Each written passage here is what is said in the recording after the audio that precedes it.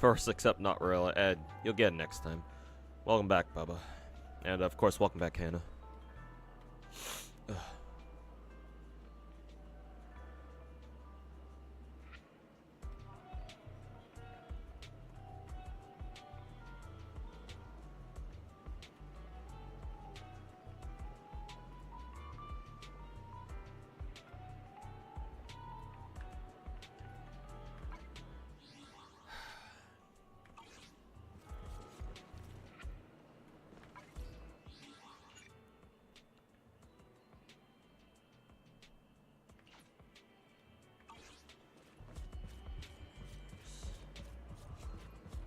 Let's see, what do I have to get done?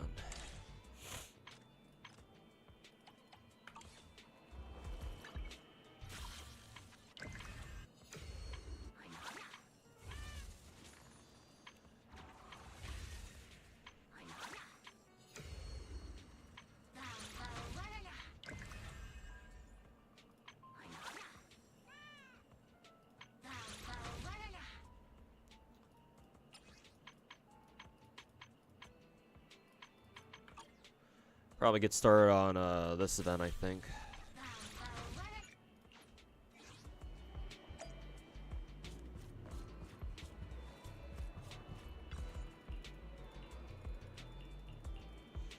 Hey, GrindX Rift over on YouTube chat, how's it going?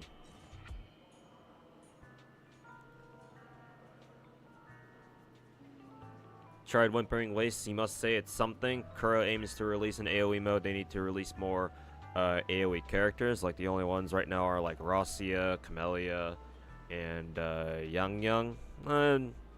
Jian's technically an AoE character when he's ulted. I would imagine Jian Mortefi teams can be pretty good in Whimpering Wastes. It's just that Jian is a damage over time kind of character, not like DOT, like, you know, Star Rail DOT type shit. But he doesn't do a lot of burst damage at once. At least not in my experience. Maybe I haven't run Jian in like a proper team because I don't have Mortefi leveled up yet. Even though I'm thinking of doing so. So, like, I don't know. To me, Jian doesn't have, like, the explosive damage that, like, Camellia does. Or, like, Camellia solo can, like, fucking wipe multiple waves of Whimpering Waste fights. Because she's got her fucking skill AoE bullshit that does a ton of damage. And she's got, when she's all full charged up, she has her single tap skill, or she just explodes on people. And that does a shit ton of damage. That and her ultimate is also basically another nuke. Not as strong as a skill nuke, but still, it's nice. It's nice that she has two different nukes. But,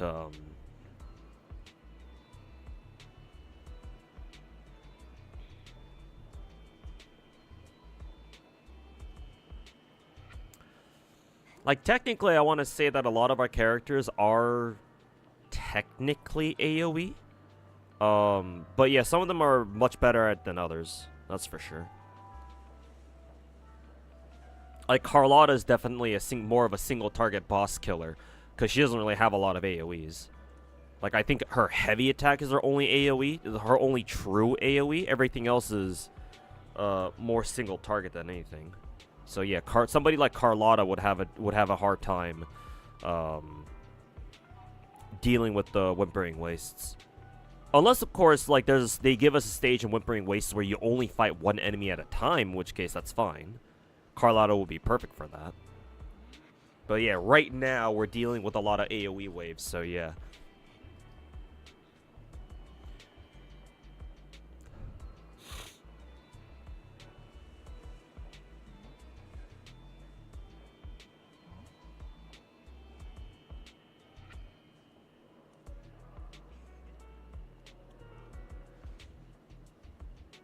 Inspired you to go back and grab the last 50 gems you need. Yeah, because you only got 4,490 points. Yeah. SDVG, welcome back, man.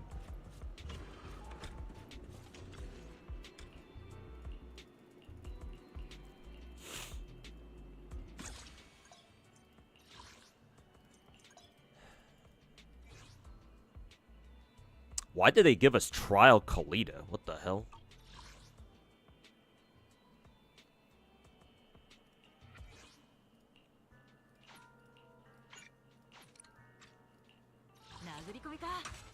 I'll bring my own characters.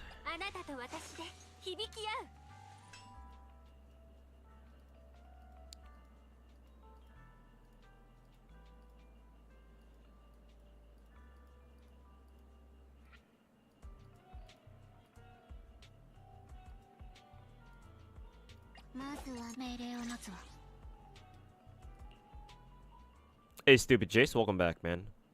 I haven't seen you in a while. Maybe you just been lurking, but hopefully you're doing good. You've been doing good. Oh, excuse me.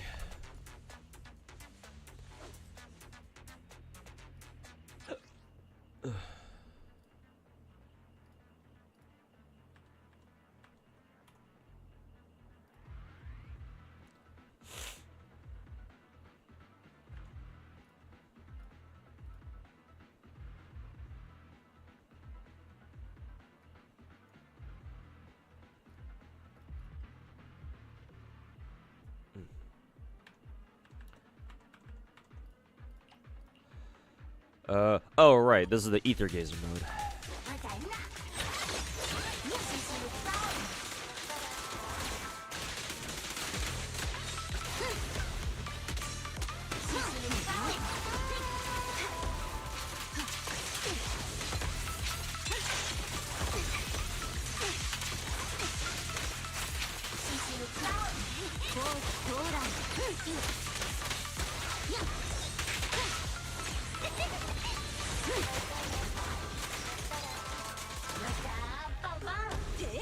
Also, probably shouldn't have brought lightning character or electro characters into a stage where everybody's resistant to electro, but whatever.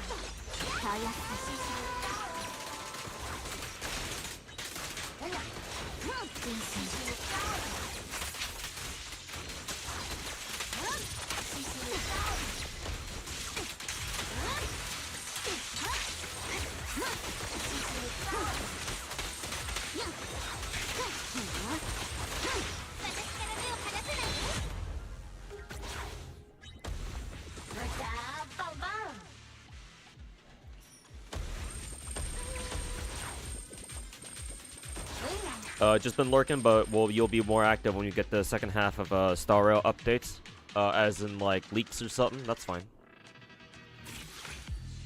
Fair enough.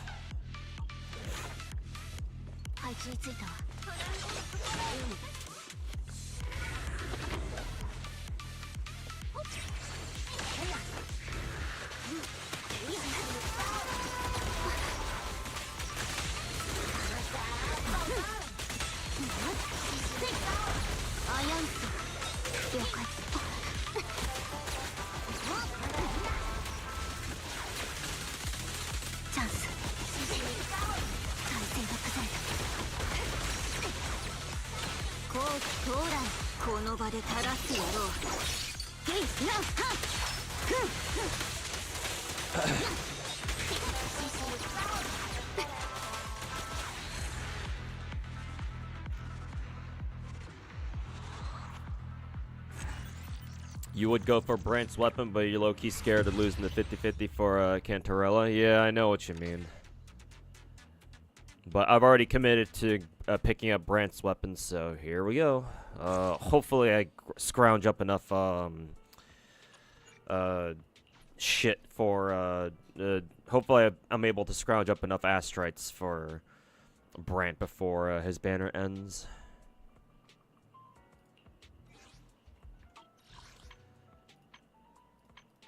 But we'll see.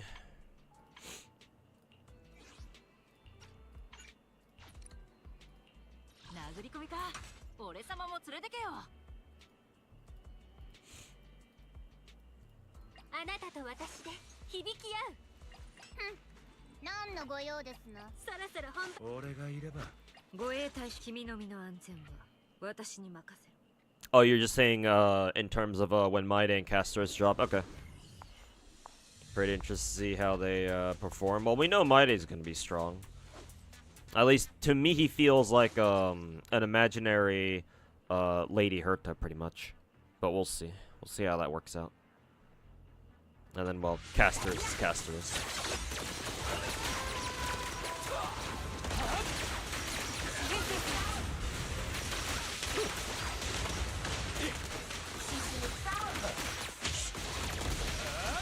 Oh, I guess elemental attribute damage overall doesn't really matter.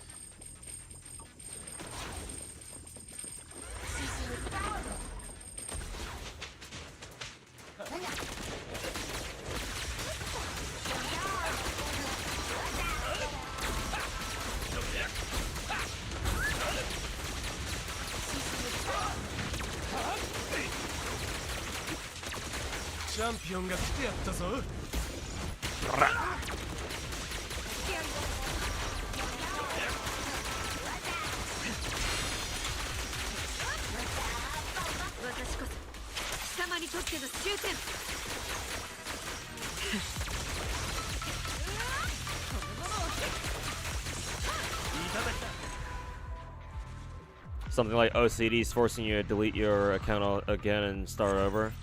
Now you feel like you tried to betray your waifus. Remember that when it comes to most gacha games, you never have to, for whatever reason, restart your account. Like if you watch other gacha content creators like Mr. Poku who keep yelling at their viewers that they brick their fucking accounts whenever they do like account reviews and such, don't fucking listen to them. Most gacha games, you can't brick your accounts like they like a lot of gacha content creators like scream like you can. Only in like the rare one-off gacha can you actually brick your account. Like they exist, but like you'd have to play them first. But most gacha games, you can't, like, brick your account. Especially not in, Hoyo games. I mean, you can, but, like, not in the sense that, not in the sense that, oh, you built your characters wrong, your account's ruined. Like, no. My definition of ruining your account is, like, literally going through your inventory and deleting everything. Like, anything short of that is not bricking your account. So as long as you don't do something that fucking stupid, like you don't have to feel like you need to start your account over. Like you should never be in a position where you feel like that's something you have to do.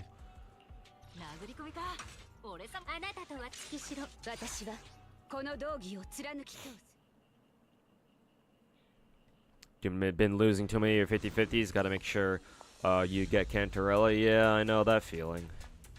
Especially after Brant. Because, yeah, I'm keenly aware of the fact that once, if I get Brant's weapon, I'll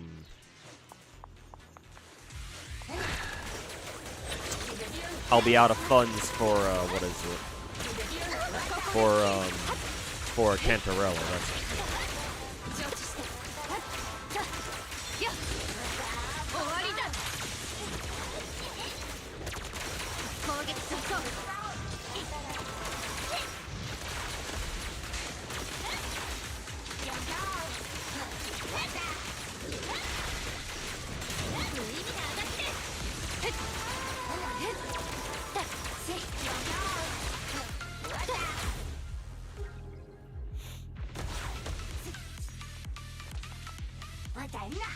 I was like, hey, this guy rules, welcome back.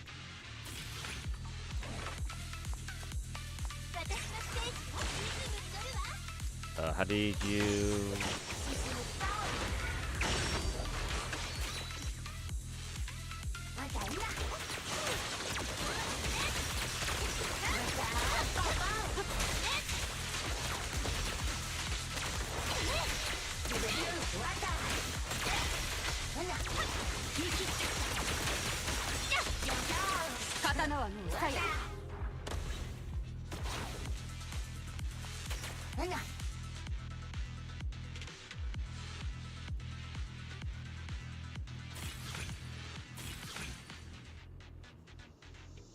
Just wish Whimpering Wastes didn't have a timer for once you want to see an endgame without one. That's why Zenless Battle Tower mode is the best thing to happen in a while. No timer, just survive. Yeah, exactly.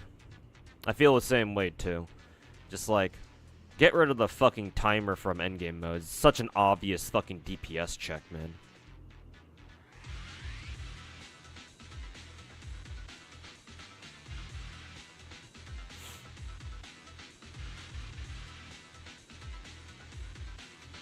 Error only becomes a mistake if you refuse to correct it. Yeah, for the most part. Hey, Sparty, welcome back.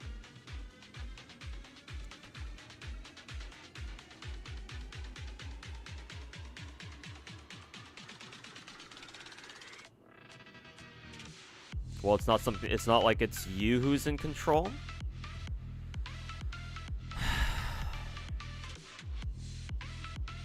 This might be easy for me to say because at least I don't think I have OCD. Like, I can have OCD tendencies, but I'm not like diagnosed or anything. If you're like medically diagnosed with like actual fucking overcompulsive disorder, then that's one thing. And yeah, if you're medically diagnosed, then you know there's a certain degree of like, yeah, what can you do, right? But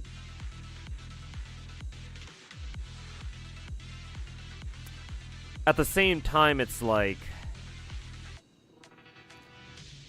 you shouldn't just let that be your only excuse.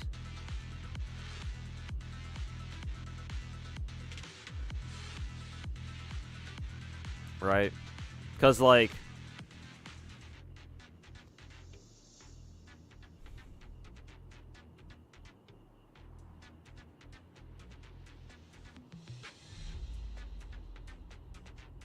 I mean, for one, if you realize that that's what's happening when you play gacha games and you have OCD, then I would probably advise you to just not play gacha games in the first place.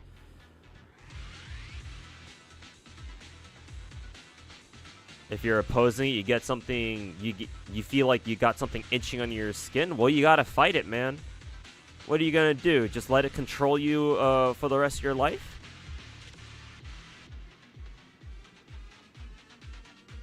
I mean, I'm sure you have tried to fight it before. I mean, you don't need some random streamer on the internet tell you what to do. You know your condition much better than I do, obviously. But, you know, it's like, even still, it's like, well, what are you gonna do? Let your OCD like what, take control of your life or something? I don't think that's a great way to live either. But, I mean, what do I know, right?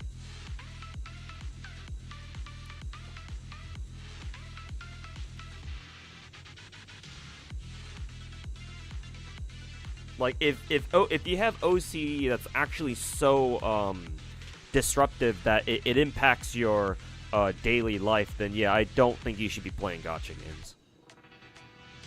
Because in gacha games, like, you have to know how to have self-control. Otherwise, you just end up. Otherwise, you know, if you don't have self-control, then you end up like a lot of other Hoyotards who just roll and everything and then bitch about how, you know, gacha is so unfair and shit like that. And like, honestly, I would say that your condition's even worse, where you have, you always want to restart your account because you didn't min-max properly. It's like, it's not the end of the world if you don't min-max properly, right? Just because you miss a day of not logging in or something, or like you let your stamina cap a little bit, like those are not good reasons to like restart your entire account all over again. So I don't know, man. Again, I don't know how bad your condition is, but you know, either try to find a way to deal with it, or like I would just advise you to step away from gacha games and just entirely. Because having that bad of OCD and you're playing gacha games, that I don't know, man. I can't see how that ends well.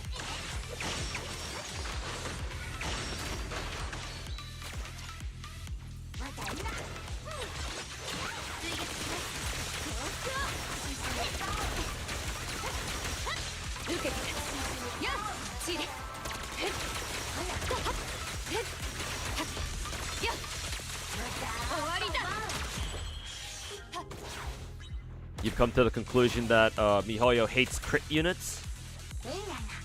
I mean, if they do, they basically hate most of their characters, and I don't think that's quite the case.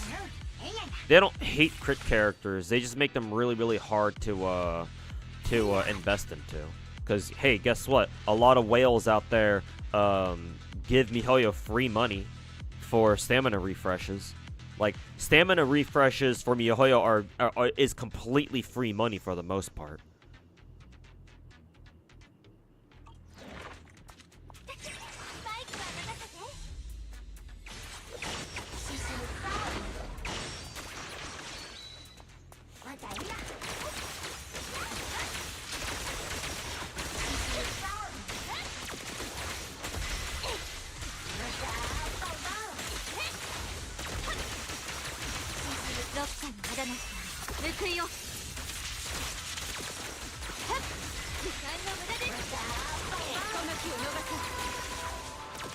Probably shouldn't full charge that.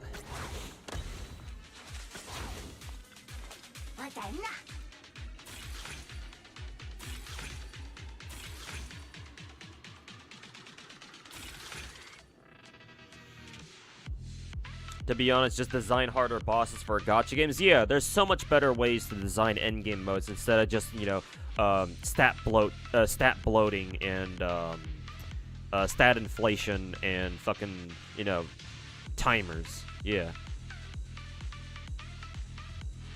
Like, the easiest way to make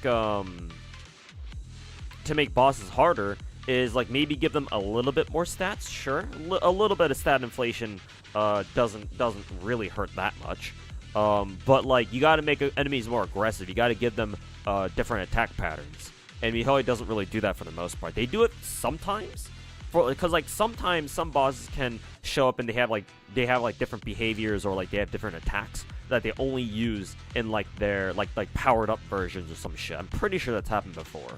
But that's what you'd have to do to make a boss fight harder. Make them more aggressive. Make you fucking dodge more and shit.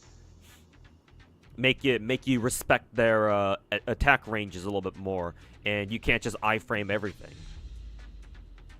Right? Maybe you gotta maybe you have to bring in a certain character to deal with a specific mechanic. Right? Maybe you need a shield character or something like that. Because I know that, what's that one boss, the Geovishap boss? The Geovishap boss, you need to bring in a shield, or a lot of the time, you gotta bring in a shield in order to survive its, like, big-ass nuke attack. Like, stuff like that, basically. But yeah, timers and shit like that are just fucking lame. Absolutely horrendous and lazy fucking endgame design. Hey Infinity, what's up, man? The interview you gave was real. People hate gacha because of gambling, but like I said, I enjoy it. I ain't hurting anyone. Good interview. Yeah, man. It's no secret that a ton of people fucking misunderstand gacha games, especially those who don't play it. I think I mentioned it, I mentioned this in the interview itself, but anytime, even to this day, anytime I go into like a variety streamer's chat, or just any streamer's chat that doesn't play gacha games regularly, or at the very least, the streamer themselves doesn't stream themselves playing gacha on a regular basis, their chats don't really know what gacha is. Like, I see people's comments in gacha in their chats, and I can tell they have no idea what gacha games are. And they're just blindly hating because it's a popular thing to do.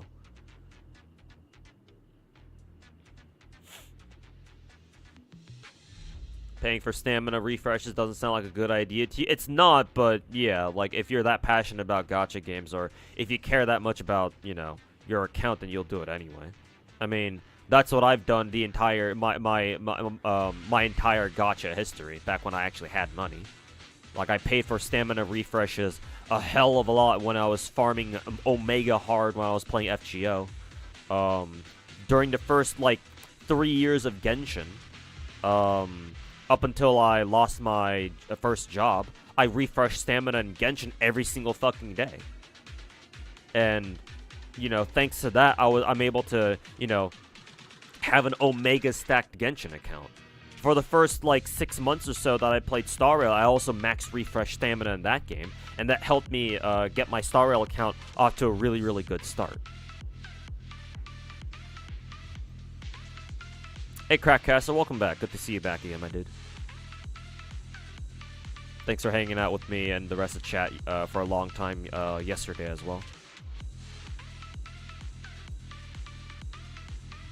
But yeah, stamina refreshes are usually not a good idea. You only do it if you have the spare money. If you're like a dolphin, there's no reason for you to refresh stamina because it's so goddamn expensive. Like, at this point, I'm pretty disappointed that Genshin not only caps their stamina refreshes, but also makes it more and more expensive the more you do it. Like, that shit is always fucking retarded to me. I will never understand that.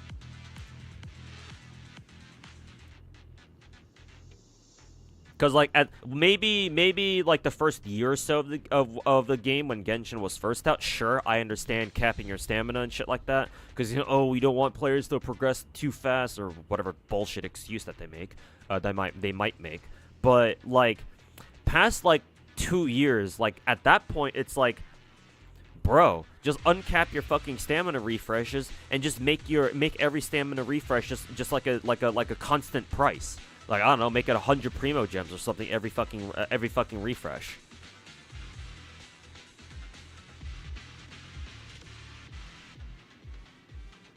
It's either you do that, or you just let us fucking farm artifacts infinitely and without a fucking stamina cost. I mean, that's how it should be for all gacha games with gear systems like Genshin and every other fucking big gacha game too, for that matter.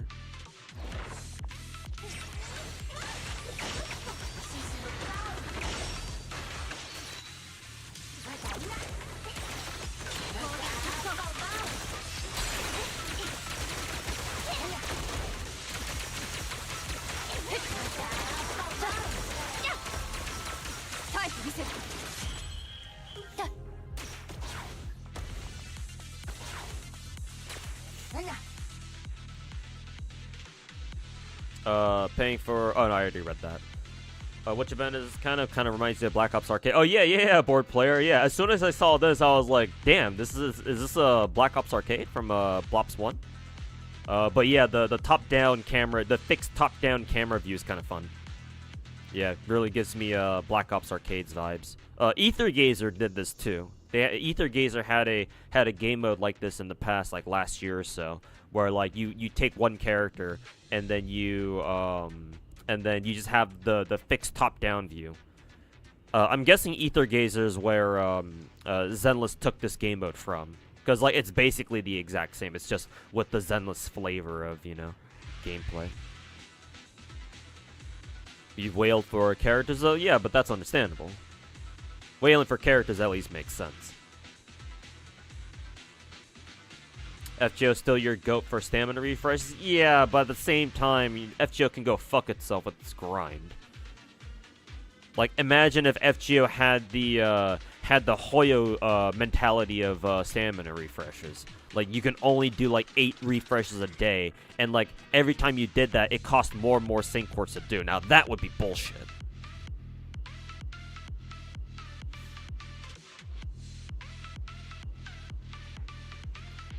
You spend OP on Arknights because it's considered. Yeah, exactly. That's what I used to do all the time too, during like the first, again, like year or so of Arknights being out.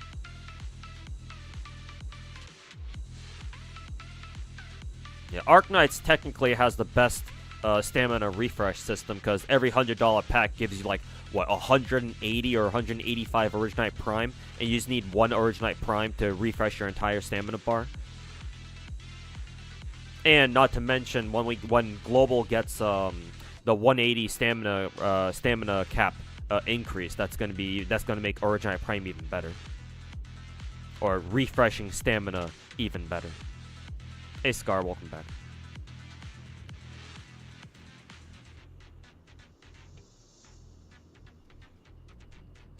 You think Hoya is bad at power creep characters? Not saying, you don't mean it in the sense of bad power creep, but in the sense that characters don't feel very unique. It's just this one's more powerful. Maybe in Star Rail, because in Star Rail you don't really play the game, at least not to the extent that you would play Genshin or Zenless.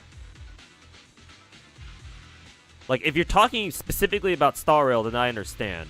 Maybe I also kind of get it in if you're talking about Genshin too, but in Zenless characters are all unique.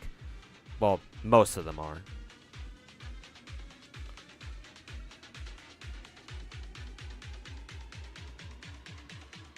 Genshin, it's like, since you still have to play the game, every character will have their own like sort of nuance. Some characters are obviously simpler than others. Especially the EQ bots, where all you do with them is just press Q and press E, and that's it. Before you hot swap to another character in your rotation.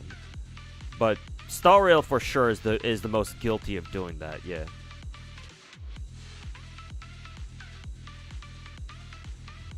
I mean, even then, I can argue against that a little bit because animations and like character, like just the feeling of using a different character is enough to make them feel different, even if technically all they're doing is just doing the same shit. But that's certainly most true in Star Rail. Not as true in the other two games though. And hey Leonardo, how's it going, man? Thanks for stopping by. Arknight's refreshing is kind of addictive. Once you start, it's hard to stop. I mean, you said earlier that you have really bad OCD, so yeah, that tells me you have poor impulse control. I've never felt that way. Mainly because I really hate the idea of stamina refreshing. Like, even though I did it a lot across all my games, across all my gacha games, I still don't think it's a good idea. I fucking hate it, matter of fact. But I know why they do it. It's to make free money. The only reason why stamina refreshing exists as a concept in gacha games is so that developers can make free money by basically not doing anything. It's like free passive income for them. It's like they're a landlord just making free money off of their tenants in like a fucking apartment complex or some shit. So maybe for you it's hard to stop. But then once you think about how much money you're making, you're wasting, well, not really wasting per se, but how much money you're spending on stamina refreshes, yeah, that'll get people to reconsider real quick. Imagine if all you needed was one currency to completely refill stamina in a Hoyo game. Yeah, that'd be fucking broken. Everybody would start doing it. I mean, the main reason for that is because currency is treated differently in like certain gacha games compared to others. Because remember, all modern, well, not all of them, but a lot of like modern gacha games, especially the big production ones, like Genshin does this, Star Rail does this, Zenless does this, Wuwa does this, GFL2 does this, right? A lot of new gacha games these days operate, like, their gacha currencies operate off the concept that, okay, we're going to give you a lot of currency, but then you have to spend more, right? Because, like, every stamina refresh always, in these new gacha games, always costs, like, 50 gems or 100 gems or some shit per pop, right? But then compare that to, like, older games like FGO or Arknights, where you only have to spend one. And that's because their multis cost less, technically. Right? It's harder to obtain that currency. At least if you're free-to-play. So in the older systems, like in the older gacha systems, the trade-off is that each multi is... I don't know if I want to say that it's harder to obtain gacha currency, because I'm thinking about Arknights. That's not really the case. Maybe FGO. Maybe that would apply more to FGO, actually.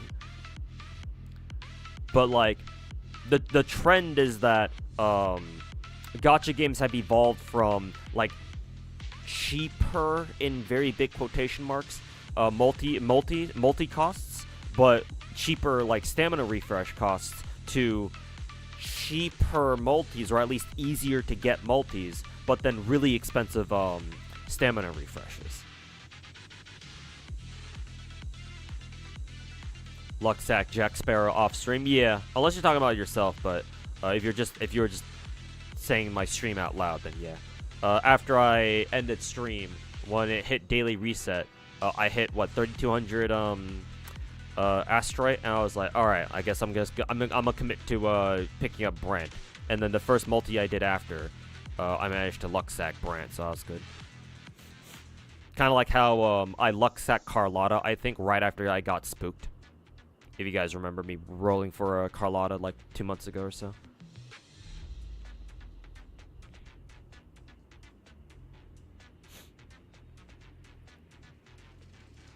Part of the problem is you need Sandy if you want to play, otherwise your only options are IS. Well, remember that you do have those practice battle plans, but yeah, you only have a couple of them.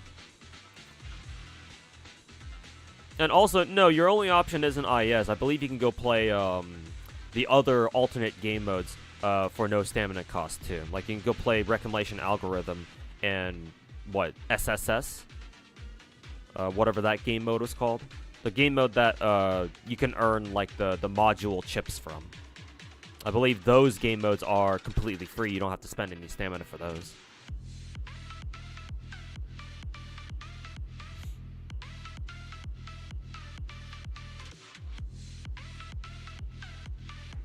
It's like GFL2. You want to play, but you can't because of lack of stamina, right? Yeah, I always think stamina systems in gacha games is complete fucking garbage.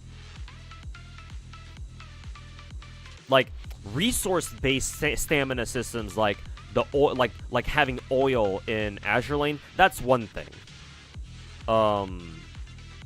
Because at least it's based off of a resource that you can technically earn. So it's like, it's not based off an arbitrary timer where it's like, oh, like, you have to wait this much to, you have to wait this long in order to get enough stamina to fucking do this shit. And yeah, like, yeah, I don't like stamina systems at all. I fucking hate them. Dealing with their shit for like the past 7.5 years is like, bro, fuck this bullshit, man. Have you seen some NTE closed beta content? How do you feel about this game? NTE is one of the gacha games I mentioned in my top 5 most anticipated gacha games video that I put out like 2 months ago, and yeah, it's on that list, and so I'm looking forward to it.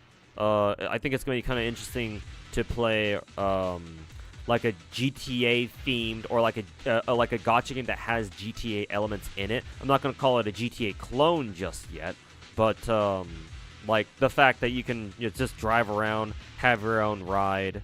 Hell, you can even have your own penthouse too, and that I'm actually kind of excited for that. Like if in NTE you can straight up just buy your own place, and like you can make that your base of operations sort of. Like that'd be really fucking cool actually.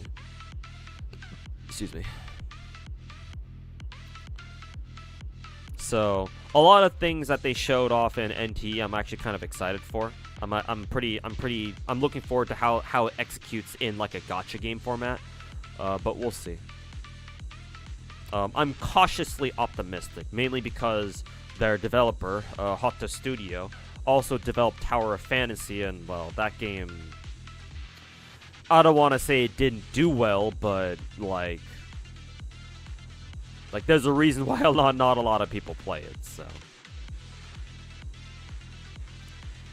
yeah, I'm hoping that Hotta Studio learned a few good lessons from, or learned lessons from developing TOF, and they're using that experience to make NTE a better game than TOF. But we'll see how that turns out.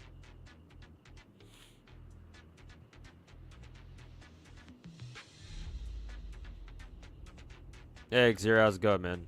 Hope it's okay that you put my name down for like content creators who you want to see cover HBR. I mean, on the off chance that I'm offered a sponsorship somehow, then I guess I'll take it. But I highly doubt that's gonna happen. So I appreciate your support. I'm not saying you shouldn't have done that, but it's just that I highly doubt they're gonna reach out to somebody like me. But we'll see. Perhaps maybe one day.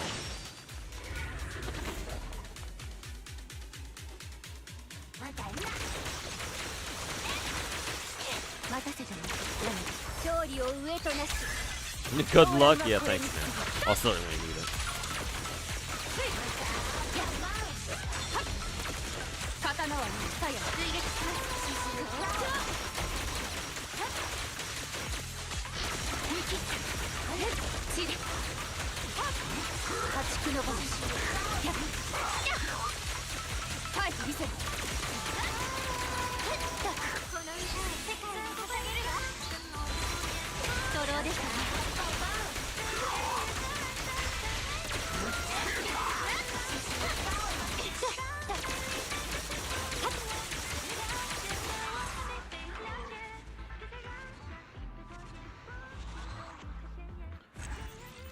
We need a true multiplayer game. I do think that for a gacha game to have like quote unquote good content, it needs to have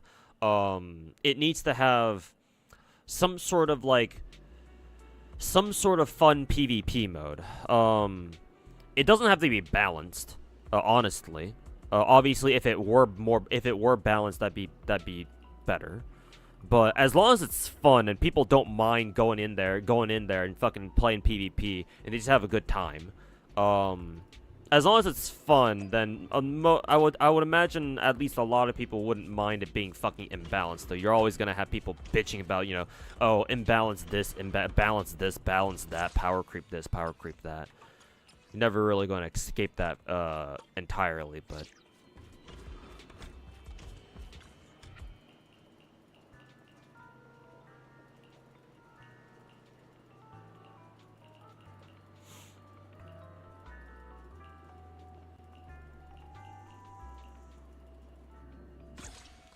But I do think that gacha games, as they evolve, need to figure out a way to incorporate PvP.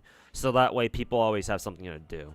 Ideally, it should be a PvP mode where it's completely optional. You don't have to do it at all. It doesn't give you any like gems or anything, like gacha currency. It shouldn't give any gacha currency, because as soon as you put in a PvP mode that gives you gacha currency, then that's a very slippery slope.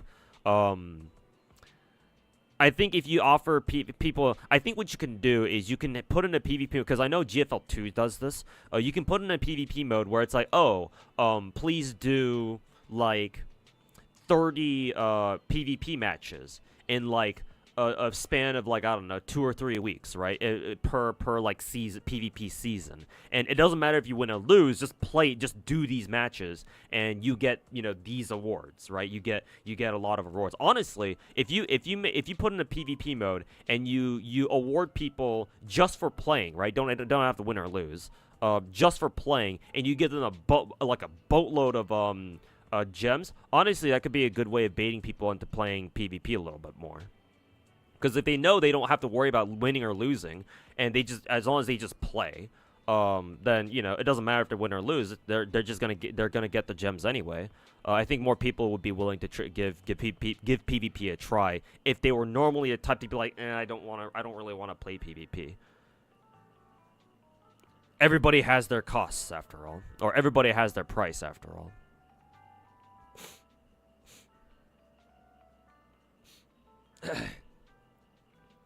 Implacable coming back on Raid Up, adding to another SSR you gotta grind for. Oh, did they announce that? That's funny.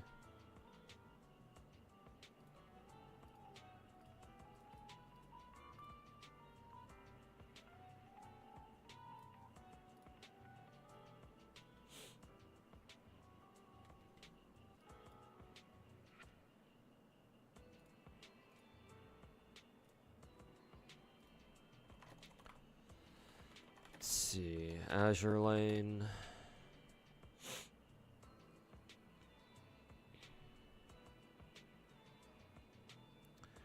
Let's see. Okay, it's because of an event rerun. All right.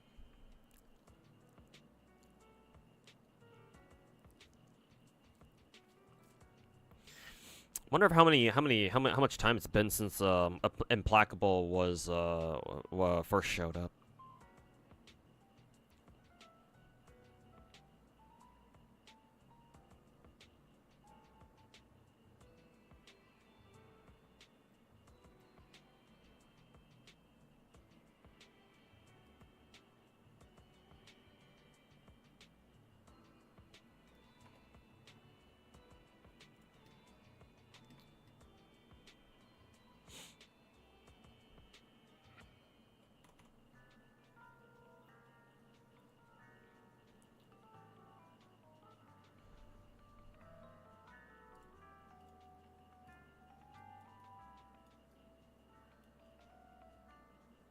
Are you open to sponsorships or no? I am, but typically I don't want to take sponsors because I don't like the idea of me playing a gacha without being able to criticize it properly.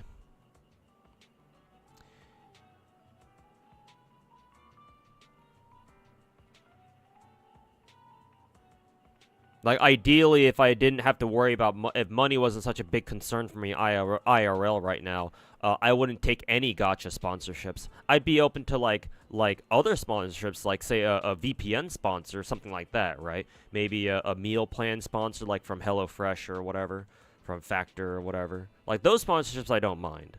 But gacha sponsors, I wouldn't want to do those. Because when I play a gacha, I want to be able to tell people like what I really feel about these kinds of things, because that's how much I feel about, like that's how strongly I feel about gacha. Because gacha games are a slippery slope in and of themselves. If you don't play gacha games properly, then it's really easy to get a really bad experience out of them. More so than most other game genres.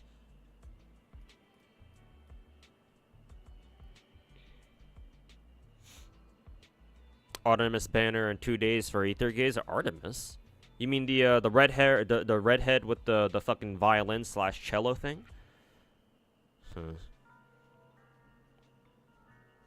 Or is it a new character? Might be a new character actually. I haven't stopped by the Ether Gaze or Twitter in a while. Now that I think about it, I'm assuming this must be a new character. This can't be a rerun, no? Oh, as an Artemis will be available in a regular scan. I guess that's good.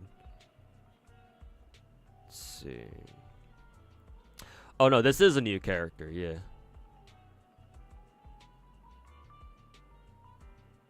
Alright, the redhead with the cello that I'm thinking of, her name is Athena, not fucking Artemis. So yeah, this is a new character.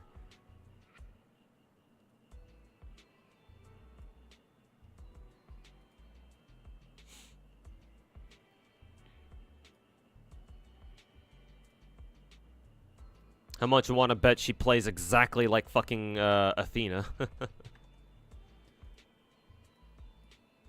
Let's see. Who are we using here?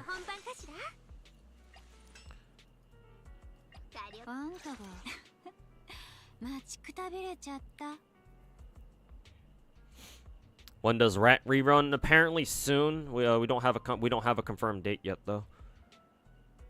Or do we? No, not yet. We shouldn't have a confirmed date yet. I think leaks have been saying Jane reruns soon, TM, but not exactly sure.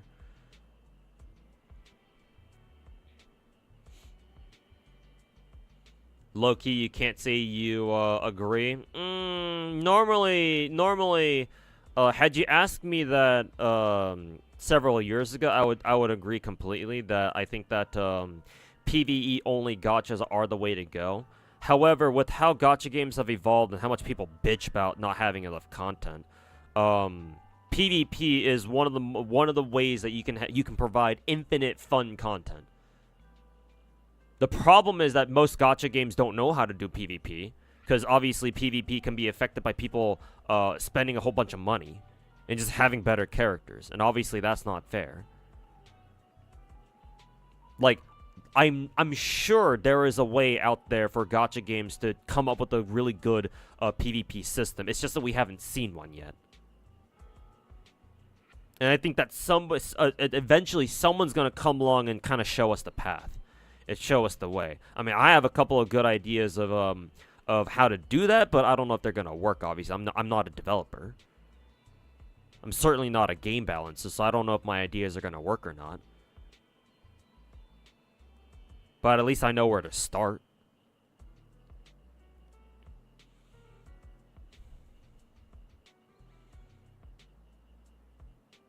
But I will say having good endgame PvE modes is also necessary too. You can't just have PvP. In case you were thinking that, oh, the only endgame, in case you were thinking that what I'm suggesting here is, oh, gacha games should only have PvP as their only form of endgame. No, I'm not suggesting that at all. Ideally, you have everything. You have a robust PvE endgame mode where you have multiple PvE endgame modes that all give out gems or some shit. And they have optional co-op or some shit like that. And you have a fun, ideally, either a competitive and balanced PvP. Or at least as balanced as you can make it for a gacha. And then you have like a casual mode, and then you have a more sweaty, try-hard ranked mode, right? The PvP rewards that I mentioned earlier of saying like of being like, oh, just play PvP matches. It doesn't matter if you win or lose. Those rewards are just allocated to casual matches where it doesn't matter at all. And then you just make the ranked side of PvP completely optional if you want to do that or not. If you're feeling that competitive. And those don't reward gems at all, or they don't reward gacha currency at all. It's just, oh, you play this if you're feeling competitive and you feel like, you know, ranking high, and will give you like a cosmetic or something, right? Like a seasonal like a seasonal cosmetic or some shit.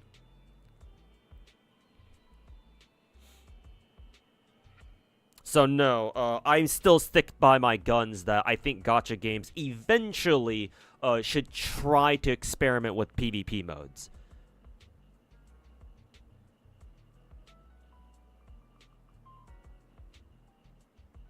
Rat. Yes, we are pulling out the rat. People are always gonna find a stupid way to complain. Yeah, but along that logic, it shouldn't matter if you put in PvP or not at that point, right? People are always gonna if people are always gonna complain.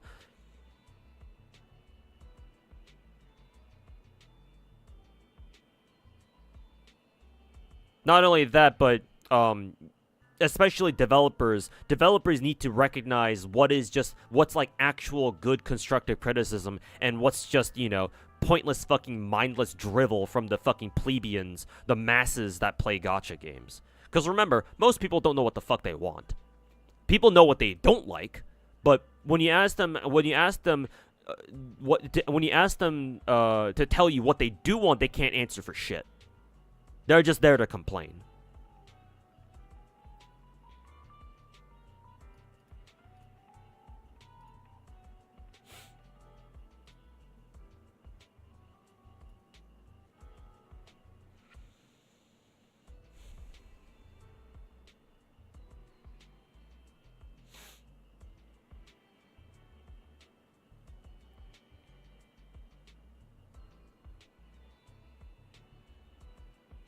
DB Legends does this, and man, does that game's PvP suck, especially with how the community is nowadays. It's gonna blow. I mean, sorry to hear that, but just because other gacha games have bad PvP modes doesn't mean other future gacha games shouldn't at least try to come up with a way to figure out how to make a good PvP. Like, I've said before that I don't trust most gacha developers to, like, come up with a good PvP. But at the same time, it's like, the more I think about it, the more I feel like, yeah, gacha games probably should have a PvP. Just, yeah, you gotta know how to make it. If you don't know how to make it, then yeah, just don't include it in the first place, because it's just gonna ruin a lot of people's experiences.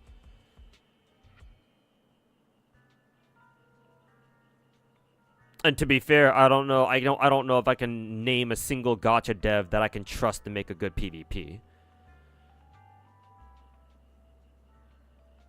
Either because, one, they haven't tried it at all, or two, they have tried it, but they failed spectacularly. The closest dev company, the closest developers that I can think of that can actually somewhat, that can at least come up with some kind of good PvP is like maybe Smilegate, because they're in charge of, they're the ones who develop Epic 7. And Epic 7 so far has like the most robust PvP system I've ever seen in a gacha. So far, anyway. But then again, I'm sure Epic 7 players can point out things that they don't like about Epic 7's PvP. I know for a fact that Epic 7's PvP is heavily dominated by whoever the latest gacha character is, and that's not really that's not very good. You don't want to have a situation like that either. Hey, Hayes, how's it going, man? Complaining is how you release stress. I mean, I think people are releasing a little bit too much stress, if that's the case. Also, I've been so-so. Life sucks. Except for when I'm streaming.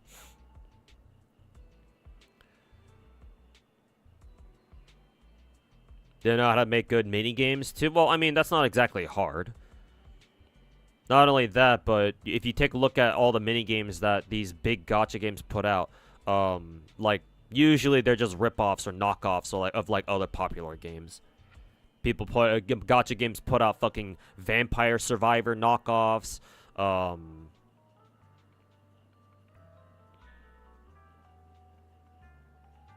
actually, that's the only game that comes to mind at the moment, but like, traditionally, a lot of mini-games that we've had, they're not exactly, like, unique or original mini-games that that developers have come up with. They just look around the gaming sphere, they just see what's popular, and they're like, hey, let's just copy that and turn that into a mini-game. I mean, there's nothing wrong with that, there's nothing wrong with that in the vacuum, but, I mean, to say that, you know, they put out really good mini-games, I don't know about that. Like, I don't know if it was exactly hard to, like, be like, hey, let's just turn this shit into it. Let's just turn Vampire Survivors into a fucking minigame.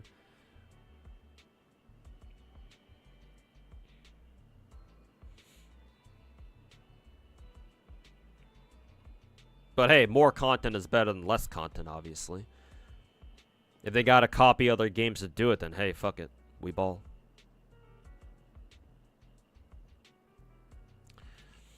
You can't stand that Star Rail doesn't have a skip button. Hey, now you know why I'm always so fucking harsh on MiHoYo's stories. At least for Genshin and Star Rail, because those two games can go fuck themselves.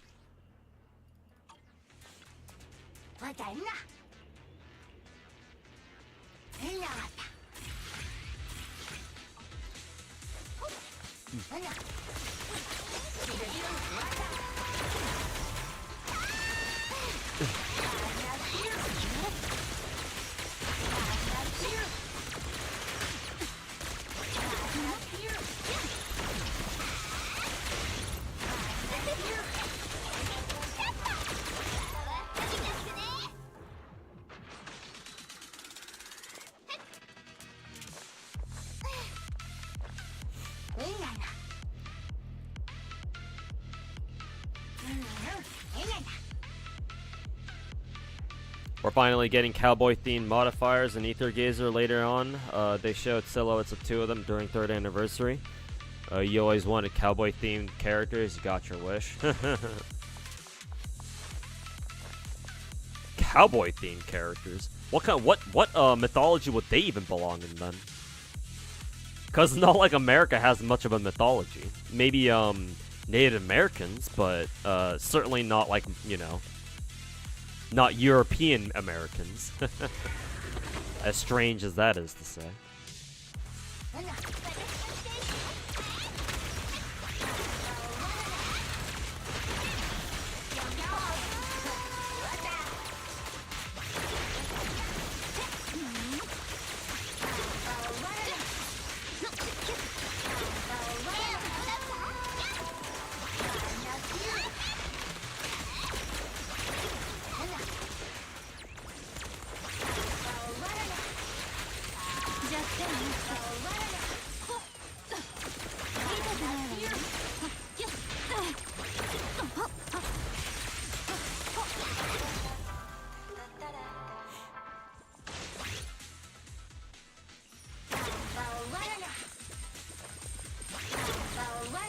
Mexico? Maybe like a combined pantheon of like. Why does Bangbu have fucking lasers constantly shooting out of its ears? Maybe like a combined Central American and South American pantheon, perhaps. They could do something like that, I guess.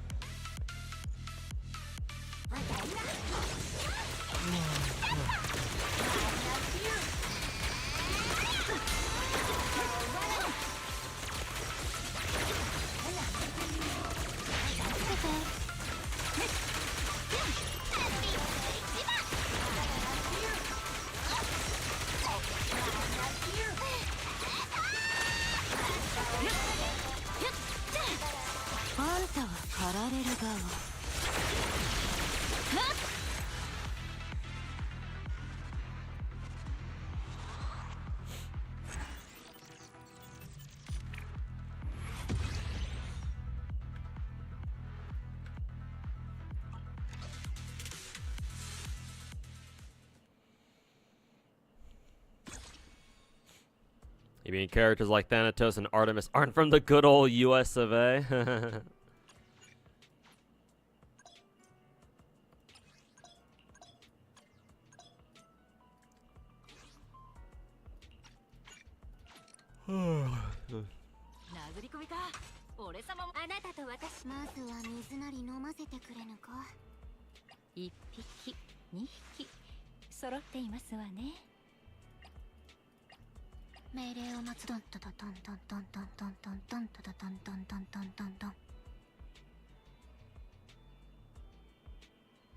I think Star Rail story foundation is there. Cutscenes were actually interesting. You paid attention, but 90% of the lore yap can go, and they can animate it into a cutscene.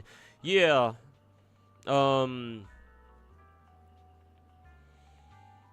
Personally, I think they should at least follow the Genshin model of storytelling. Because Genshin's story is actually more interesting. I find Genshin's story at least a little more stomachable or a little more tolerable than Star Rail's story. I think Genshin still has a long way to go to become an interesting story, but it's at least closer to that than Star Rail is.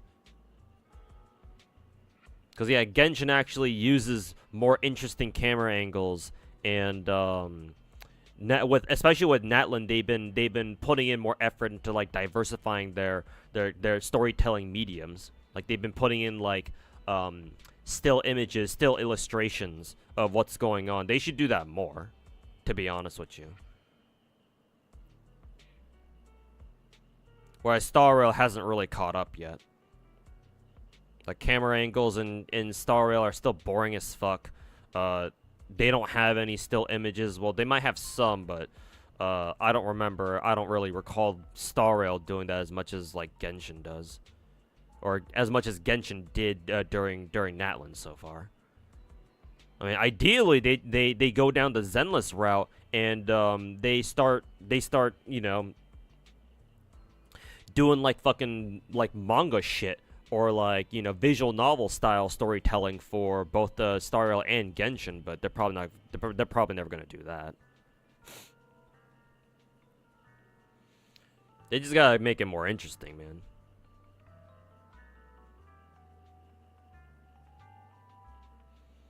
Read a comment about yesterday about Zenless. Story for that game is so much simpler, focused on the characters, isn't too long, makes it much easier to sit through. Also, skip button. Yeah. Also, Zenless. I keep saying this over and over, and I'll keep saying it over and over. Zenless's plot, like the setting, takes place in like a modern, like sort of modern-ish setting, right? So there's a lot of things that are immediately very familiar. It's not like Star Rail where it's like in the far fucking future where, you know, there's a lot of shit that we just don't understand, and it's super, a lot of things are like super ethereal and surreal and shit, like esoteric kind of shit. And Genshin is like high fantasy, or, you know, MiHoYo's version of high fantasy. Is it even high fantasy? It's probably just regular fantasy. So like there's also that sort of like unfamiliarity there too.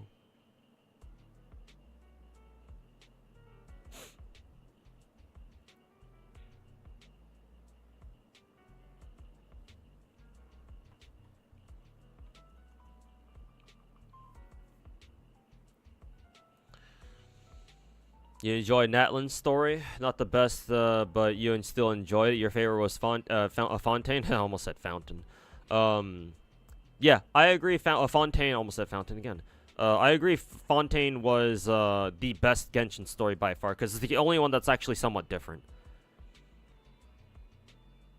Because every other Genshin region story is basically traveler kicks in the door to a new region, pulls up to their capital city or wherever the Archon is located, and asks and tries to meet up with them. And when they finally do, they're like, "Hey, do you know where my missing sibling is?" And they're like, "No, but hey, we got some problems here. Can you help us?" And you're like, "Okay, sure. If we help you." Traveler's like, "Okay, so if we help you, will you tell us where our sibling is?" They're like, "Okay, maybe. I'll see how I can do. But can you help us?" And you're like, "All right, sure, fine, whatever. Since I'm already here." And you go around, beat the shit out of people. And after you're done, you come back to the Archon, and you're like, "Hey, cool. We went out and we solved your problem, by the way. So can you tell us where our sibling is?" And they're like, "Yeah, no, sorry, we still don't know where they are. But hey, would you like to know about some other stuff?" Like, sorry, your prince/princess is not here. They got taken to another castle. Fucking Mario up in this bitch.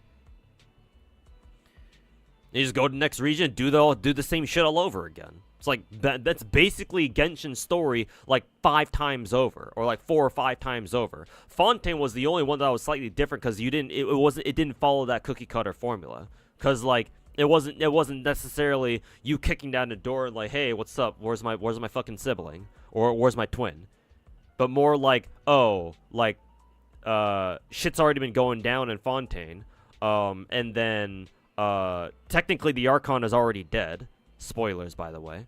And it's like the Fontanians, the MiHoYo French people are trying to like you know, take control of their own destiny kind of shit. And you're just there to help them, and you're just there to bear witness to that shit. So it was a little bit different in that sense, and that's why it was better. That, and it also helps that, you know, Furino is actually, you know, is one of the more well-written characters in the game. As far as well-written characters go in a fucking MiHoYo game.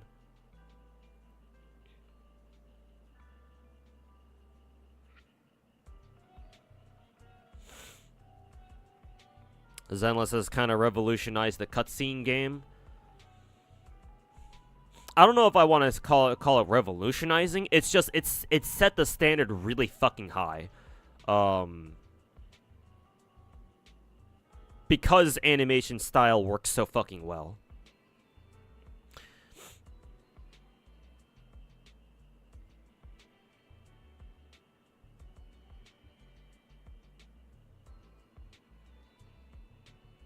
What's the difference between high fantasy and just regular fantasy? I'm sure there's a difference.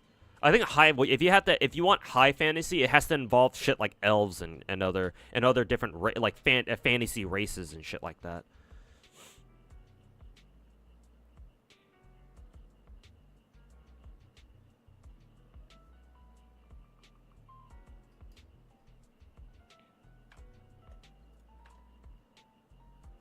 Someone said, "Oh yeah, I remember that one too, Size." Yeah, somebody advised you to like open up a stream while doing Star Wars story. You open up a stream, and then but when the yap started happening, the streamer you're watching went on break. Oh god. Oops.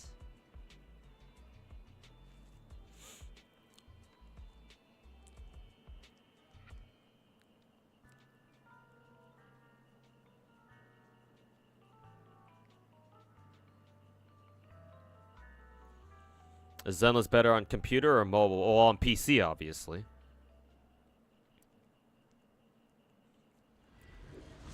Yeah. It runs pretty smooth on mobile, too. In that case, then, yeah, it shouldn't be too bad, then. But yeah, PC will always be better for just sheer, controllability.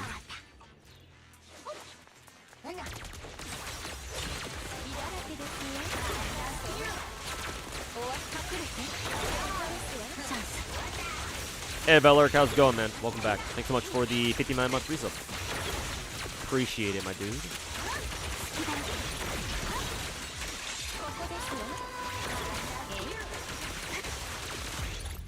But hopefully you've been doing well. Hopefully you've been enjoying your weekend so far.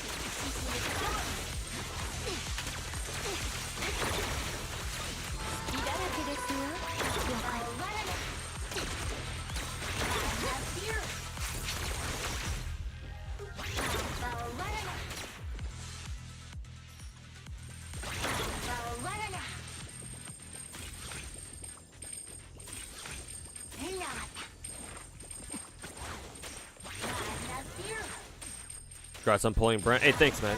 Thanks, man. Appreciate it. Got really lucky on Brant, because my first multi after I lost it. It was my first multi after I lost my coin flip, and I got him immediately, so. At least I didn't have to go to soft pity again like last time.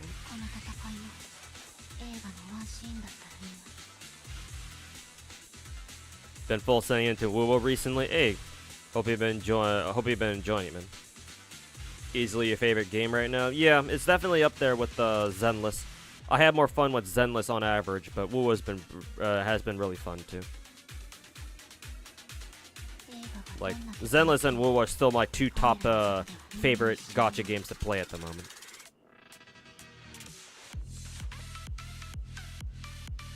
Depends on the device. Unlike Genshin, where your phone turns into an oven, yeah. I feel like Genshin has always been kind of like shitty for mobile devices. Then again, it's Genshin, so I would imagine it's a little bit easier to optimize a game like Zenless just because it's not as big of a game as Genshin is.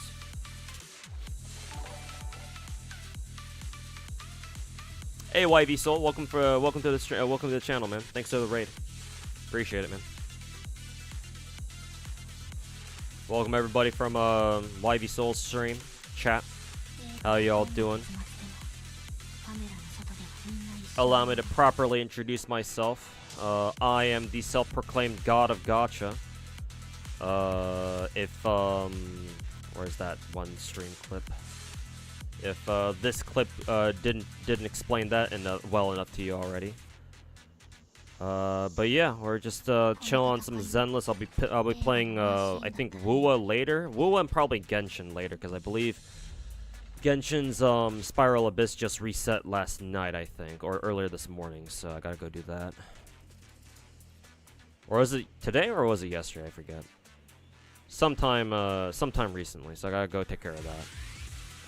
But I'll probably play Genshin after this, just to clear Spiral Abyss, and then we'll probably finish the day with Wua at the end, because I still have to finish up the fishing event. I think I only have 10 days left on that. But yeah, welcome everybody from YV Soul Stream. Appreciate the raid. I'll take it from here. Get rid of that clip. You guys get the idea already. I look exactly like your cousin. Have a good one, Doug. Good night. All right, take care, man. And yeah, again for like the third time, appreciate the raid. And have a good rest of your night.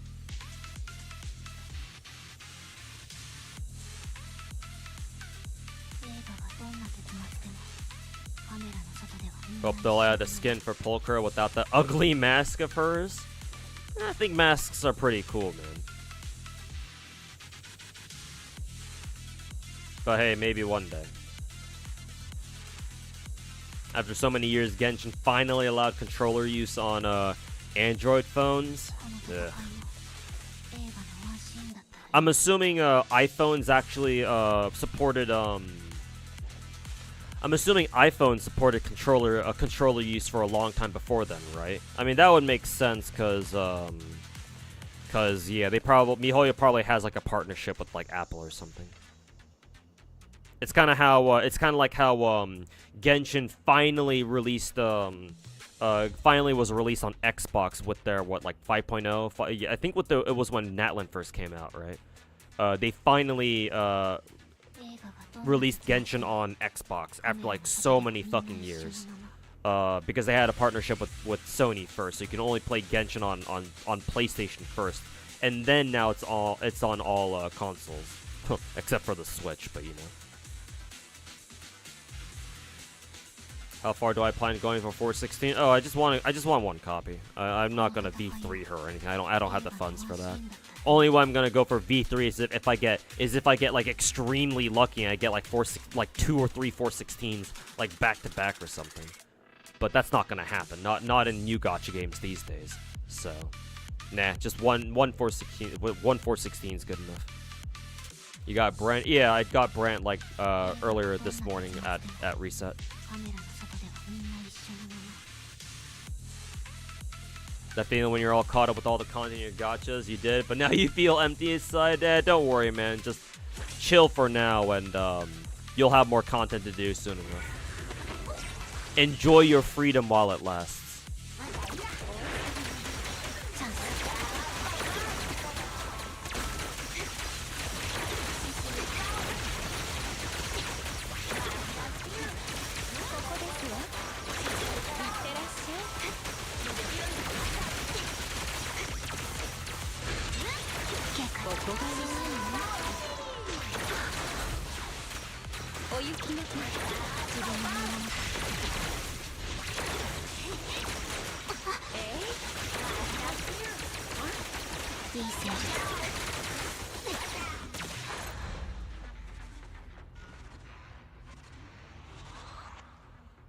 And still no 60 FPS lock, only on iPhone. You mean uncapped, like a higher frame rate, right? Yeah.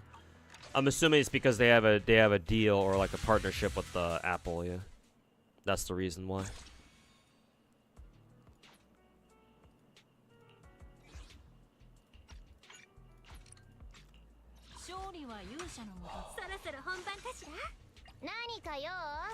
I'm gonna use Nicole instead of Astriel for once. Oh, excuse me.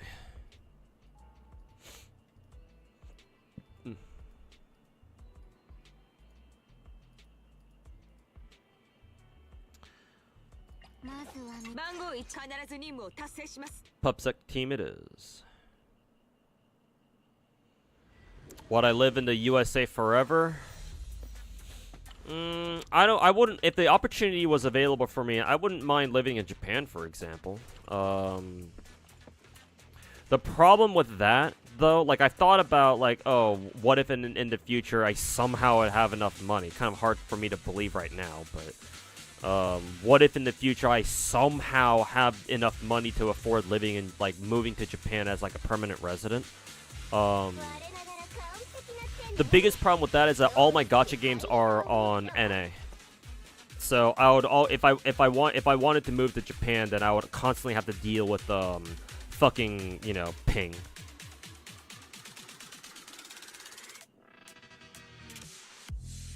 For the foreseeable future, I don't see myself moving out of the US. Even with all the bullshit going on right now, just politically and geopolitically. Like, if I wanted to, I don't even have the money to fucking move anywhere, so where am I even gonna go? I guess I could sell my house if I really fucking wanted to, but I kinda don't want to do that, at least not yet anyway. Things haven't gotten that bad yet.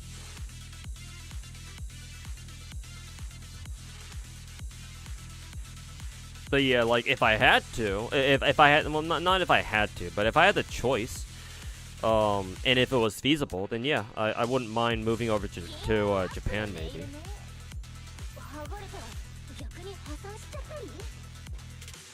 Like, especially right now, where right now my IRL situation is so bad that I don't even have my own car.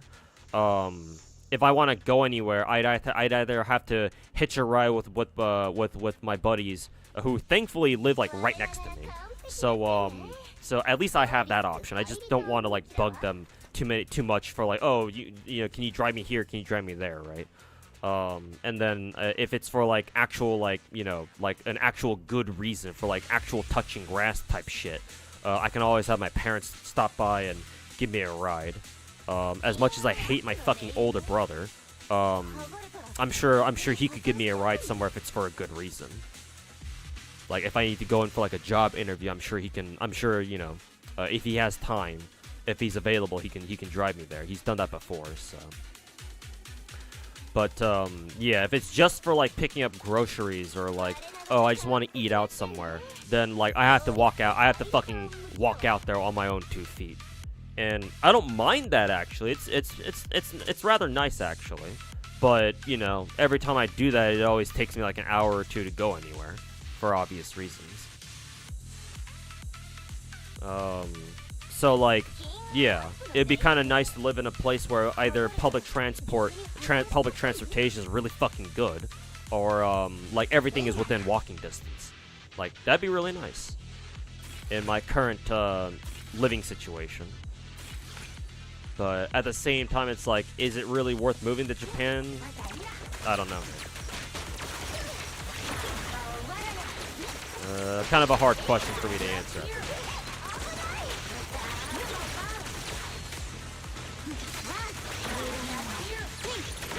Maybe it's something I can think about later, though.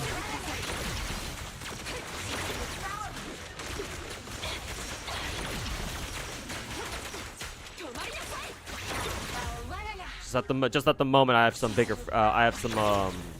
bigger issues on my hands right now.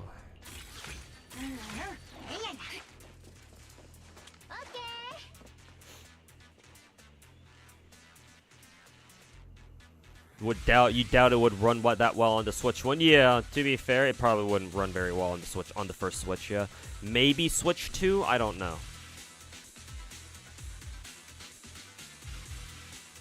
Assuming the Switch 2 is even that much stronger than the first one.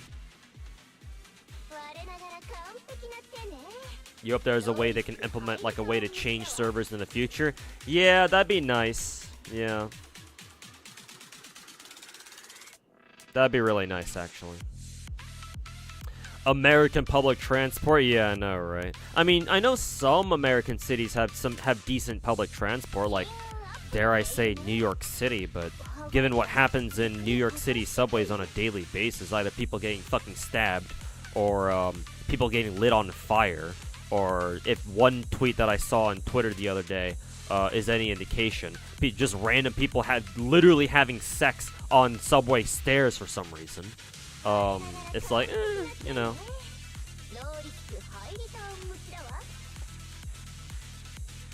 What job that I had before? My first job that I had for like 7 years or so was just a regular old office job. Just a good old 9 to 5.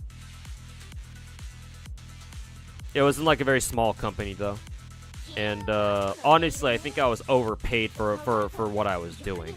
But it was a small company, and they relied on me a lot, so I'm assuming that's what justified my above-average paycheck for what I was doing. But after I got laid off that job, finally, I worked for like a month or two, just a seasonal job at a local warehouse, just cause they needed more hands for what is it, for like the holiday season last year. Not this year, not the last holiday season, but the one before that. From 2023 to 2024. And then last year I also got another job working a very similar job to my first one, where I was working logistics at like a company. But I was only there for like not even 3 months before they laid me off again because they were downsizing. And since I was the first one to hire, I was the first one to go. You know how it is. I haven't managed to pick up another job since then. Hiring season is back again. I've been getting a lot of not necessarily job offers per se, but just like job listings. And so I've been applying again to a lot of different places, but nah, it's either I get fucking ghosted, or the few places that actually do bother responding, they've all been rejection notices. So still sitting here waiting for a job response. That I'm also considering taking up a part-time, just running Ubers and shit, like doing like food delivery shit and all that. But since I don't have my own car, I have to think about I have to consider like a car rental, and that's gonna be fun.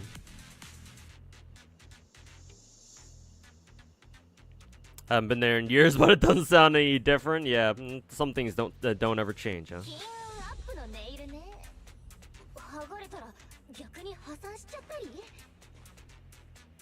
What you hear of Cali is like everyone steals for free and roads smell like piss. Well, I mean, I'm sure if you go to like the underdeveloped parts of Cali, then sure.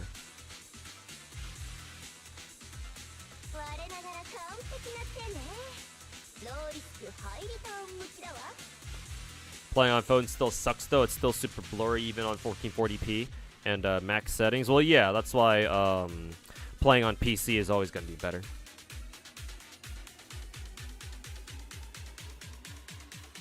How about other Asian countries? It depends. Like, I don't wanna go to South Korea. For some background, for some personal lore, actually, Sinark. The reason why I don't want to go back to South Korea is actually because I'm Korean.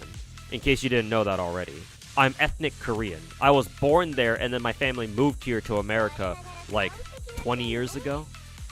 I moved here from when I was really young. But then when I went to when I first went to college, so when I was 18, I took the time to revoke to like rescind my South Korean citizenship to become a full-fledged American citizen instead. Because for all South Korean citizens, even if you move out of the country, the government will come after your ass to force you to do mandatory military training. Because, you know, North Korea exists.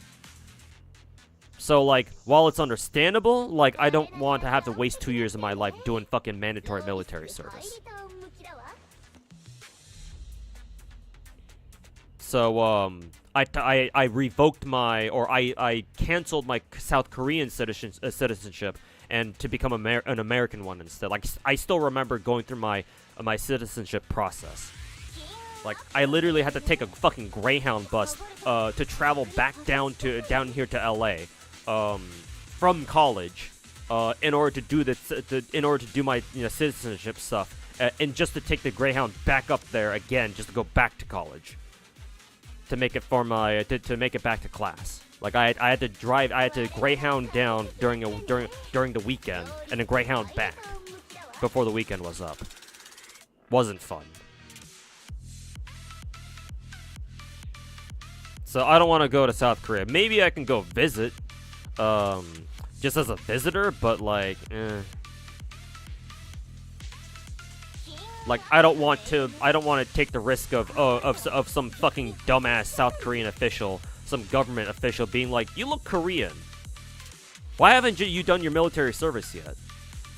And they just fucking detain me there for no fucking reason, even though I'm an American citizen. Then again, my buddy protagonist is also Korean, just like me, and he was born here. And he's an American citizen. He's actually in Korea right now. He's because he occasionally travels there to go help out his dad, who has a company over there. Because his dad lives and works in Korea, and sometimes he calls my buddy over, my friend protagonist over to just help out with the company every once in a while. So he's over there right now, actually. And he hasn't had any problems so far. So I'm assuming maybe I can get away with it too. But the difference between me and him is that he was born here. He never had South Korean citizenship to begin with, whereas I did at one point. So, I still wouldn't want to go back to Korea, like, especially not now. Just to be safe. So, like, I'm willing to go to Japan. Obviously, duh. As for, like, other Asian countries, I don't know. Like, I don't know where else I would go. Or, like, where else I would even be interested in going. Like, maybe Thailand? Maybe? I don't know. Obviously you can tell I haven't really traveled much.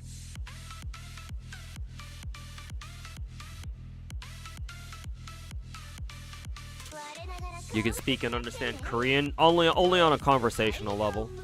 My biggest problem is vocabulary. Technically I can read and write Korean, but I just wouldn't know what the fuck I'm saying if I'm reading it. I certainly can't speak it very well.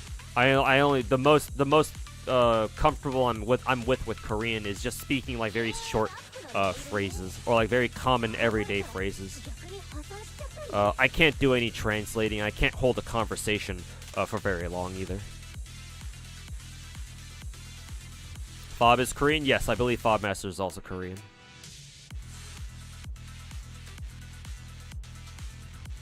Hey, we Koreans, I can tell you this as I can tell you this as Korean. We Koreans love grindy games.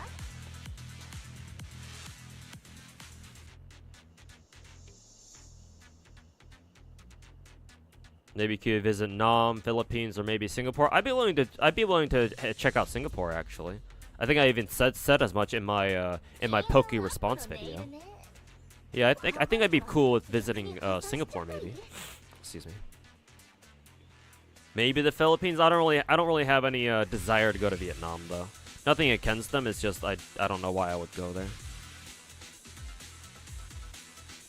Hey Cal, Walter, welcome back. Thailand is great and very foreigner friendly. Yeah, because they have a really big tourism industry down there. So yeah, I would expect so.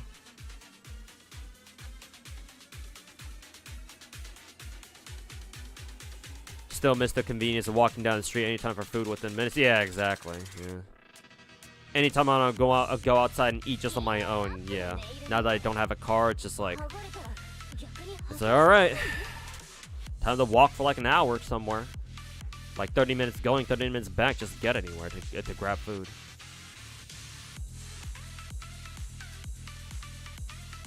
How about Malaysia? Malaysia sounds interesting.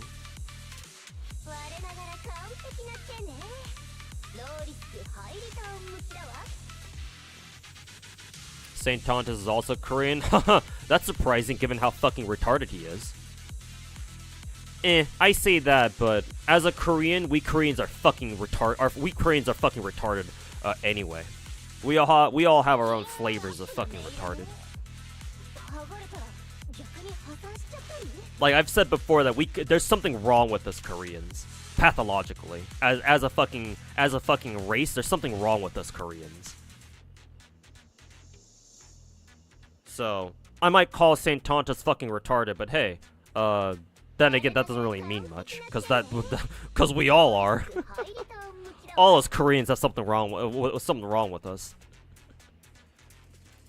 All of us got a fucking screw loose somewhere. It just manifests in different ways. So, like what? Well, what's that really saying exactly? You know? Play any Korean MMOs? Nah, I was never an MMO guy. Though, with how obsessed I am with gacha games, maybe in an alternate universe, if I never got into gacha games, but instead I got into MMOs instead, maybe I'd be as crazy about MMOs as I am about gacha. I could see that happening for sure.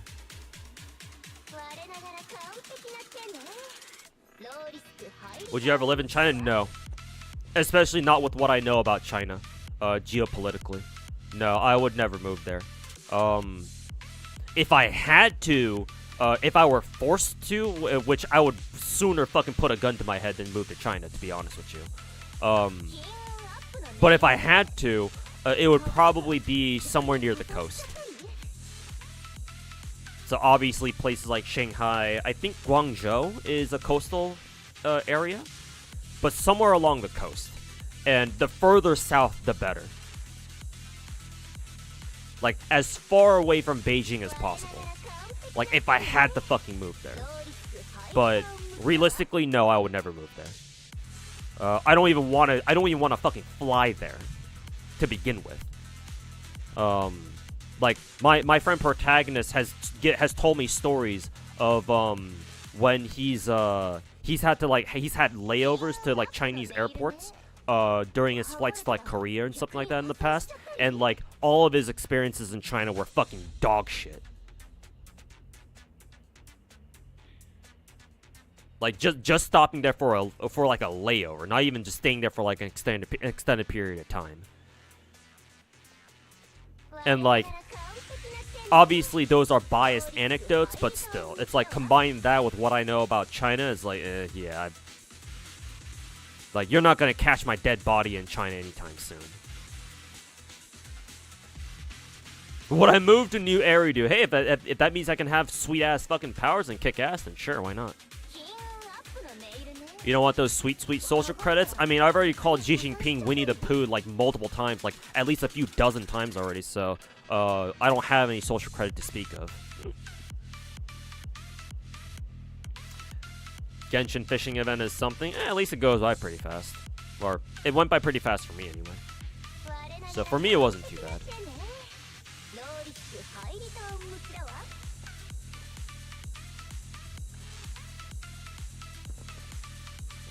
Hong Kong, Macau, or Taiwan. Not Macau, because Macau is not Hong Kong or Taiwan.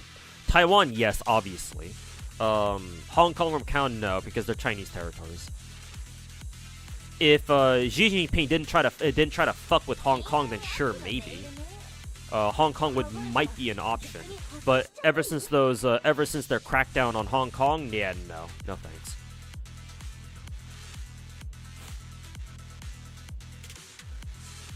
Not even Chinese want to be in China.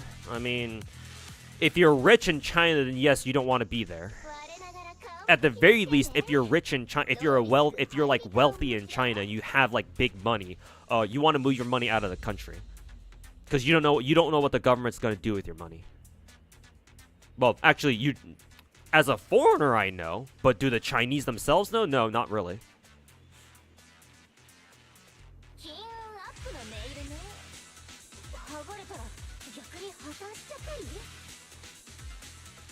Like, I mean, there's a reason why we've had a huge surge in illegal Chinese migrants on our southern border over the past like year or so. Though with all the shenanigans that ICE is doing right now, I don't know how many of them are making it through now.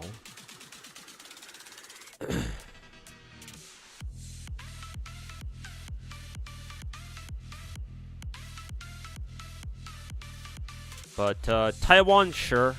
I'm sure Taiwan's pretty cool. Japan, obviously. Malaysia, Thailand.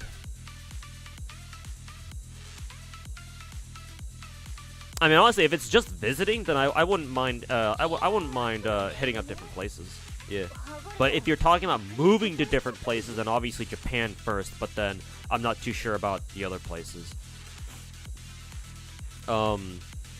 I don't know. Maybe if I can move to Singapore, maybe. I don't know. I'd have to do more research on how it is living in Singapore, though, as a foreigner. But yeah, like just visiting, like just for traveling purposes, and like actually moving there are very, very different things, obviously.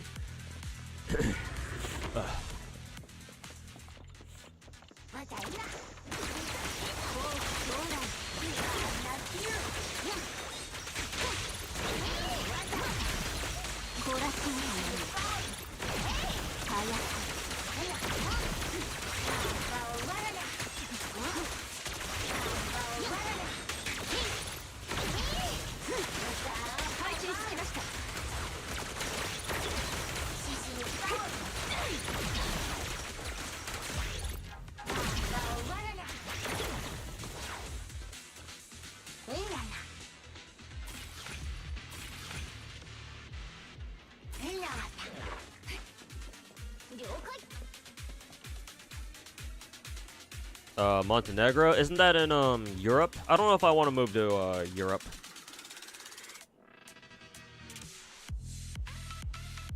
I don't know if the cost of living in places in Europe is pretty low. Then sure, maybe. I don't see Europe as like a low cost of living area though. To be perfectly honest with you. Live in China, might as well live in North Korea. I think North Korea could be as harsh to live. Yeah, maybe not North Korea. Like, I know China is not a great place to live, especially with what I know about the country, but, like, like if you're comparing to North Korea, then there's not really much of a choice there. How about Switzerland? Imagine me living in Switzerland. Singapore has the strongest passport in the world, if you're not wrong. Yeah, probably. I can see that. Because, yeah, Singapore is a very, very strong, is a huge economic hub. So, yeah.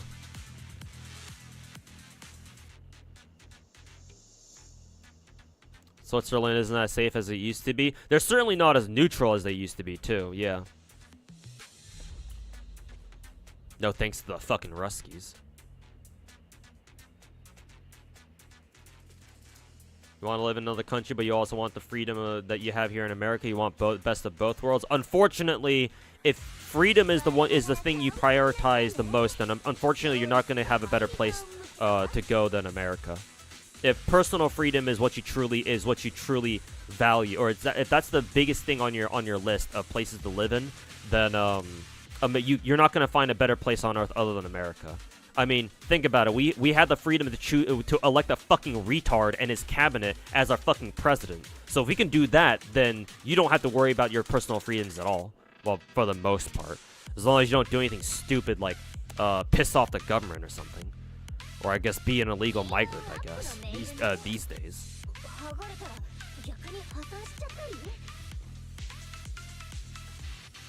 Nah, North Korea is somehow worse. Yeah, I can't imagine why.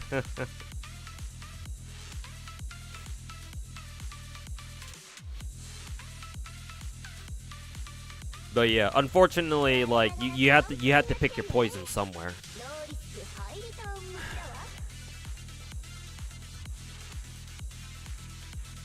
Imagine you want to visit South Korea, you accidentally end up in the north side. I mean, there used to be like travel tours into North Korea that North Korea allowed.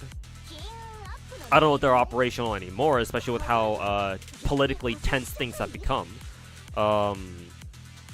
But like back when relations were actually not so bad, I believe North Korea allowed a couple of like guided tours into like the border into their buffer zones or some shit like that. They exist. Again, I don't know if they're doing that anymore though. So it's like you take one of those tours and it's like, oh, guess what? The train didn't return back home. Why are we still in North Korea? Oh no. Whatever could have happened.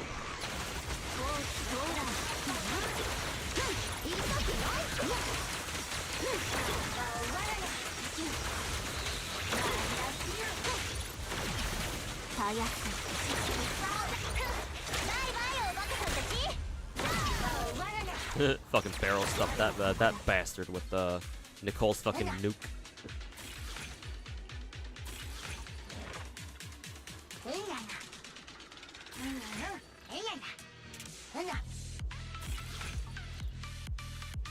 Huh, that's a very detailed picture of a fucking ACOG site.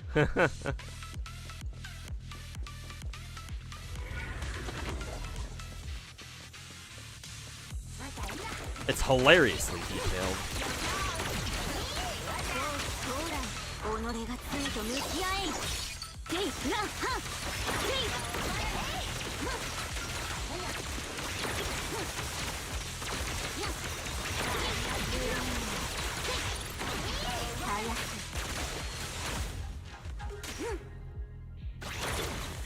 You can only speak for Russia. It's quite cheap to live here because it's hard to find well-paid jobs here unless you want to become like a food courier, who for some reason earn more than doctors. I know that who was the old the Wagner head, the dude who was in charge of Wagner before he got offed in a fucking airplane crash, that Putin so totally didn't orchestrate. Prigozhin, right? Yeah, Prigozhin. I don't know if I'm pronouncing his name right, but yeah, Prigozhin was a caterer actually, before he met Putin.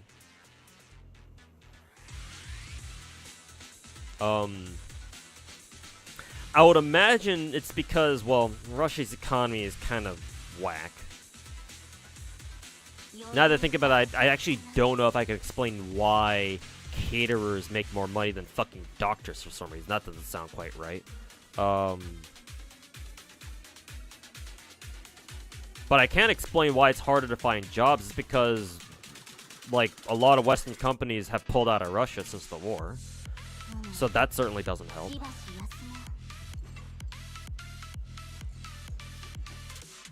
Yeah, Prigozhin, yeah. I know he was like a caterer or something. Before he met Putin and went and full sent it into politics slash mercenary shit. Hey, I mean, at least he knew where the money was. I'm assuming it's because if you do catering jobs to, like, a government, then you get good money. Or for, like, big Russian organizations, like companies and stuff. Maybe. But that's just me guessing. I don't really know for sure.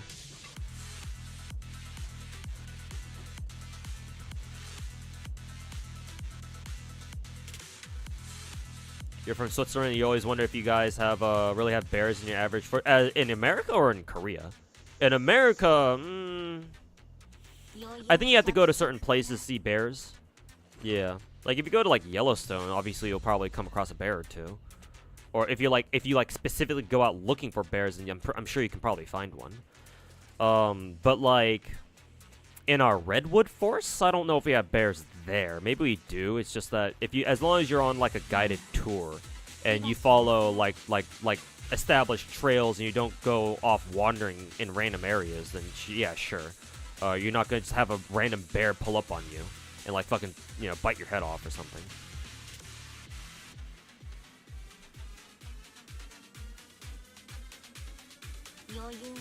But Switzerland is very expensive. I would expect so, yeah.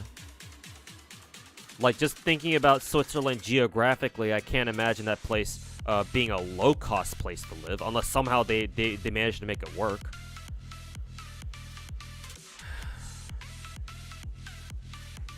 It's kind of rare. You have to go out of your way to tempt them with food. So, yeah, bears usually like keeping to themselves. They're usually pretty solitary creatures. Yeah.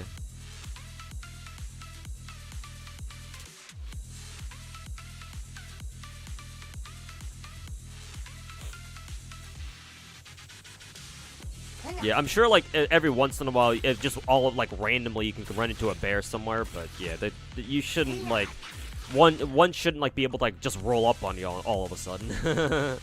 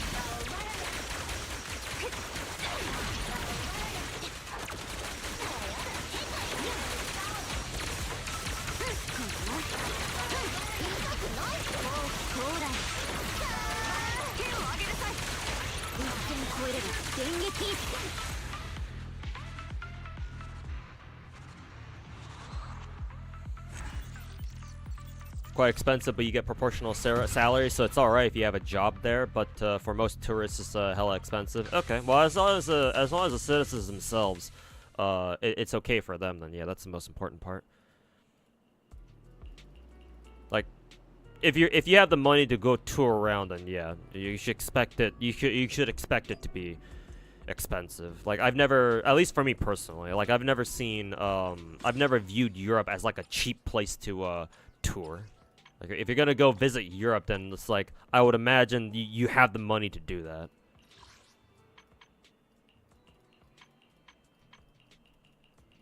At least, you know, that's how I see it. I don't know how accurate that is, though. I haven't traveled outside of the US in God knows how long. I think ever since I went to Japan, actually. And that was like, what, a decade ago that by this point? Yeah, actually, it has been a decade. Holy shit, because it's 2025, and I studied abroad in Japan back when I was still in college. Back in 2015, yeah. Because I studied for a semester abroad in Japan from 2015, June, like, end of January to, like, early June, like, June 1st or so. And I went to go visit my family with my mom in South Korea, and then I came back home. And that was the last time I traveled anywhere. I was supposed to go take a vacation to Japan back in like 2024. Was it last year or was it during 2023? I forget. Originally, we were planning to go visit Japan during like 2020 or 2021, but you know, pandemic, so that didn't happen. And then when my friends finally went, they had to go without me because I just didn't have the money anymore. Because by that point, I had already lost my job, and you know, I was on survival. I was already on. By that point, I was already on survival mode, so I wasn't able to go with them. Maybe one day I still can, but.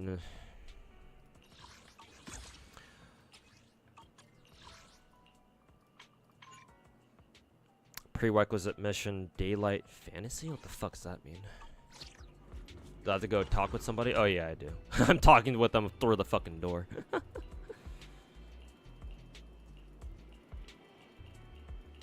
What about India? I'm not too sure about living in India. I think I'll pass.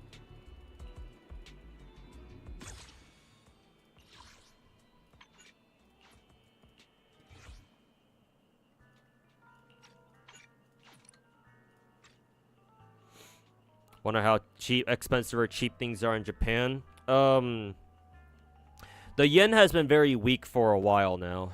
What's their exchange rate at the moment? Oh, I also forgot to deal with the Star Rail bullshit.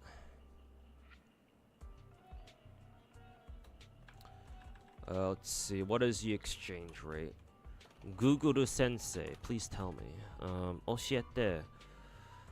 Google Sensei. Yen to dollar.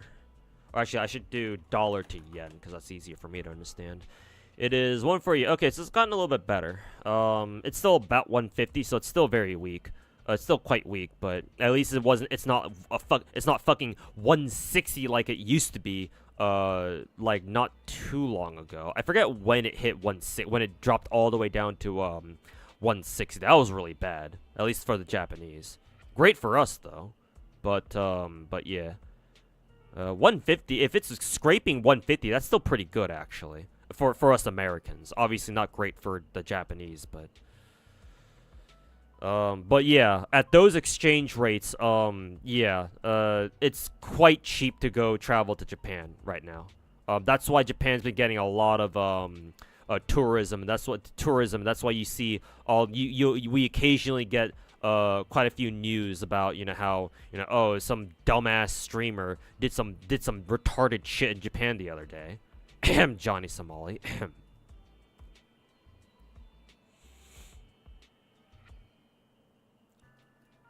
So yeah, like if you want to go visit Japan, like there's no better time than now.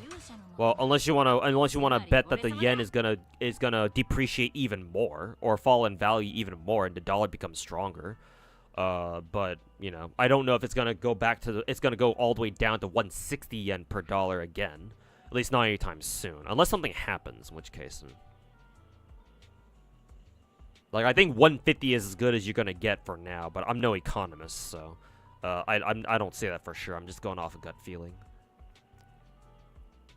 Or like if you want to order stuff from Japan, then you should do that now. When the yen is like near 150 levels. 150 yen to the dollar. Who do I want to use here? Go Sambi again, I guess.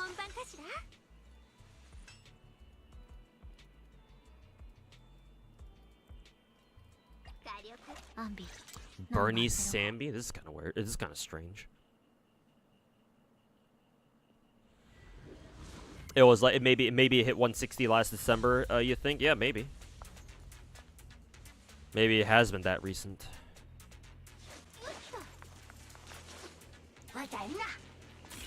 It certainly wouldn't surprise me.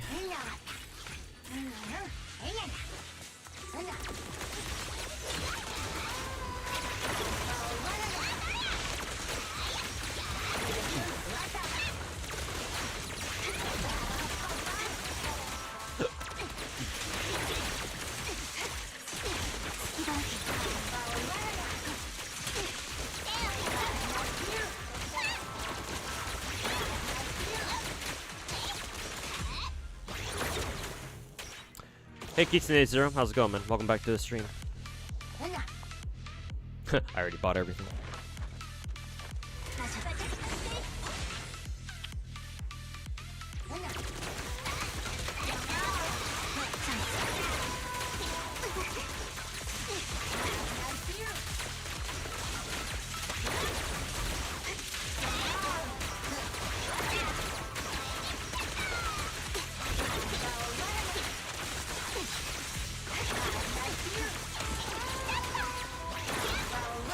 I can't fucking see shit.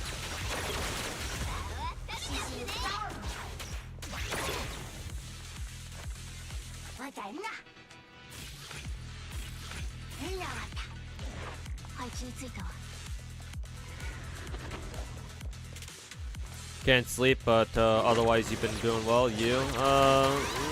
Things have been so-so for me. Real life sucks still. I'm broke, have no money, have no job, so I'm basically just a bum, pretty much. Trying to look for a new job, but you know, companies say they're always hiring, but they don't actually hire anyone. The usual average American lifestyle.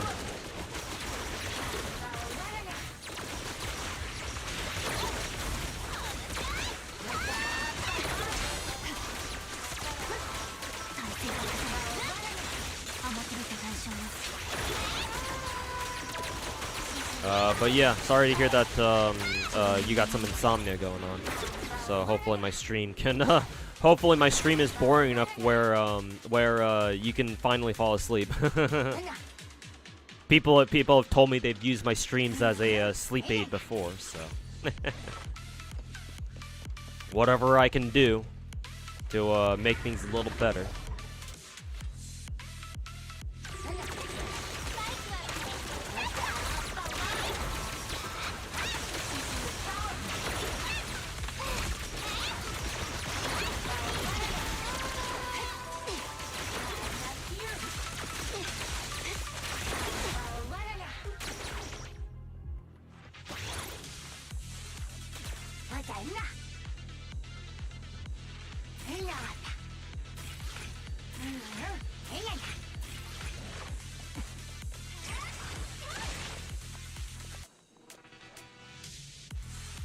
Only downside with this camera is that the camera angle is too far back. It's not necessarily a problem with the camera angle, it's just that there are like random fucking doodads like this, where it's like you go down to a particular part of the map, and the camera angle just gets blocked like that.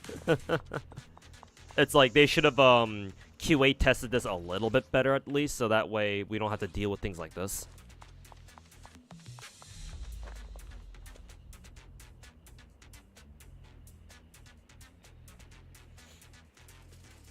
You're either getting Caesar or lighter when they rerun probably soon. Who do you think is more valuable? Could use both.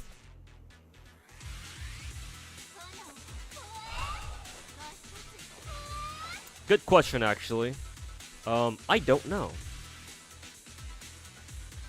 Since you're asking me, I would say if you're interested in tackling Battle Tower or taking Battle Tower very seriously, I would say probably Caesar, just because shielding is going to be really important there. Even if Caesar's shields get melted in one shot, at least it's a free shot that you can take. Or it's a free hit that you can take. And not have to worry about your characters losing like half or 3/4 of their health. Just because you take one hit. Like, defensive utility actually matters in Battle Tower. Surprisingly enough. However, if you're more interested in like, taking on like dead-ass Deadly Assault, or Shiyu defense, and like the more traditional endgame modes, then probably lighter. Because lighter provides actual offensive utility, as in like he provides pyro and cryo resist shred. And so if you've got like a strong cryo character, Miyabi, or you have Evelyn, for example, then obviously lighter is gonna be top notch for those characters. That, and he's a stunner, and stunners are always good.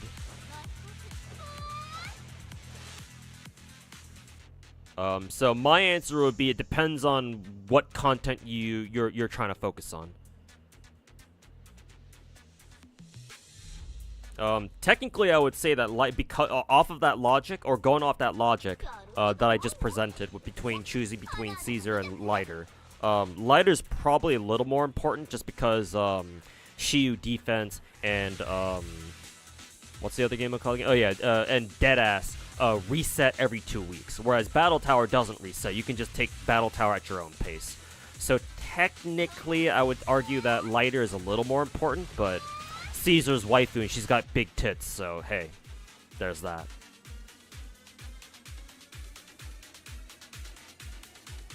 Well, they want you to have a degree in nuclear research, just a man, a fucking cash register, I know, right?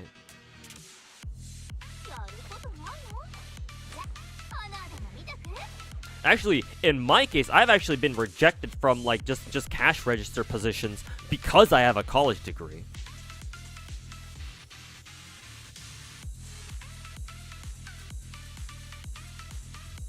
Which is also equally as fucking baffling, but hey, that's how the world works sometimes, I guess. Yeah, overqualified, yeah, or some other bullshit. What in the Gen Alpha brain rot looking shit? Why is Star Rail running in the background? Oh, because I don't want to bother reading Star Rail's story, so just have it on autoplay. Oh, and if you call this Gen Alpha brain rot, then oh my god, I don't know what you want. I don't know what you think of this.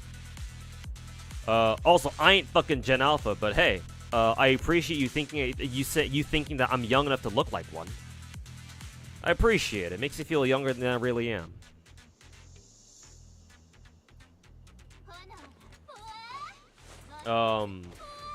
But yeah, Gen Alphas don't know what true gacha brain rot looks like. Until they see that, at least. Oh yeah, I need Astra out first.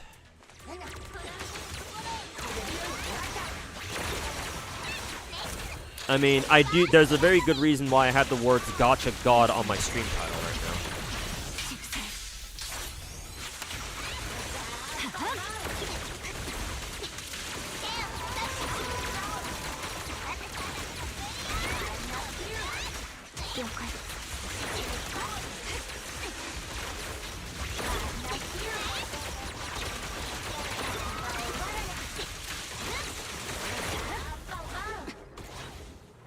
I was about to say can't see shit, but we killed all the enemies before then.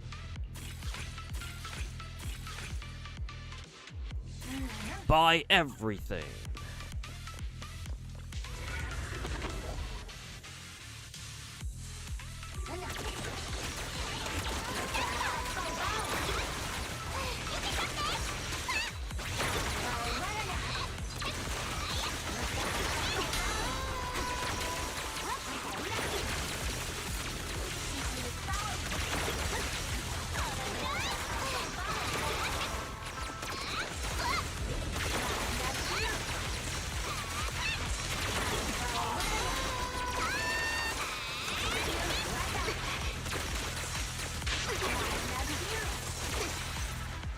Can't see shit, Captain.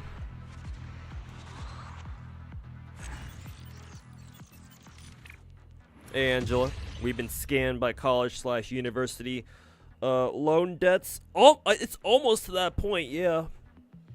I'd say almost because it's not exactly. It's just a product. It's just a product of the times. We can blame the boomers for that for sure. Because when the boomers were growing up and they were in the workforce, there were so many fucking boomers that they all had to compete with each other for jobs. And so, like, a lot of the most of the jobs that the boomers took, at least when they were first starting out, grabbing jobs, was like physical labor, that type of shit, right? And so, the boomers always told their kids, the millennials, that you shouldn't work our jobs. You got to go to college. You got to go get educated. You got to go get a degree. And they put most of them put their fucking kids through college, and so a large generation begets a large generation, that sort of shit. And so because there were a lot of millennials, right? Because the boomers were a fucking huge demographic, and so there's a lot of millennials out there. Yeah, all the millennials going through fucking college bloated the fucking the higher education system. And so now everybody has a fucking degree. And then right now in America here, at least, we're in a point where we need more blue collar workers, actually, like more electricians, more plumbers, more people who know how to do the physical shit, right? Be it construction or actual actual civil engineering or shit like that, and other shit like that. Because right now our country is going through like a really big industrial build out, and so that's part of the reason why we have so much inflation these days, because of all of our industrial rebuilding and shit like that. Trying to get a lot of our infrastructure back from that we lost to China over the past like 2 or 3 decades, back when China was on their rise. And so yeah, like, I certainly am feeling, because I have a college degree, but for something that I'm not even fucking using anymore. So yeah, college was at least for me definitely a fucking scam, because I'm not even using my degree. Part of the problem is also on me too, though. I will admit, because like if you go to college, especially these days, you have to go to college with like networking in mind. You gotta reach out and make contacts and make friends. At the very least, you gotta go visit those fucking job fairs that they have on college campuses. And like fucking talk to people. You gotta secure your future after college, because otherwise you end up like me.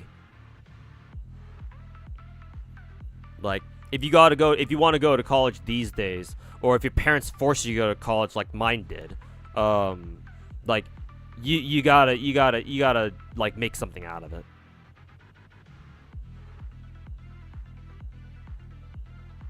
It's either that, or you just say fuck going to school, just go get a job right away and go train in like a vocational school or something, or like pick up a job right away, if you're lucky enough to, anyway.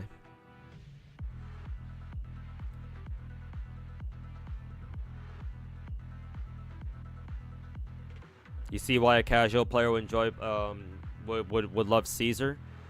But you personally don't enjoy using Caesar because it's too training wheels heavy. You notice the difference immediately because you can't easily roll through hits.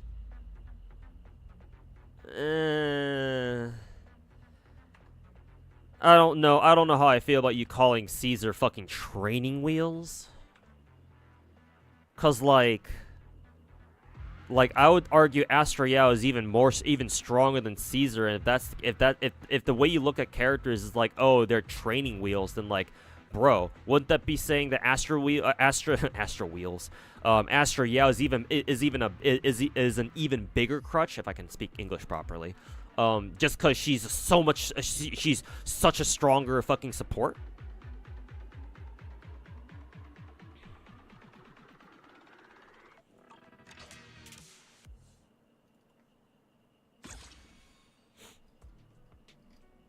Don't worry, too. You know you're actually 6. We know you're actually 60. Oh god, caught.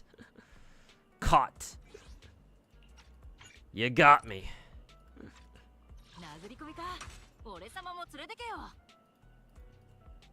I want to use Lucy this time. Lucy, Lighter, and then Evelyn.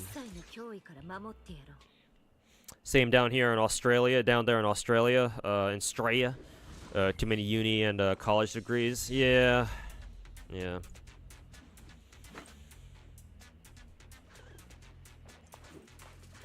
Everything's good. Someone... No, we're just talking about stuff. Like, all the stuff I've been rambling about for, like, the past, like, 5-10 minutes. Well, it was just me rambling, not necessarily me pissed off at somebody. Or, like, me, like, roasting somebody.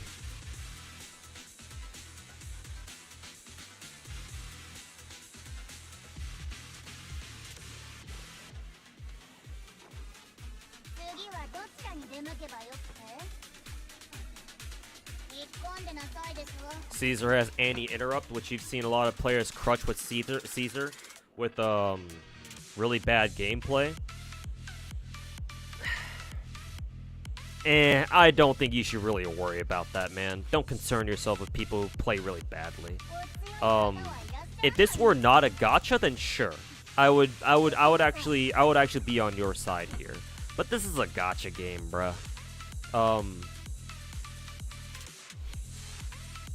Gacha games should be the last genre of games where you should like be proud of how good you are at a gacha. Like if you personally like pride yourself or stake your ego on being good at a gacha game, then I guess sure.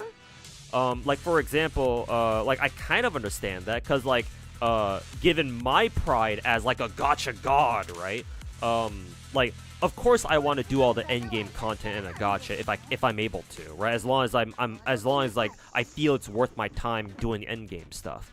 But like I don't share your view that for example, Caesar's a fucking crutch cuz she lets people play really badly. It's like I don't really care about that, man. You know? I don't care if people can still clear content in a gacha game by playing really badly. That doesn't bother me. Like how does other people playing this game really badly affect how I play the game?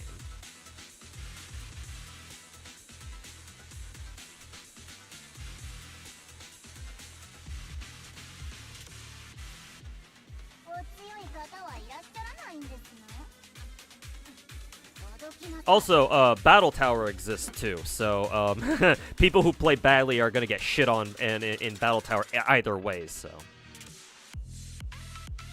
Like Caesar's shield is not gonna save you there if you play badly.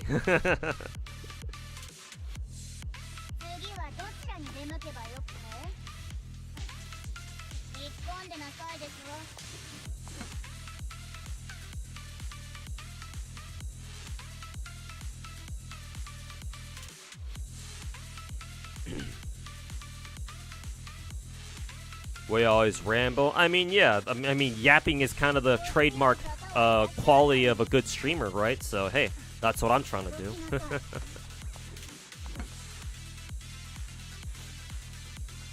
The premier solution for a gacha spending money is so goofy. I mean, unfortunately, that's just reality of gacha games, yeah. Gacha games gotta make money somehow. Like, I wish that weren't the case, but if that weren't the case, then then a gacha game wouldn't really be called a gacha now, would it?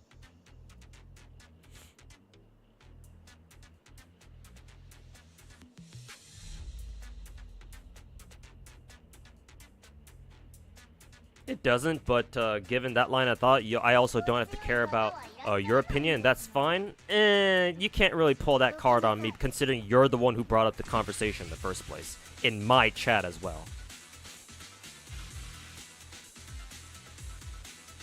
Nah, that's not a very good argument, my dude. I'm sorry. No, your Uno reverse card doesn't quite work here. Like, it'd be one thing if I were to ramble about Caesar on my own and be like, oh, Caesar isn't that bad of a crutch, and I just said that unprompted, but, like, come on, bruh. You're just salty that I have a different opinion from you. Like, come on now. You're better than that.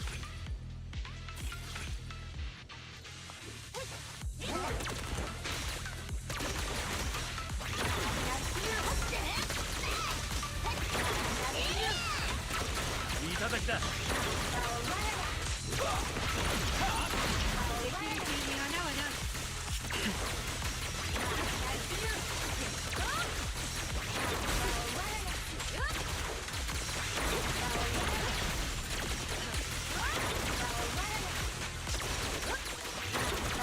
of hard to notice enemies attacking you actually because of the camera angle. Something I gotta get used to. Harder for me to react to like perfect assist prompts and dodging incoming enemy attacks thanks to the camera angle.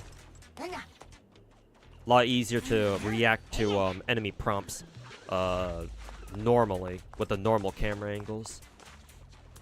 Because they're usually right up in your face, so it's easier to react to them. Oh, did I hit anything?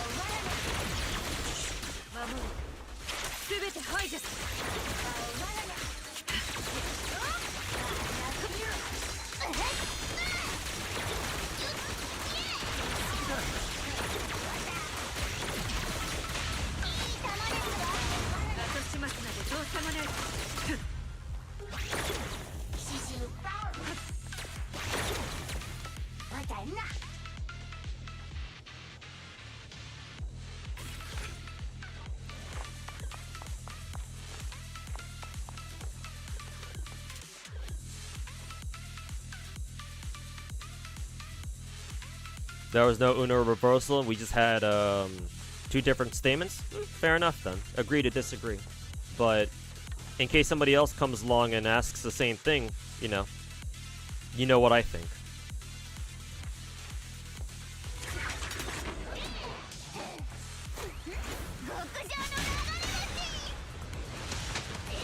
I completely missed. I don't know why enemies spawn like on the edges of the map. Kind of annoying.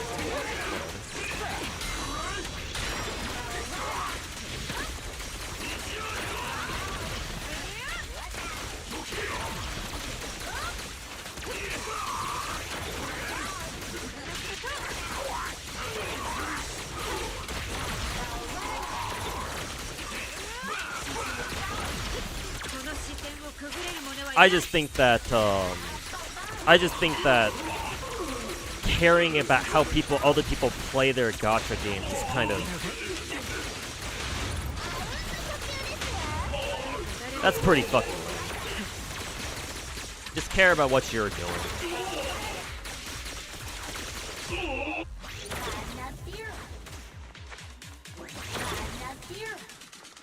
Because we live right now we live in an environment where people are always telling other people what to do and conform to their own views and shit like that. And also you still haven't responded to my you didn't answer my whole thing of like why should you care about how other people are playing too.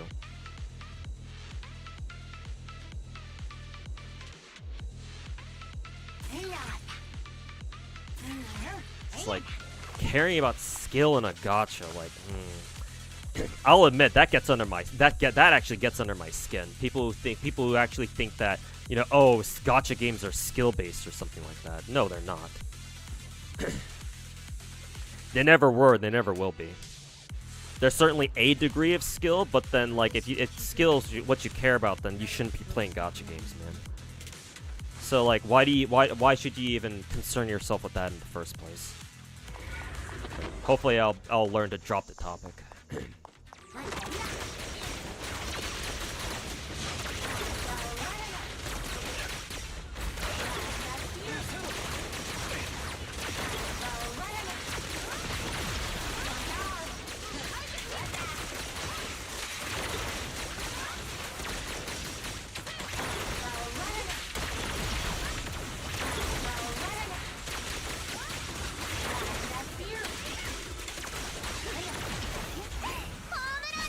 Evelyn's a lot of fun to play, especially when you have her full charge For full charge like Etherlight bullshit. I think I didn't execute the, I didn't let the perfect assist go through. Whatever.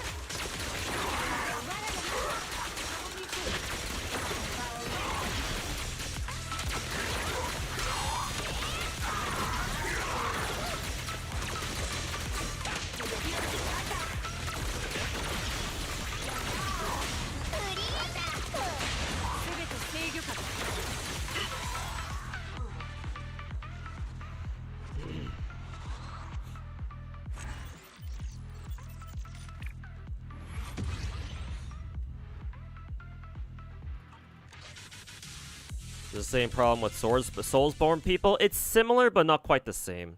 Because at least the Soulsborne games aren't gacha games. They're like regular games. So like, yeah, like when Soulsborne fans like tell you to get good, like they're not wrong. You do have to get good. The problem I have with Soulsborne people are the people who like fucking pride themselves on playing the Dark Souls or Soulsborne games the correct way. Like, no, there is no correct way. The game doesn't give a shit if you doesn't give a shit about what kind of build you run. As long as you beat the game, you beat the game. You beat the game. Like, if you want to play the game properly, then sure. If that's what makes you happy, then go for it. But like, you shouldn't like tell other people or like think that the way other people are playing is bad or anything. Like, that's the problem that I have.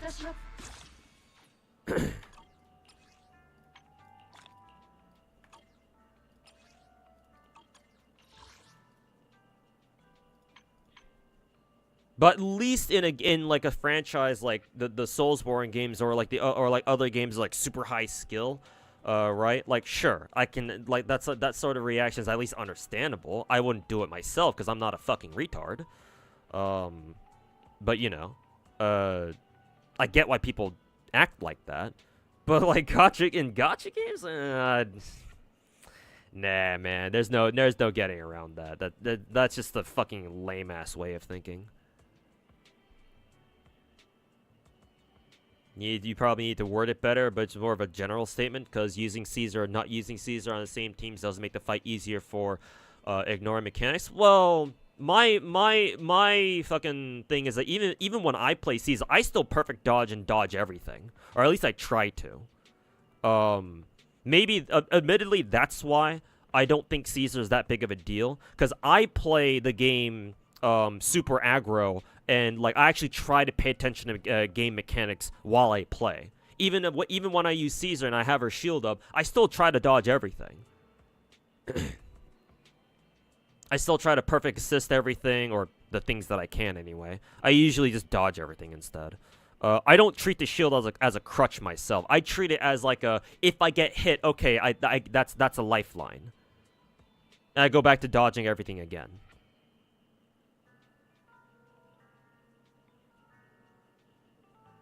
So for me, Caesar didn't really change much. It's not like all of a sudden when I rolled Caesar, it's like, oh, now I don't have to dodge anything. Haha, fuck you, you know. But again, that's just me. Obviously, you know, you look at different Caesar users, and obviously they all play a little bit different. I mean, that's one of the great things about Zenless, because you know the gameplay allows for that. People play a little bit differently from each other. Some people are more aggressive with perfect dodges, some people go for more perfect assists, and some people just roll Caesar and not dodge anything.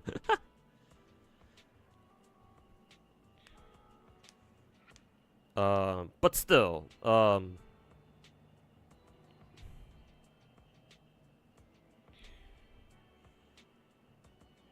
yeah,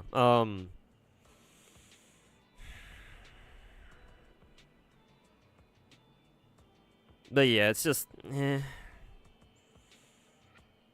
yeah, that's why personally I don't have a problem with Caesar. But hey, like even still, like if I see other people use Caesar and they're not dodging at all, it's like I don't really care. That's their problem. Yeah. Like, hey, maybe they're just casual. I don't know. A lot of casual people play gacha games. Caesar's there for them. If they don't feel like dodging all the time, then sure. That, you know, if they have a character that doesn't let them dodge all the time, then sure, why not? It's not like they're gonna like, you know, Not like they're gonna fucking reach floor 1,000 on Battle Tower by just playing that way. Of course not. Like, if they could do that, if Caesar was so strong where, like, if her shields were so strong to the point where, like, you could clear all of Battle Tower without dodging anything, it's like, okay, sure, yeah. At that point, obviously, there's a big problem, but it's like, I've used Caesar in Battle Tower before. Her shield does not last very long there. You get hit once, and it's like, oh, there's 90% of your shield gone. I hope you can dodge. So, yeah, that's why I don't share the same opinion about Caesar. But I mean, hey, it doesn't sound like I can convince you. So the best we can say is just to agree to disagree and just leave it at that.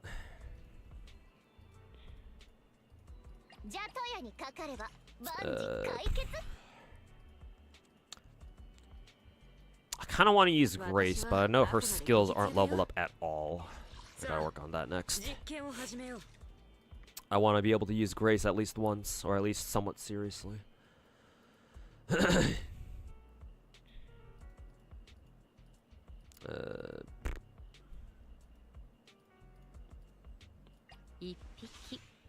also kind of want to use Soldier 11 too. Using Soldier 11 and or at least get either S11 or Ambi fully leveled up and shit, because they're not built yet.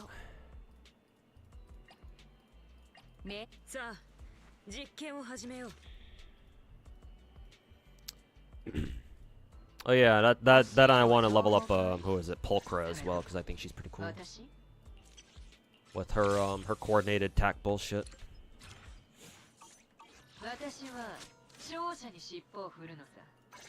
Do I even have a engine for her? No. I'd have to look up what her engines are. I have to farm more of that shit too.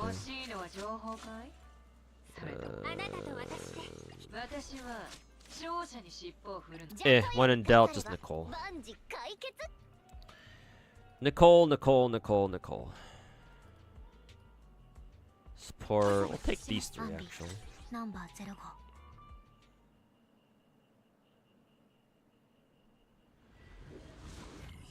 Only thing you know about Zenless is Pulchra, and that's only because of all the spicy art you've seen, and all you gotta say is wood. Hey, no, that's completely understandable, man.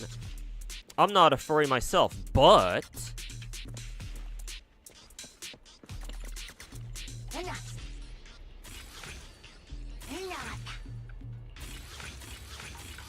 spy everything.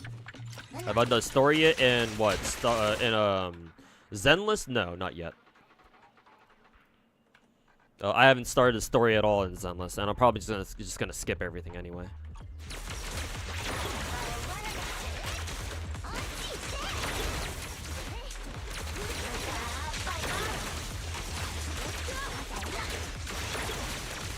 Though I have heard good stories about people who have already. I've heard good things about people who have already read the story though. Apparently, Ambi's side chapter side story is actually pretty well written. So that's good. You love to see it. Oh. Didn't buy anything.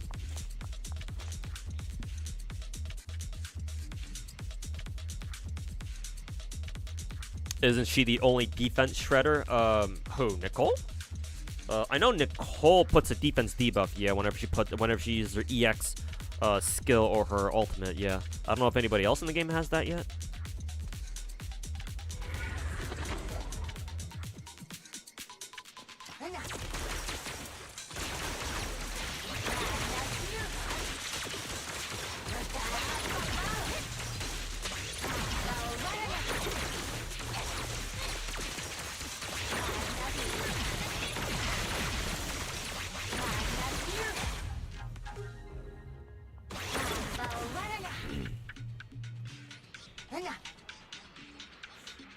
Speak to the amazing balancing and just the overall game design. Yeah, for sure, man.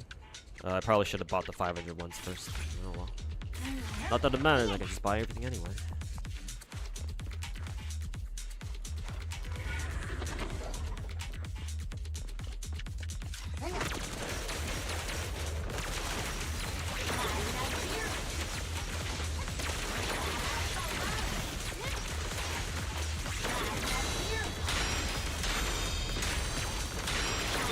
They just block everything.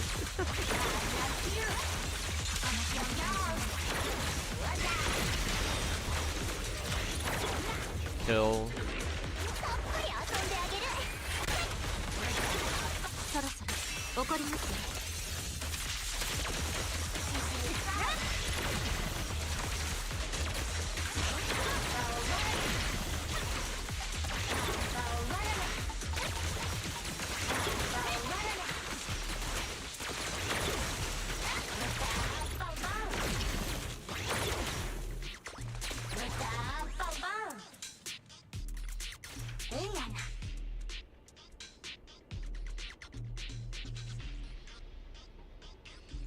Gotta go. Bye bye. All right. Later.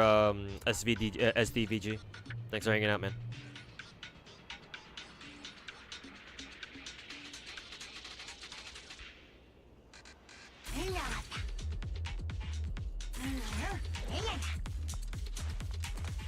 The parry sound is so satisfying to hear. Yeah, for sure.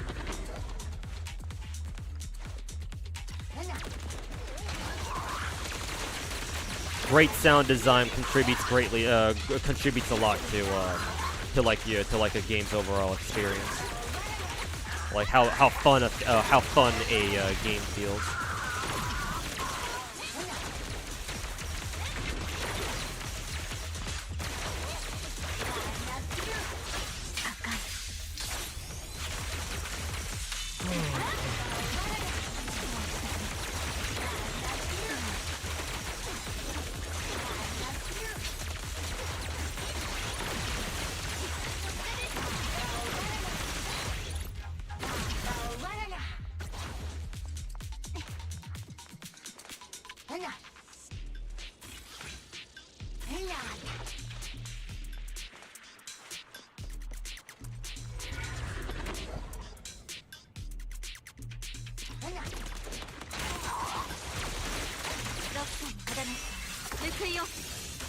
You love that some characters go play D&D.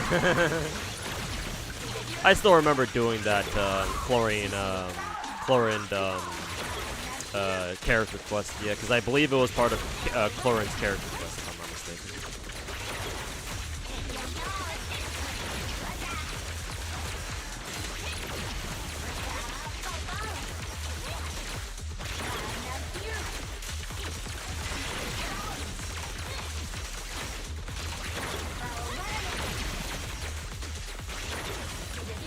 I still remember when I first did Chlorine's character quest. Now I was like, as soon as they pulled up the D&D board, I was like, are they fucking playing D&D? Like, where the fuck did this come from?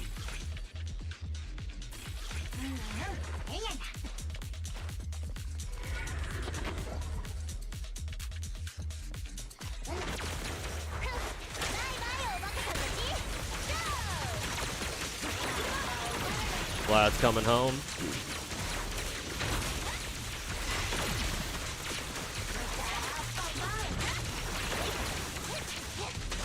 We'll see what he's capable of, or let's see what he can do.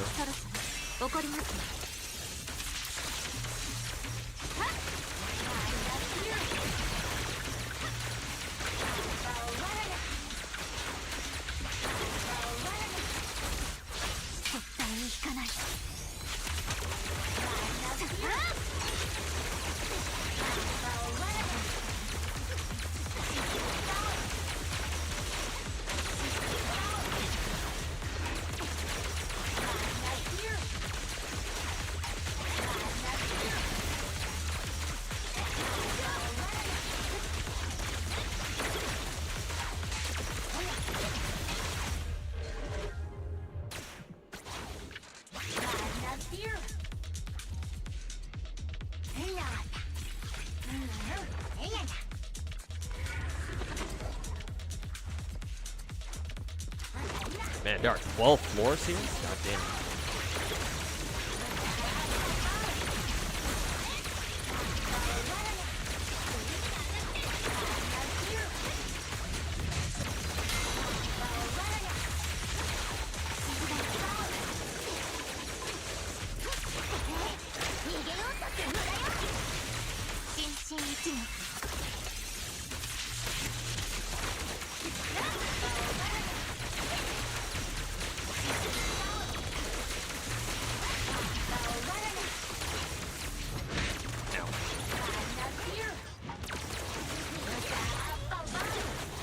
That's kind of weird.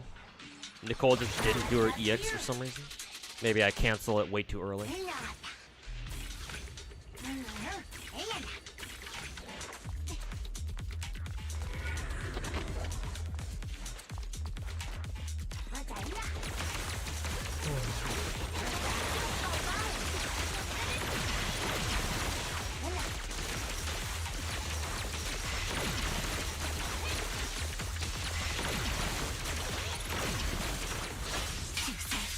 Hey Kenzel, welcome back, man. How you doing?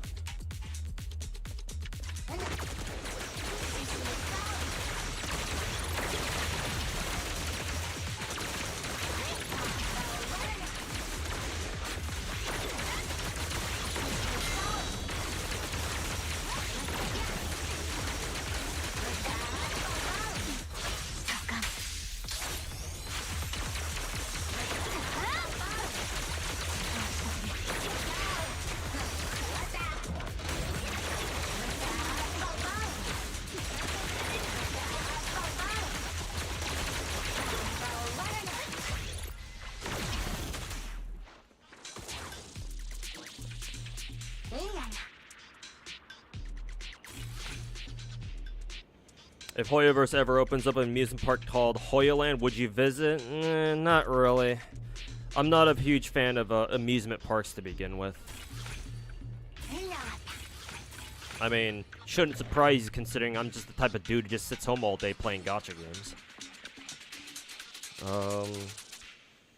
Like, if it were cheap enough and if it were local enough, then sure, I'd go, I guess, just for the novelty of it all. However, I know that theme parks are, like, fucking expensive as fuck. I mean, it's basically just brand marketing for the most part. So you know they're gonna fucking upcharge you upcharge you out the fucking ass, for everything. So yeah, like, maybe if they were to come up with, like, a fucking Hoyoland theme park, and it wasn't in China, like, if they made one, like, here in SoCal somewhere, even if it were just, like a pop-up, maybe I would consider going, one, if I had the money, and two, just for the novelty of it. But, like, once would be good enough for me, personally. And if it's not here, if it's not local to me, then yeah, I don't give a fuck about it.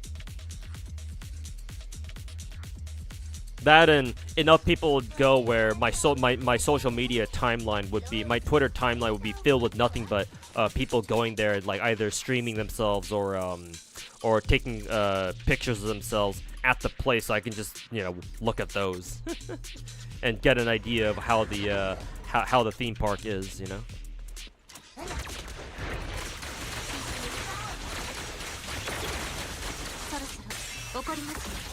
Alright, board player, thanks for hanging out, man. We'll catch you next time. Have a good one.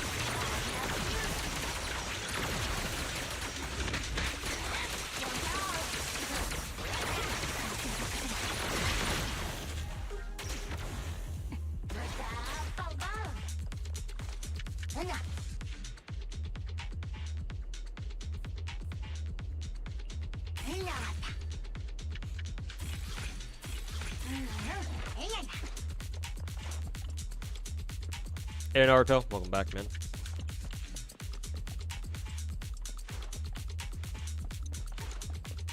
Oh, for some reason I didn't activate it.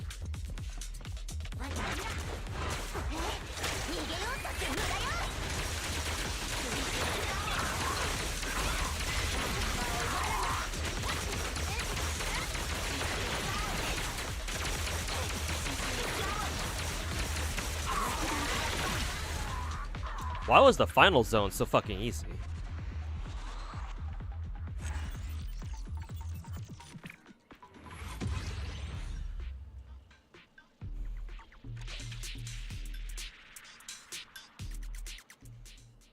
Imagine the cosplay you'd see. I guess, yeah, that's a good point, actually.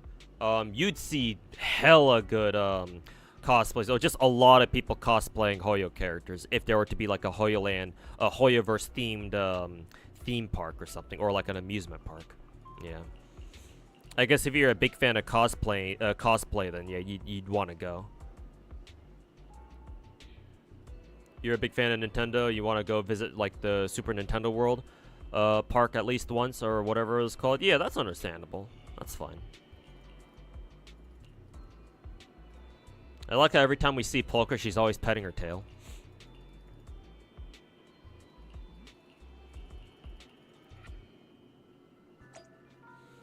Would prefer it to be in China just because the pricing would be fucking expensive as fucking so. Okay, well, yeah, you got a good point there. I mean, if it's in China, though, obviously I'm not going. I don't even have the money to fly over, so. But yeah, if it took place in like a somewhere where it's like the cost of living was a little bit lower, then yeah, sure.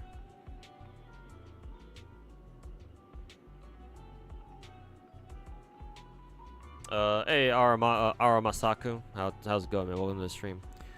You're new to GACHA games, I'm just playing Zenless. You would like to know, based on your experience, are they going to release 2 new characters every patch? So far that seems to be the case. However, Zenless Zone Zero is a MiHoYo game, or they're called Hoyoverse out here in the West. And Hoyoverse games, the other 2 big Hoyoverse games that they have are Genshin Impact and Honkai Star Rail. For those 2 games, because they've been running for a lot longer than Zenless, eventually their new character turnout rate, or turnover rate, has gone down a little bit. So in those 2 games, we'll have patches where we only get 1 new character. Very occasionally, we'll still get like 3 new character releases, so 2 new 5-stars and then 1 new 4-star. But in Genshin anyway, in recent times anyway, we've gotten a lot of patches. We've gotten more and more patches where we've only had 1 new character, and the rest of the banners are just reruns. We've had a couple of solo new character banners so far in Star Rail, but in Star Rail, I think we still have the majority of our banners be double new characters, so 2 new characters per patch, 2 new 5-stars, especially because we're in a new region now with the Amphorius, and we're in the 5.0, or not 5.0, that's Genshin. We're in the 3.0 client version for Star Rail, so yeah, we'll probably get 2 new characters every single patch for the foreseeable future. But in Genshin, yeah, Genshin's been running for a lot longer than either of these 2. So we've already had quite a few banners where, oh yeah, or quite a few patch cycles where it's like, oh yeah, we only have 1 new character that we gotta worry about. So I imagine Zenless in Zenless 2 will eventually get to the point where we have patches where we only have 1 new character. But for now, you should expect 2 new characters for the foreseeable future, because Zenless is a young game and we don't have that many characters yet, so right now Zenless's priority when it comes to putting out like how their banners work is to put out 2 new characters every patch until, I don't know, just throwing out an arbitrary patch client number out here, like until like fucking 3.0 or something. But you should expect 2 new characters every patch if you're playing Zenless. And don't expect that to change anytime soon. So I would highly recommend that if you're a free-to-play, in particular, just focus on trying to get 1 character just focus on getting one character or the other. Because as a free to play, I'm not sure if you can realistically expect both new being able to get both new characters. One is, I think, feasible, but two is not sure how that's gonna work.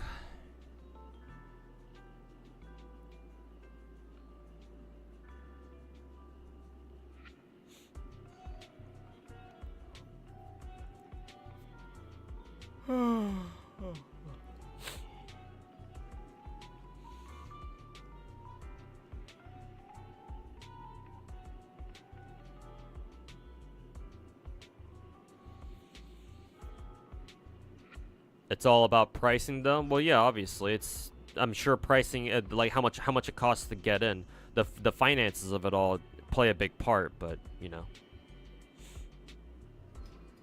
a lot of people aren't gonna fly to China just to visit Hoyoland or whatever. Like, locale also has to do a lot with it too.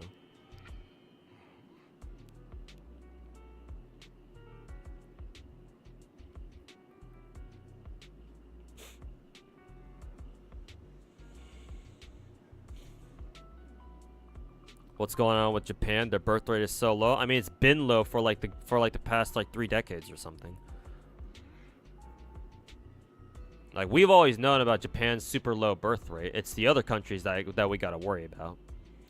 South Korea, China, Taiwan, Germany, Italy. Yeah, lots of countries out there that have really piss poor birth rates that they have to fix. Otherwise, their future ain't looking so good.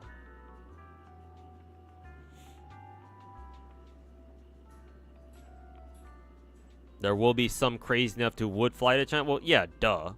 But they're the exception, not the rule.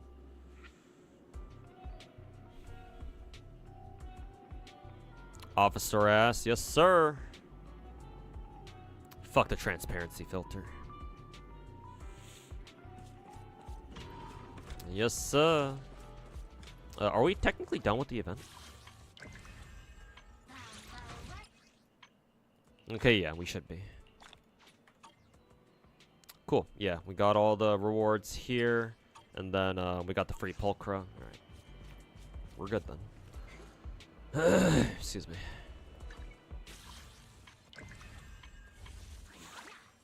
I believe we just got this event yesterday or today.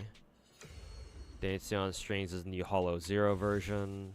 That's the demos, login bonus. Shoe defense, we finished that one already. Okay. So, main quest, Ambi Altar, story side quest, and then Pulchra's event. Cool. Is there really a Hoyland? No. We were just, somebody just asked me if there were to be one, would I go, and answered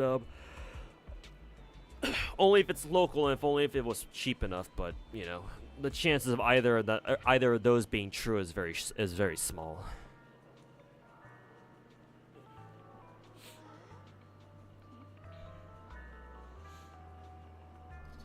You had to skip a lot of banners to get both rate-up characters and Zenless on the same patch as a free-to-play.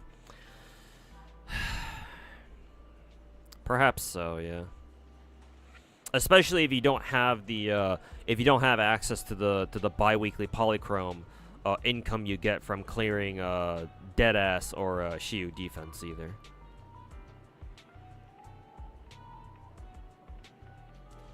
So yeah, that's certainly also something else to think about.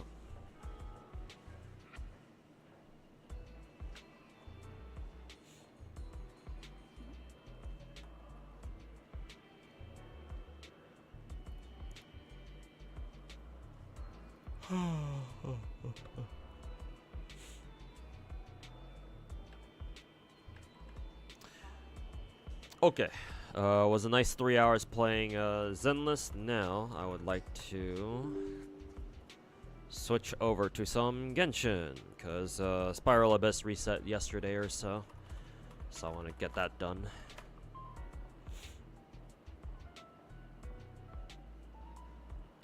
And once we're done with that, maybe I can start another one of the Genshin events that's going on right now. Because I already did the fishing event. I think there's like 2 other events going on right now. The Recollections major event and another smaller event. I forget what that one was.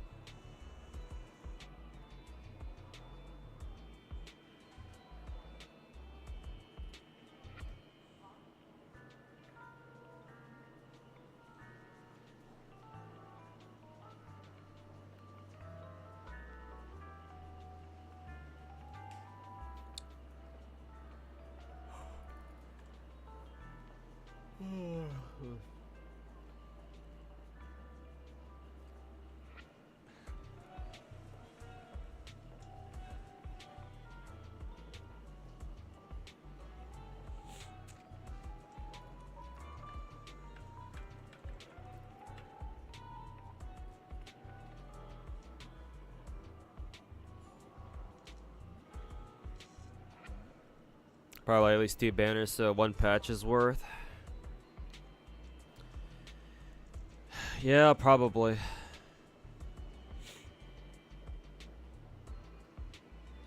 Like, once you get into the groove of things, as a free-to-play, once you're able to unlock Deadass and Shiyu defense, you can farm all the polychromes from those every patch, or every time those 2 game modes reset. Then, you might be able to afford at least 1 new character a patch, but even then, that might be questionable, especially if you keep losing coin flips. If you keep losing coin flips, then yeah. I don't know if you can roll one new character per patch, even.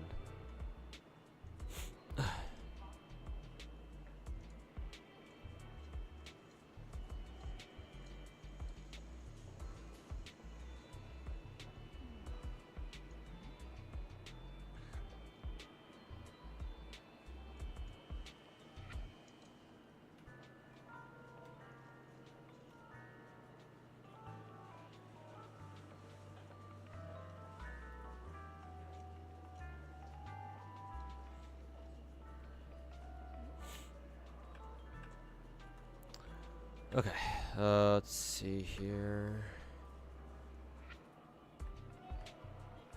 Losing coin flips? Yeah, man.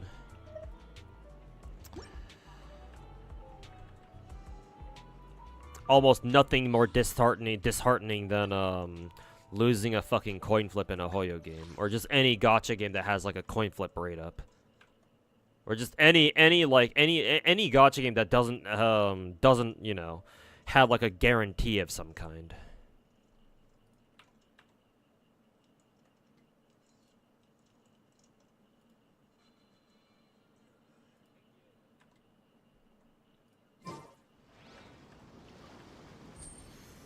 It's just like, bruh. You spend all this time grinding polychromes and playing the game like you should, all to get fucked by RNG. Just all to take a fat dick up your ass. Called gacha.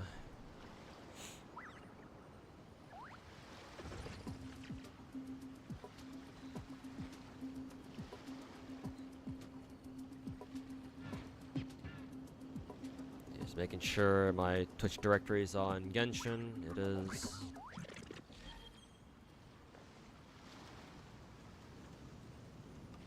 Okay, let us get Spiral Abyss done. Let's see what's changed.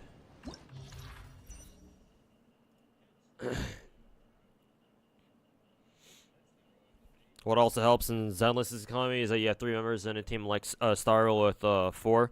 True, yeah, because every character in these newer gacha games cost a lot in terms of investment individually. I mean that's kind of that's pretty much true with all gacha games, to be honest. But for some gacha games, leveling up characters is certainly easier than others. So yeah, Zenless has that going for it. That's true.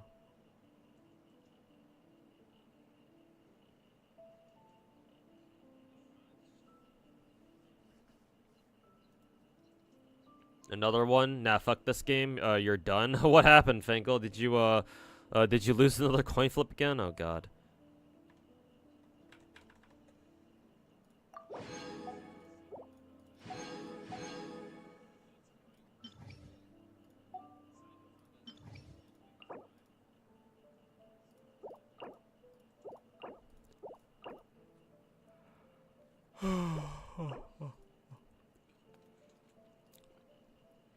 see. Hilly Churls, Geovishat plus Mecha, and then whatever those are.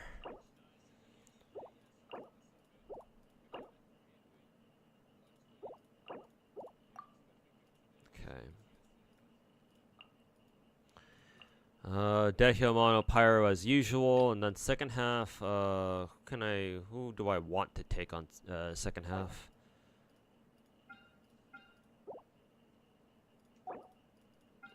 So Veteran, Arithmetic, Enhancer Mech? Wonder how that's gonna play out, actually.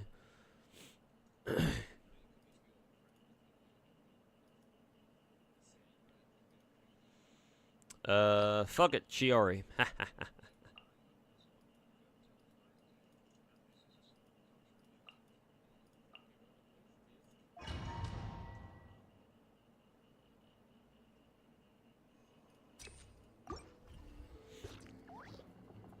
Zenless devs do not want you to build your silver ambi. Oh god. Did you oh, I'm assuming instead of losing the coin flip for character, you got dicked by the 25% on weapon banner or on engine banner. Or maybe it's not even gacha, it's just you're having struggles with the disk drives or something. Disk drive hell is real, is perpetual.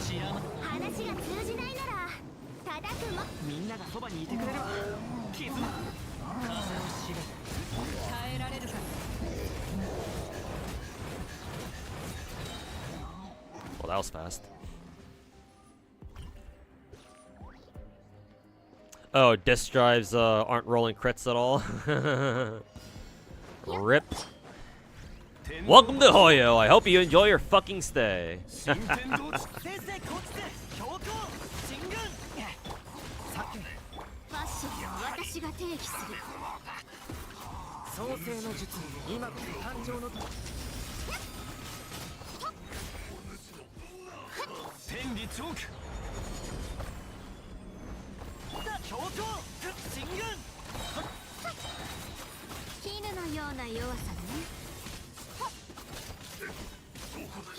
Oops. That's not what I meant to do. Oh well.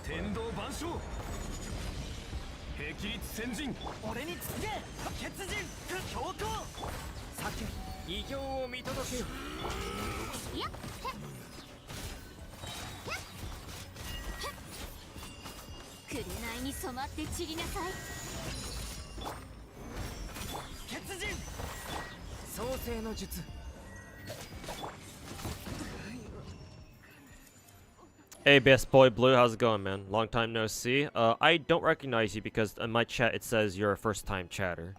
So unless you went by a different name that I do recognize. I'll take the word for it, though. I'm assuming you watched me a long time ago, or something, or maybe it's just that you haven't been if you haven't been by in a while. So, regardless, what's going on, my dude? Welcome back. If it's your first time here in a while. Is my Genshin Ultra bright? Maybe. I don't know. Is anything different per se? I know about my stream settings. My stream quality settings are kind of weird. I've been trying to change them to make the stream look better at least, but I don't really know. I don't know how the stream really looks. It could be really bright. I don't know what's causing it though.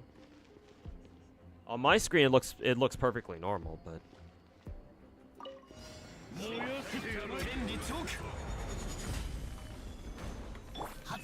good luck on Cantarella, and congrats off stream for Brent. Hey, AK, how's it going, man? They're kind of early actually, but yeah, I was lucky enough to get Brant off stream, and yeah, hopefully I don't get spooked when going for Cantarella next. A man can dream.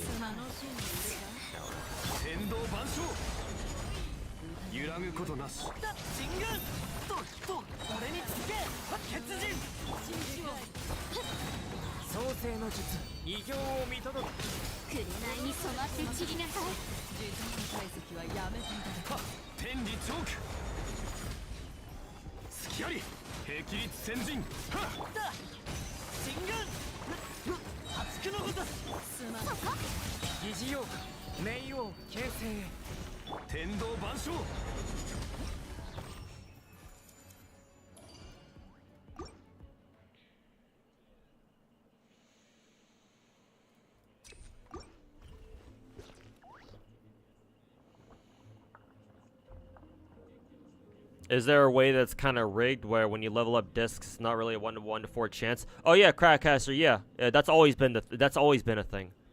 People, even back when Genshin first came out, people ran sample tests to see how what the RNG on substat rolling was, and yeah, no, some stats are weighted more than others.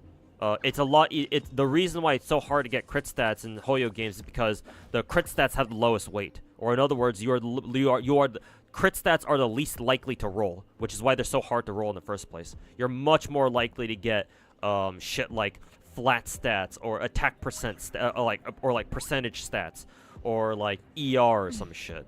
EM is actually, even in Genshin anyway, EM is actually the rarest stat to get, substat roll to get, which is kind of funny, but that's how it works. But yeah, no, that's always been a thing. So like, it shouldn't surprise anybody that rolling substats in Star Rail and Zenless are also just as equally ass. Like, maybe it's a little bit better in like Zenless for example, but I highly doubt it.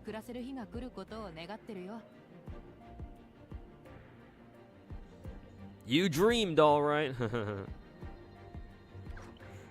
This is like Tower and Zenless. What? Genshin Spiral Abyss? No. It's the equivalent of this in Genshin is in Zenless is Shiyu defense. Shiyu defense is based on Spiral Abyss.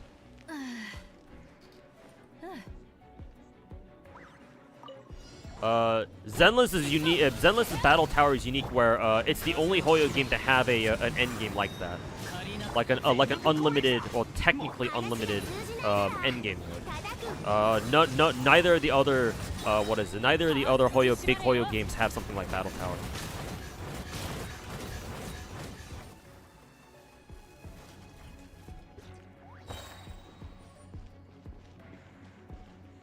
You got a lot of plus quad defense rolls. Oh yeah, that's normal. Everybody, if you are not a true Genshin player until you have experienced the pain that is watching an artifact roll 4 or 5 times the completely dead stat.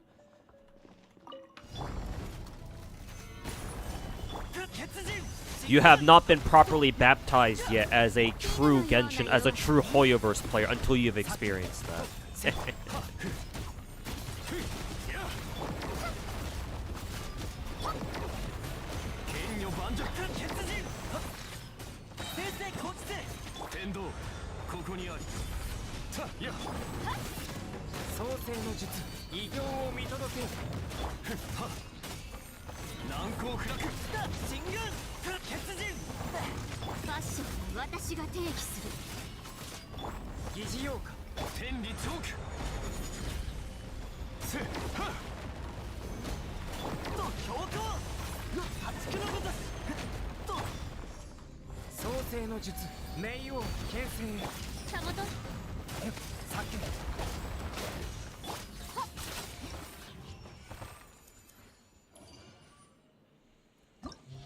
Okay, floor 12. Ooh, lectors, interesting.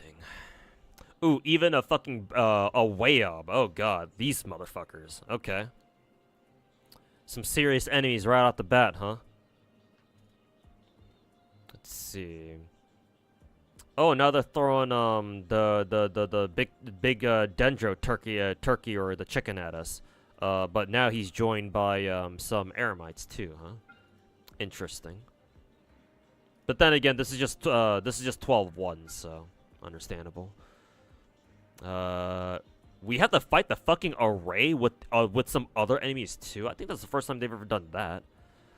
Oh boy, the algorithm's back. Cool. And then, oh boy, wait, now we have to go fight this motherfucker. All right, cool. Now we gotta fight this fucking Natlan boss. Great. Lovely. I guess I know who I'm using for second half. Emperor Fire of Iron, so we gotta bring Hydro for first half. I wonder if this avatar of lava is the one where you need to fight it with the pyro on purpose, because like that causes it to overheat or something. Because I know there's like 2 versions of this where one is weak to pyro technically, and the other one isn't.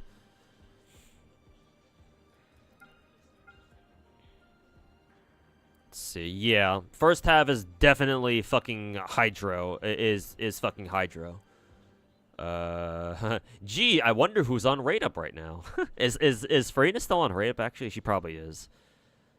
So, floor 12 is definitely a Hey, guess who we have on banner right now? Let's see. Configuration device.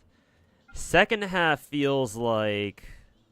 What did you need to beat this guy again? The configuration device boss. Did you need like a specific element? No, I don't think you need like an element. You just need somebody to climb up the pillar so you can disable the totems real quick, I think. Something like that. Either way, it's looking like I'm bringing either at least spread / aggravate, or at least or maybe even hyper bloom into second side. Either way. So okay. What do we got here? Hydro first side. So.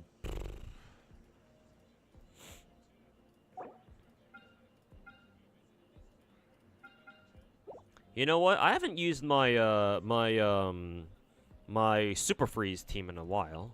Might as well run them again. See if they can get the job done. We'll see. And then for second half, let's see. Second half we'll run Naruto's team of Yelan, Raiden, Nahida, and then Jean. See if this works. Dasher like Shira. Yeah, that's right. Let's see if this team still works even without a climber or a dasher. They probably won't, but oh well.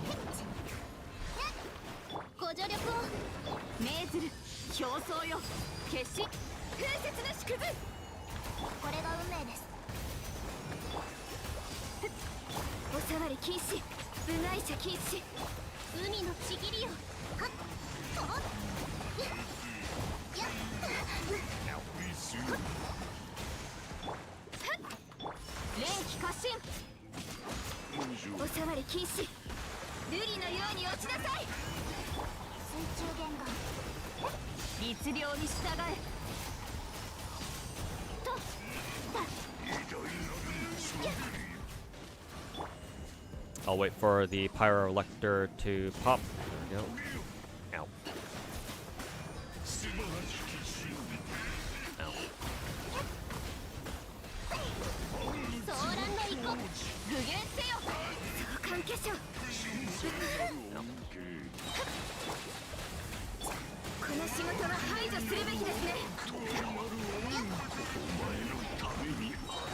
Now we have to way up now.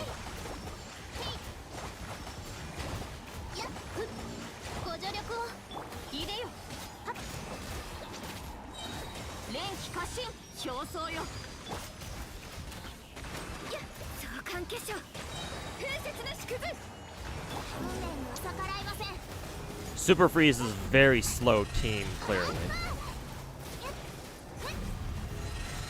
Yeah, I'm taking over like a minute and a half on this shit. So hopefully my Super Bloom or my Hyper Bloom team here can pick up the pace.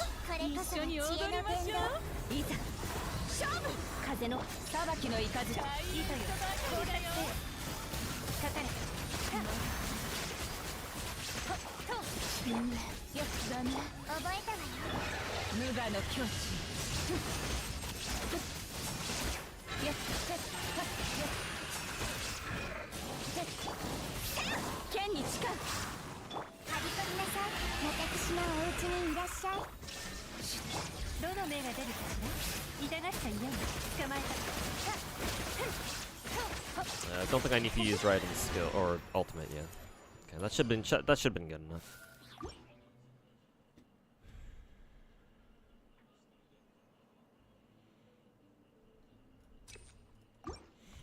You heard Cantarella, Rossia, and Camelia's good team for how Camellia works and supporting the team. Really? That's good to hear. That means that I can free up Shorekeeper for the other side then. Or for my whatever my second team is. That boss always gives you trouble to fight, a team that works against it. You need for the configuration device boss, you need somebody who can climb the pillars, because that's how you stun his ass. You gotta destroy the pillar, the things that are on top of the two pillars. Zilo is the best counter because she can just ride up. You can just use her skill to like roller skate up the side of the pillar, and then she can jump from one pillar over to the other because she's got a really long jump when she's roller skating around. I would demonstrate it to you, but I don't think I have Zilo on my second team. If my second team doesn't end up working out, then I'll switch over to using Zilo. Oh yeah, you need like either Keking, Alhaitham, or Chiori, because they have their skills. You can hold their skills down, and they just full send themselves or like across a short distance. And since you can aim it up, they can hit upwards like that. Like Natlin Danger Boy, I believe he can do that too. Yeah, right? Because doesn't Kinich also have the same like aim skill or whatever? Yeah, if he can aim his skill, he should work too. Has to be a C60. Yeah, obviously it is. You can tell because every time I ult with the Yelan, I always use her for a little bit, and she's shooting her fucking her charge shots. Yeah, this is definitely a C6 Yelan.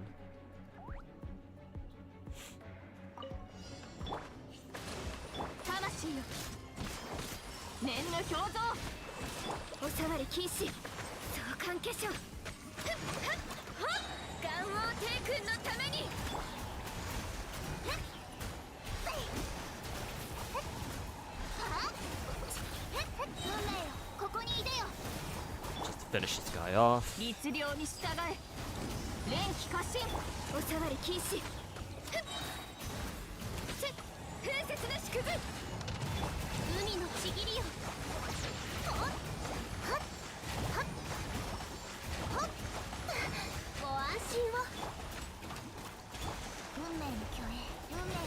Alright, perpetual array time. Freeze obviously isn't really gonna help much here, but we'll do the best we can.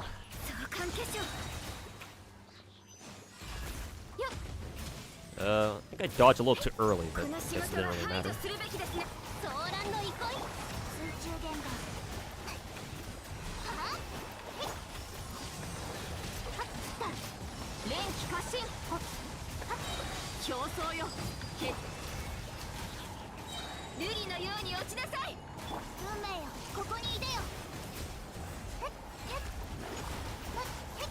Yeah, Super Freeze does not have the damage output needed for these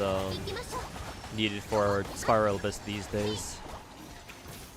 I'll be lucky to even get even a minute left on the second side.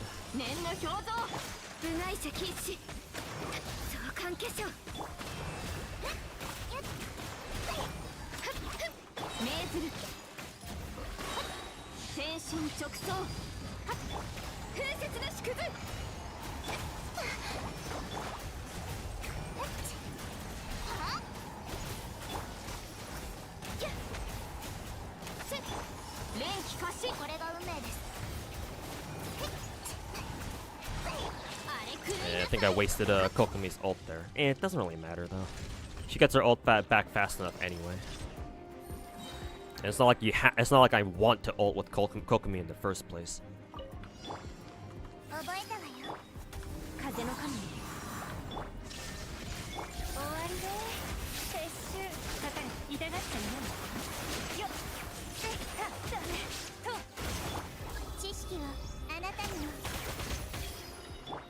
Oh wait, I have to do this. Yep, there we go.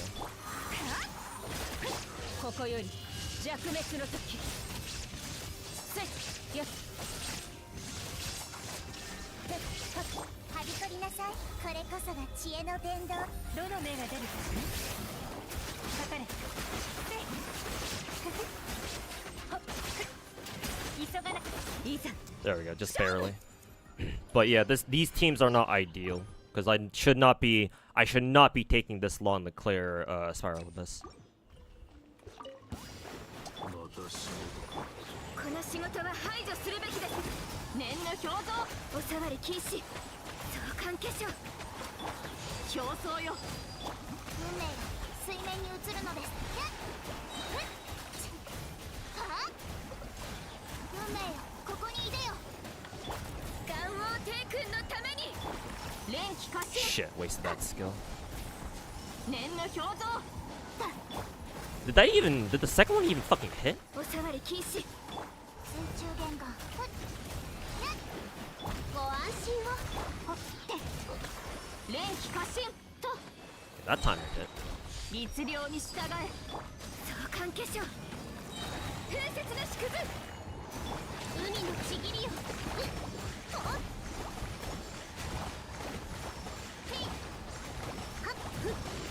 Now we fight this guy. お触り禁止。そうはさせない。Bad dodge. 具現せよ。部外者禁止。瑠璃のように落ちなさい。これが運命です。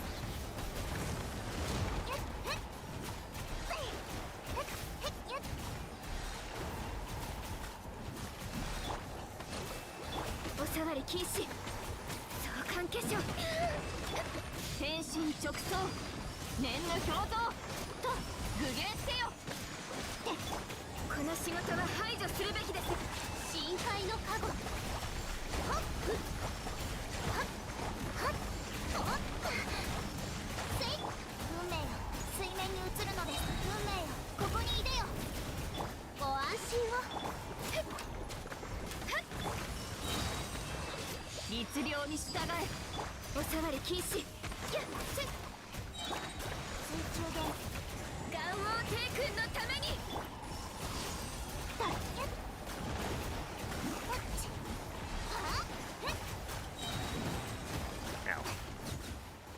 Ugh, only 47 seconds on second side. I know this team's strong, but I don't know if it can take down this dude, this motherfucker, in 47 seconds. Especially because I don't have Nakida's ultimate ready to go right away.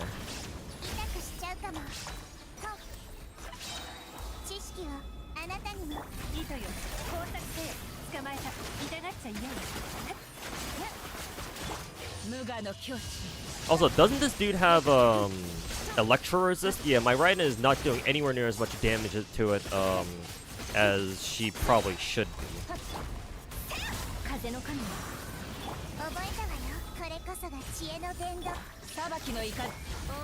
It looks like this guy's got electro resist. See, I wonder if I can just shoot these things. Actually, you can't shoot these? Oh, I know why. It's because they're protected by a shield. Then yeah, you need a climber for this. So I'm just gonna leave.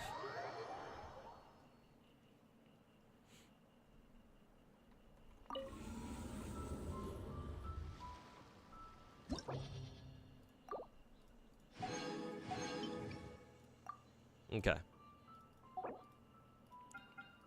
One in there thinking Super Freeze could work? Nah, not enough damage.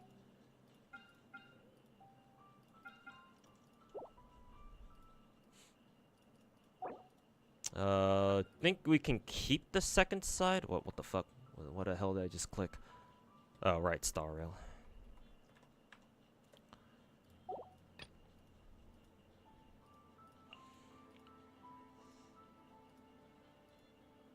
So we bring Zelo. I actually don't know how good Zelo is in an aggravate team or like a Dendro team. How the fuck does that work?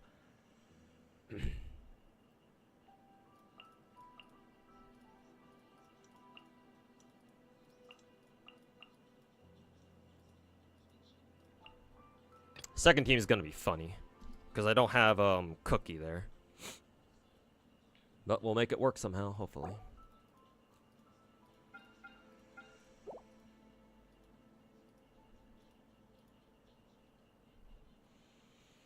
This does mean that I can use who is it? Yelan on first side. I kind of want to run Super Bloom first side though. Yeah, Super Bloom first side, but that does mean I don't use Nahida second side, which is unfortunate.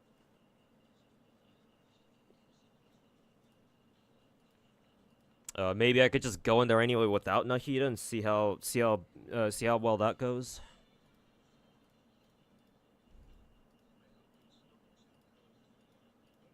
Sure, Nahida it is then. Nahida, Emily, who else we got? Actually, I kind of wonder how well I'll height them would work. Is this even a thing? I'll height them, Nilo, Emily, and then I guess we can bring Coco for double hydro. How the fuck does this team work? Never thought you'd see Ganyu in 2025. I mean, I've used Ganyu somewhat recently in Spiral Abyss. She can work, it's just not in that team. Does the event about to end take a lot of time to complete? I mean, you shouldn't be asking that, you should do it. Does your Ganyu have Amos bow? No, she's got Aqua Simulacra.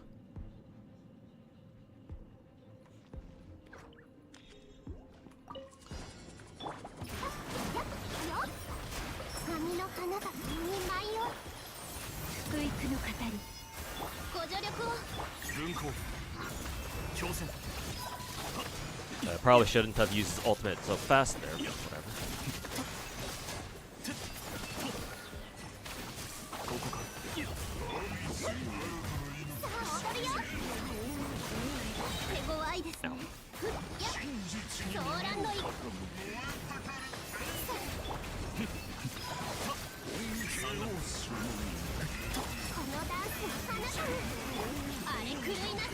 Oh yeah, their HP bar just fucking melted. Nahida who?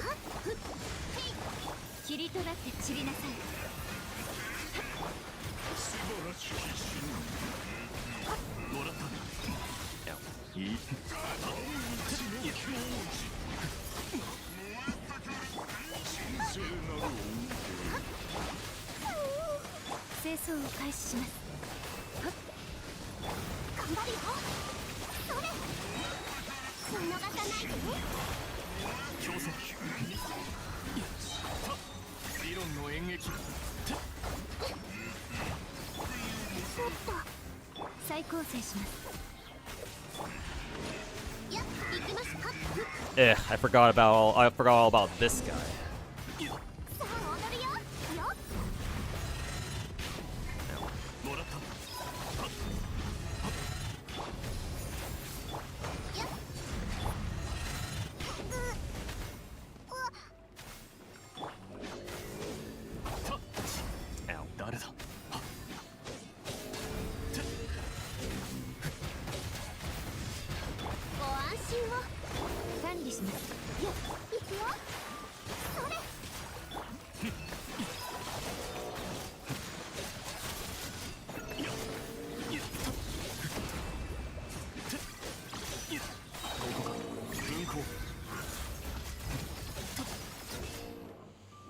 That team still took a long time. I know I don't have Nahida on that side, but I wonder if it's because I have a Hytham there. That can't be right, though. I mean, it doesn't help that the way up keeps stealing your fucking energy. Hey, Majin over on YouTube chat, how's it going, man? You pissed off a lot of people in the interview, and you like it, really? I mean, that's good.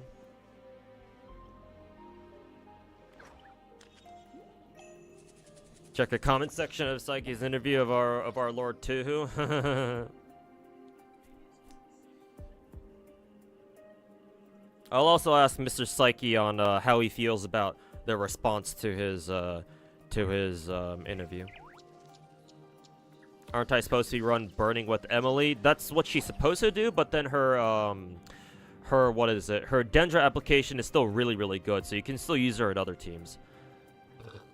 It's just that she has a specific buff for Burning and Burgeon, I would assume. But you don't have to play her like that.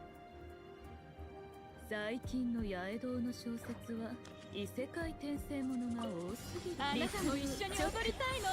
一緒に踊りましょう。火炎を刻め。痛くしちゃうかも。知識をあなた一応目を覆えば有限なるライト、呪言、律令、チョック。Where's this gonna shoot off to? Okay, good. 律令、呪言。じゃあ行くよ。はびこみなさい。私のお家に。よっ。それ。響け。格の目。はっ。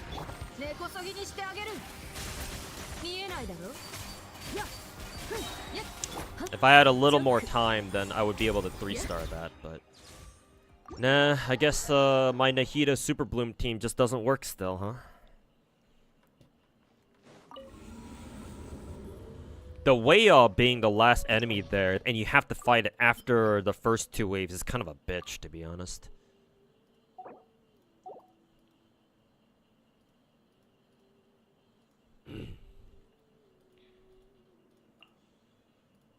So, Yelan it is, then.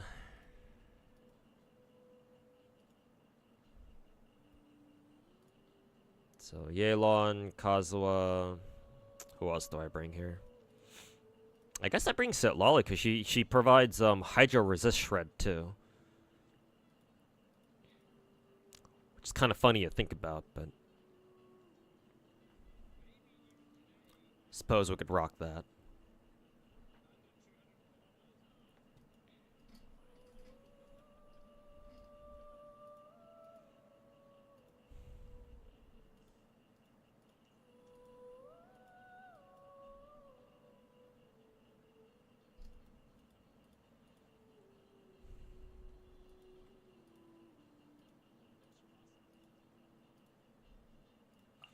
Wonder if I want to run solo shield or sustain. I don't know. I wonder how well that would work out.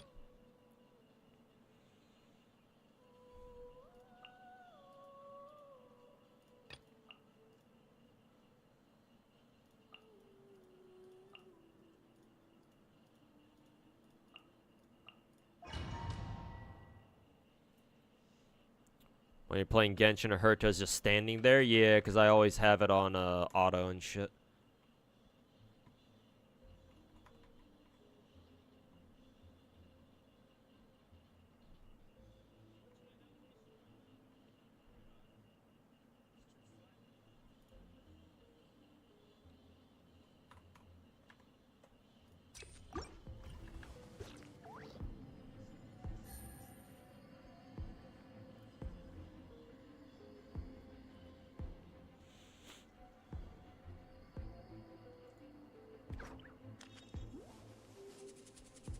Is Risley worth using in 2025?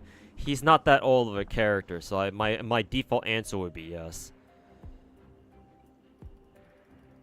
He's a dedicated cryo DPS, and there are best fights where you do need a dedicated cryo DPS sometimes. So I would imagine the answer is yes. And considering we have Farina, considering this current floor 12 is basically a Farina floor, it seems like.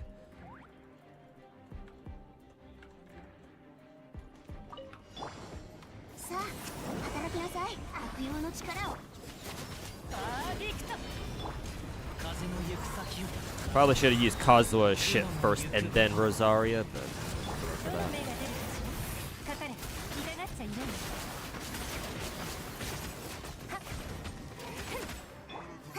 手加減なしよ。口封じは任せたからね。諦めて。眠れない。行こう。風の赴くままに。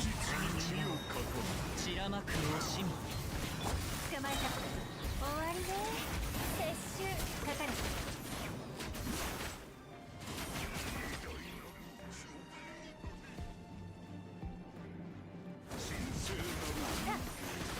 ついついにめよ。契約を果たせ。シトラリー、いつかは許さない。し、風の赴くままに。雲の行くごと。パーディクト。と。捕まえた。どの目が出るか。さあ働きなさい。悪用の力を思い知りなさい。風の行く先をお道が散らまく惜しみ風の赴くままに。痛がっちゃいない。I almost fucking killed him before he popped his fucking shield. 諦めスイッチにめよ。風を知れ。捕まえた。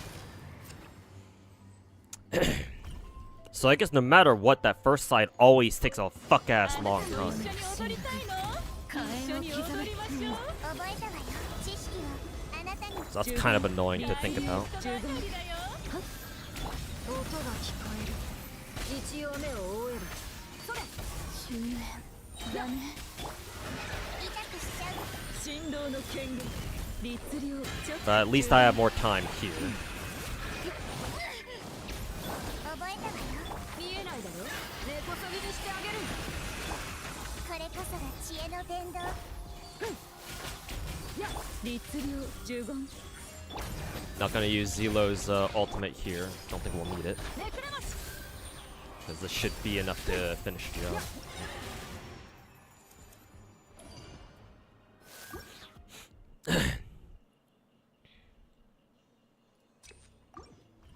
The fact that the Electro Lecter is voiced by Nakata Joji, yeah. His voice is quite iconic. I was able to recognize it as soon as as soon as I heard it. Ugh. Voice getting raspy.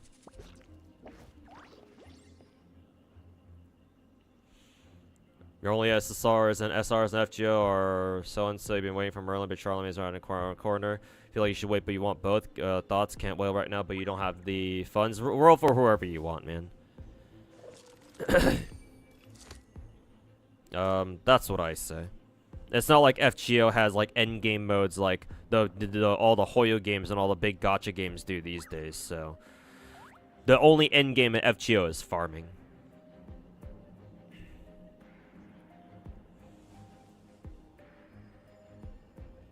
So as long as there's no like meta support servant right around the corner, I would just tell you just go for whoever you want.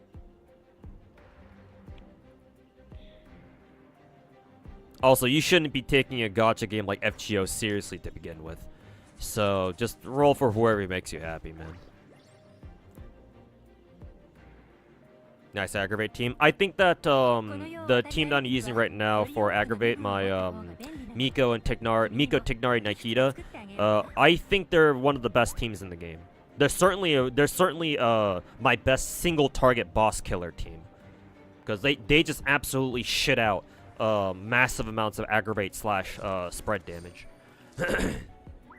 It's one of my favorite teams to run in Genshin.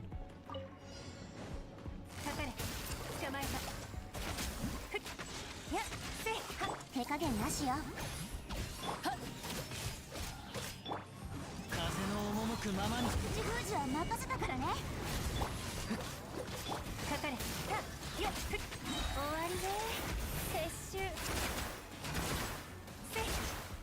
はっ捕まえた。何？いつパパ？そうよ。眠れない。それ。風を知れ。雲なく借りなく時。風の行く先。糸よ、工作せよ。かかれ。捕まえた。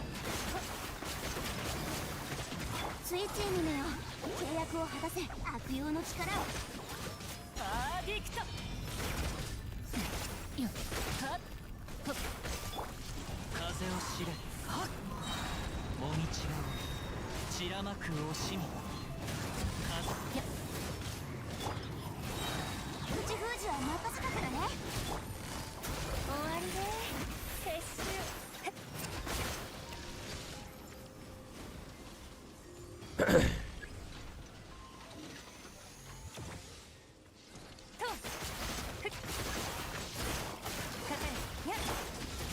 眠れない。雲なく借りな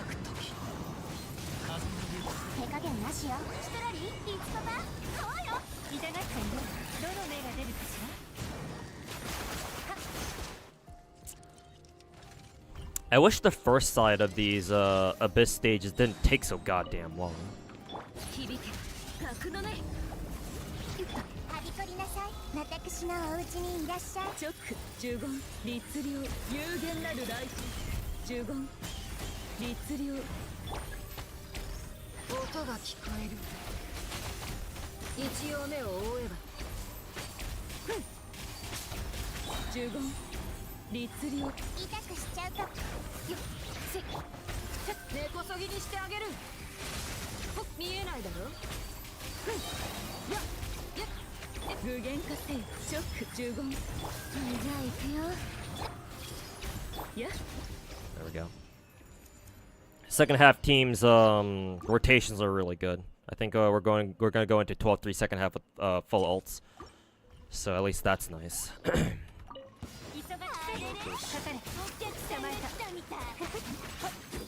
さあ働きなさい口封じは任せたからね許さ風を知れ散らまく惜しみ糸よ工作せよせよかかれは諦め Okay, that was really quick kill. That's good at つい least. にねよ契約を果たせシュテラリー借りなく時痛がっちゃうよ終わりね撤収 Shit, wasted the second skill.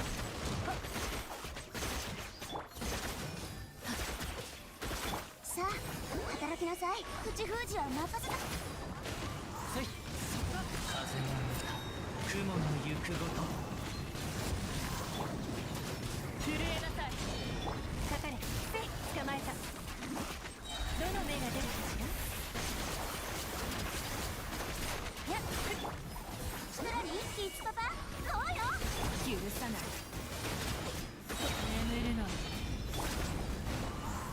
大道が散らまく惜しみ風の湯せかかれついついにねよ契約を果たせ口封じは How much time do I have? Like a minute and like 27 or 26? 直呪言直覚えたわよ知識をあなたにどよめく神楽火炎を刻め来光意と美しきかな律令直試練満員だよ一応目を覆えばついてきて律令呪言痛くしちゃう私のお家にいらっしゃい覚えたわよ音が聞こえる律令直分け山の地はびこりなさいめくれますやそれ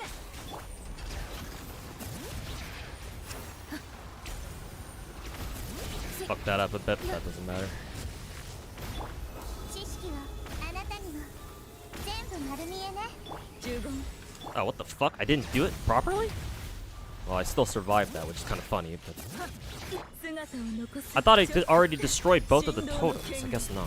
呪言直痛くしちゃうとキリがない根こそぎにしてあげる Well, that means I'll have to retry it from the beginning.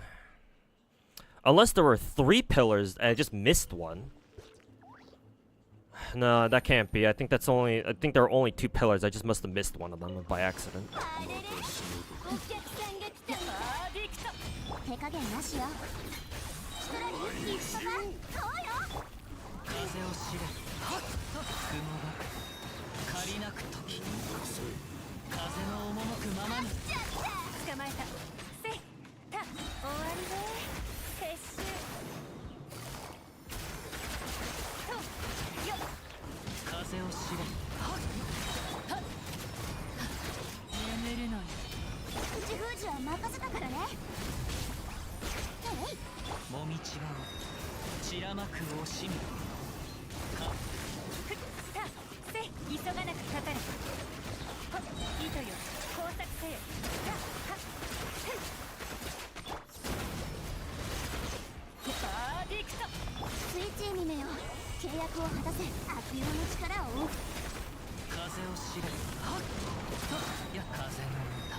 雲の行くごとさあ痛がっちゃいないよっはっさあ働きなさい。口封じは任せたからね。風の赴くままに雲なく借りなく時か眠れない終わりで撤収かかれついついにねよ契約を果たせ。許さない。 Yeah, this team's even worse. Or that run was even worse. Missed the first one? Yeah, that makes sense then. Oh, that was a bad start. I need to put a cryo on them first and then go into Kazuha.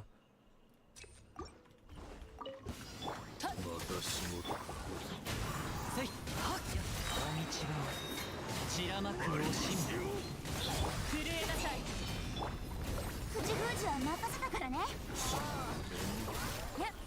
っほっはっどの目が出るかしら。はっと捕まえた。許さない。やあーディクト風の赴くままに風の歌雲の行くごと風を手加減なしよ。ストラリーリッツパパ来い。はっほっかかれ。はっせ糸よ工作せよ。痛がっちゃいないとせ許さない。眠れないや口封じは任せたからね。風の行く先をこの道が散らまく惜しみ捕まえた。痛がっちゃいないどの目が出るかしら。よっ残念。ストラリーリッツパパ来いよ。諦めて震えなさい Okay, I think that was a much better rotation this 風の time. 赴くままに風の歌雲の行くごとかかれ。痛がっちゃいない。 There we go. Yeah, that felt much better. Because the crab had a lot less HP when it did its whole burrow into the ground to regen armor thing.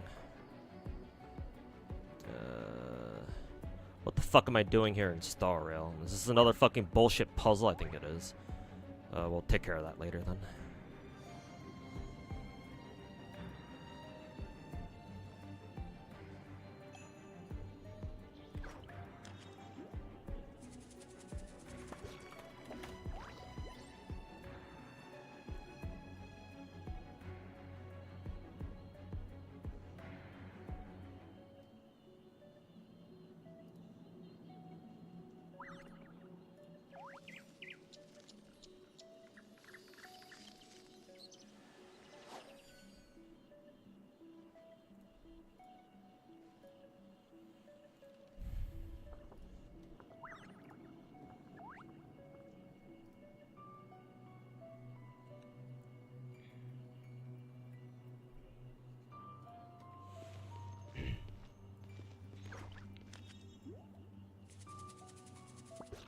This fishing event is so annoying and boring. Welcome to fishing events.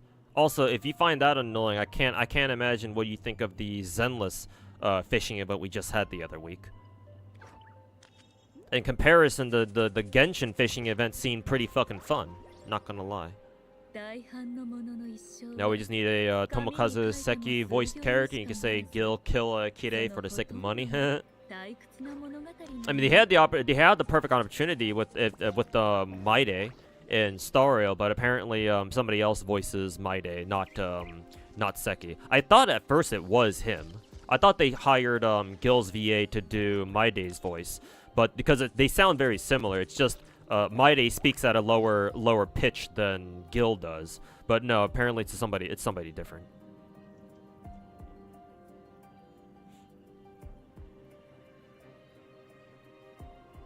Doing Scaramouche's weekly boss, you forget how awkward the camera can be. Yeah, when it like pans out so you can see everything. Yeah.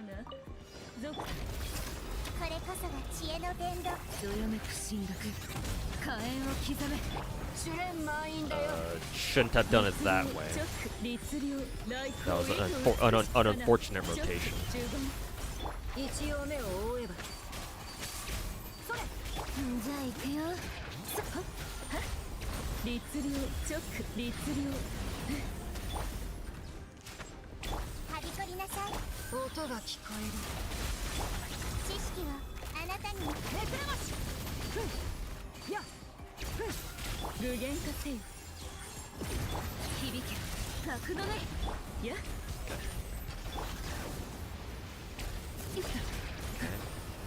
Destroyed that one. Okay, there we go. That's what it's supposed to look like. チョ Fuck ック you, asshole. 律令呪言有限なる来店せ律令チョックこれこそが知恵の伝道試練満員だよ一応目を覆えばやせい Damn, Technari got his ultimate back instantly. What the fuck? 山立ち痛くしちゃうかも知識をあなたに15 律令 seconds. チョック呪言音が聞こえる Ow. I'm surprised I didn't just straight up kill Technari. There we go. I could probably do 12-3 first half a little bit faster. I think what I needed in 12-3 first half against the crab boss is a main cryo DPS, so Risley in other words. But well, I mean, you would use Farina for first half for 12th floor here. Like it's very obvious. Even better if you run what? If you run Farina Risley, I guess. Farina, Ridesley, some off-fielder, another off-fielder, and then Kokomi, I would assume. Oh yeah, Sit Lolly, yeah. Hey Tarantula, welcome back, man. Hope you've been doing well. Can't wait for Exedra. Yeah, I'm looking forward to Exedra's release. I can't say I'm excited for it though, just cause of what we know of how Magyar Record was handled. I pray that they know how to handle Exedra better, but we'll see, I guess. Yeah, let me redo this, but this time let's try let's do it how MiHoYo intends us to do this. And that's with Risley, Farina, Sitlali, and then Kokomi, I guess. Yeah. And then for second half we'll run I think we'll run I want to use my Yelan team again, or Naruto's Raiden Yelan team. But instead of Jean, we replace her with Zelo because we need a climber.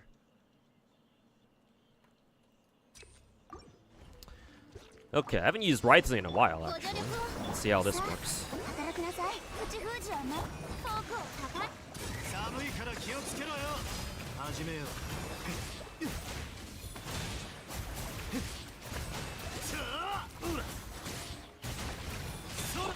深海のカゴやご安心を歌え僕の生まさにスイッチーにねよ契約を果たせ力に逃げるな行ってください Okay. That got the job done really fast, so relatively anyway. ソーランドイさあ働きなさい悪用の力を世界の熱狂の渦に少しいいかい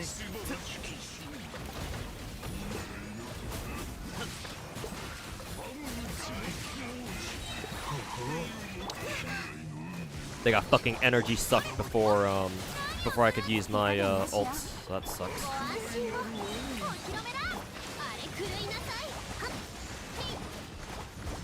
はっ寒いから気をつけろよ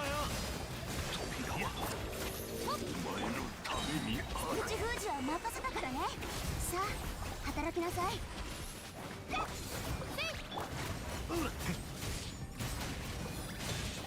らほらよっ光り輝くがいいスイッチにねよ Huh, I almost killed him again. If I could kill him, if I could get a quick kill on the way up, that'd be really nice. Well, at least he dies really fast to cryo and hydro pressure, though. Give me 1 second, chat. I'm getting a call.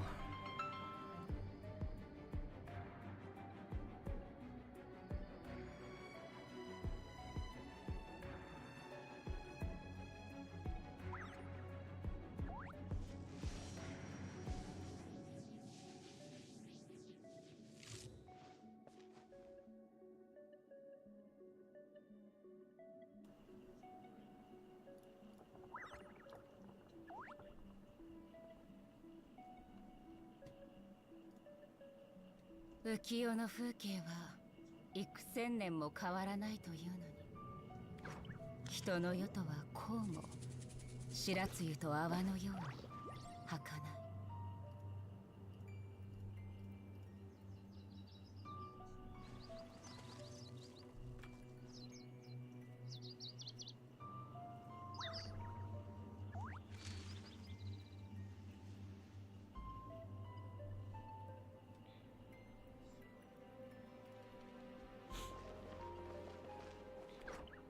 The energy suck. Yeah, that's what a lot of the way-ups do. Yeah, as soon as I saw that way-ups can steal your energy in the overworld, I was like, yeah, these enemies are gonna be a fucking pain in the ass to deal with in Abyss. Cause yeah, I knew they were gonna throw them into Abyss eventually.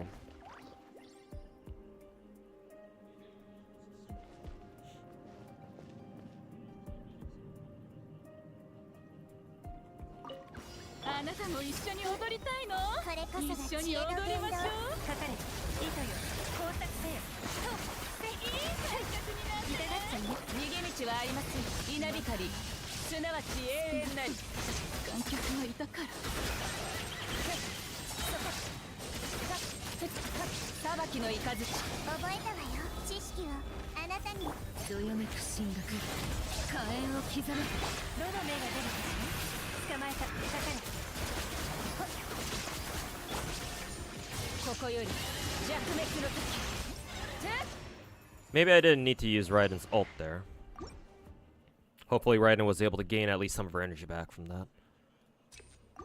Was that 3-star clear? I think it should have been. Yeah. Because 12 on second half shouldn't take that long, because the Terror Shroom, the Dendro chicken is kind of a pushover.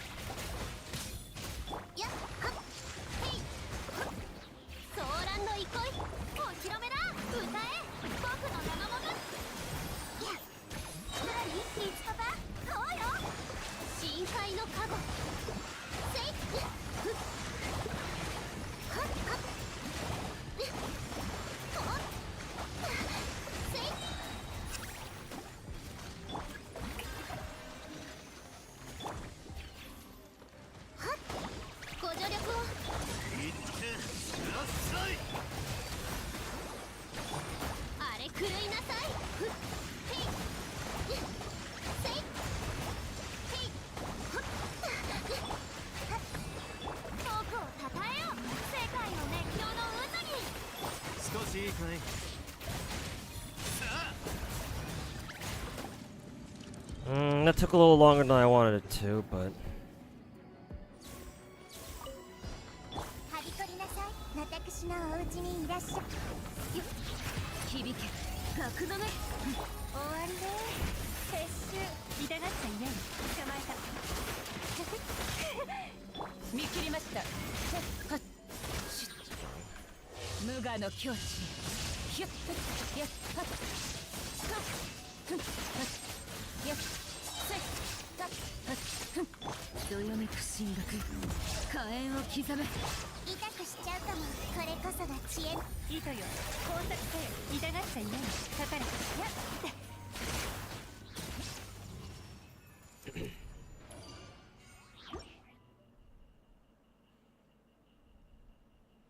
Hey Roxy, how's it going, man? Welcome back.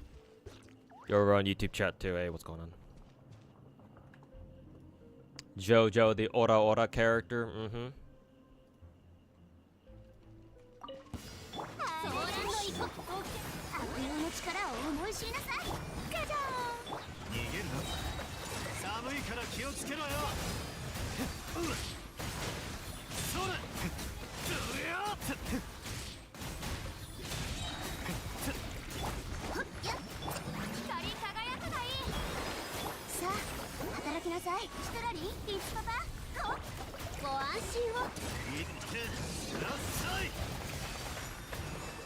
The fuck? Why wasn't my right leg doing anything?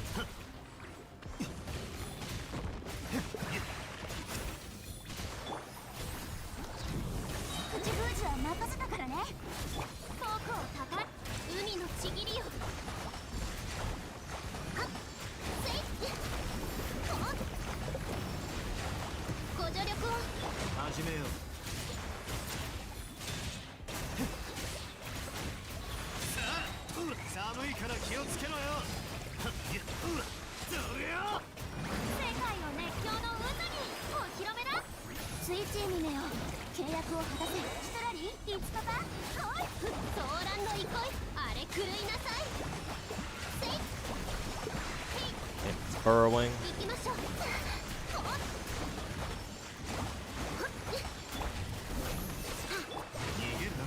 Okay. That felt pretty comfortable, actually. Still took a long time, but...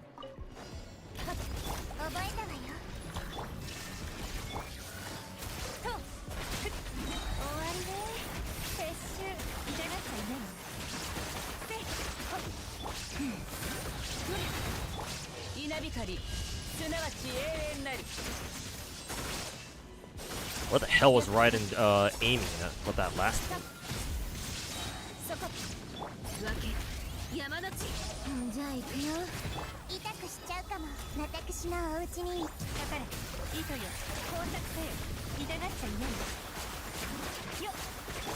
ここより弱滅の時。Raiden totally missed with her fucking ultimate.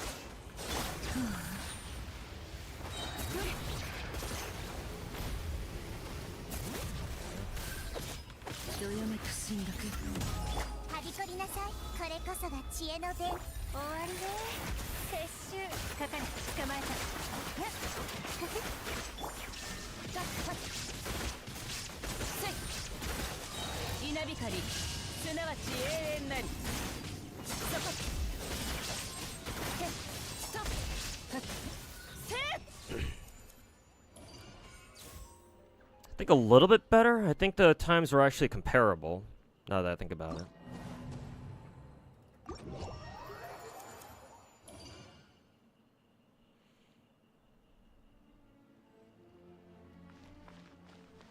But hey, at least I'm glad I had an excuse to use Wrightsley, though. Wrightsley seemed pretty good there. What does Wrightsley scale off with, actually? Is he attack percent or is he HP?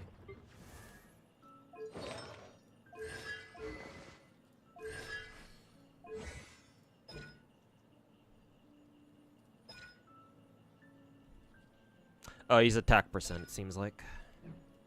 Actually, I could just check his timepiece. Yeah, he's attack percent.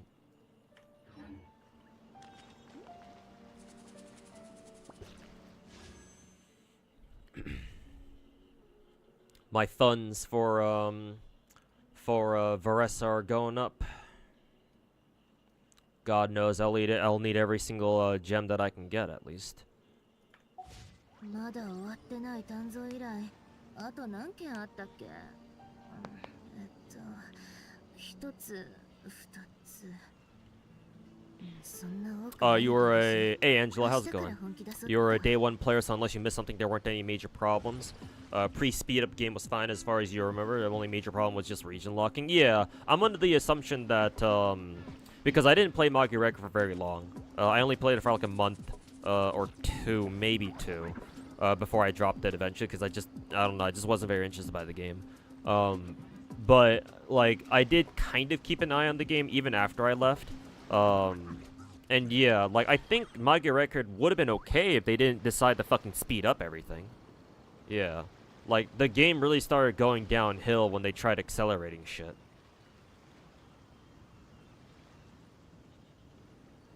So yeah, if they had just you know, resisted the temptation to fucking content accelerate everything like they did, I think yeah, it probably would have been okay. Now, considering even JP Magi record shut down, I still think EN Magi record would have shut down either way. Cause yeah, it's like if if even the JP server got EOS, then yeah, they probably were. Now that I think about it, in hindsight, they probably NA Magi record would have always been shut down anyway, regardless. But yeah, it would at least lasted for a little bit longer.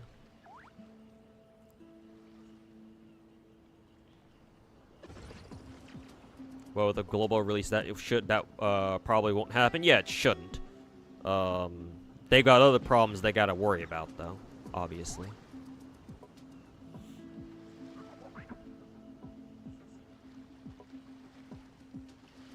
Forgot Magi record had PvP. It had PvP, and this one Exedra does probably does too.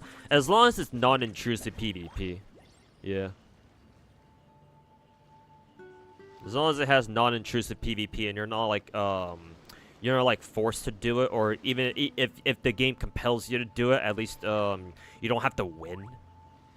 As long as they don't lock rewards behind winning, then you know that's fine. I don't really care about it too much.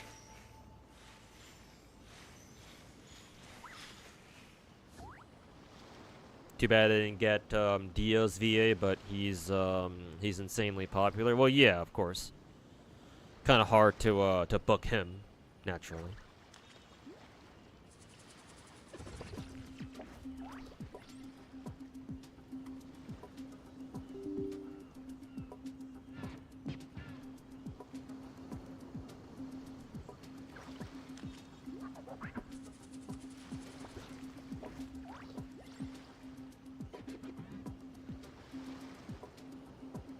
Since Gen shit got Ora, will get Muda? Oh, we'll see. Who knows? Only downside you hear for Wriothesley, he wants C1 to actually feel functional. Nah, that's cap. My Wriothesley, just so you know, my Wriothesley is C0, and he feels fine. Obviously, if he has a C1, then yeah, it's a lot better, because yeah, his C1 should be really good.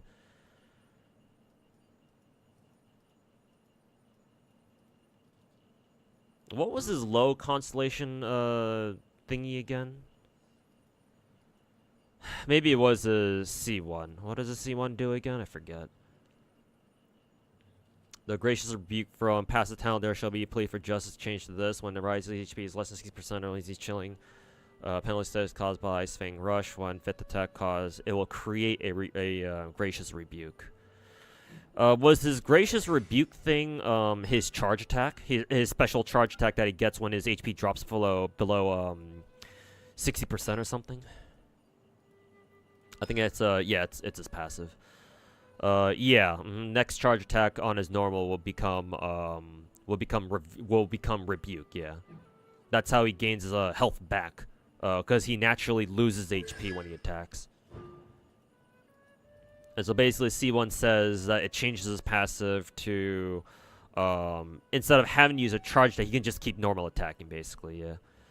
Nah, that's cap. Nah, he doesn't need a C1.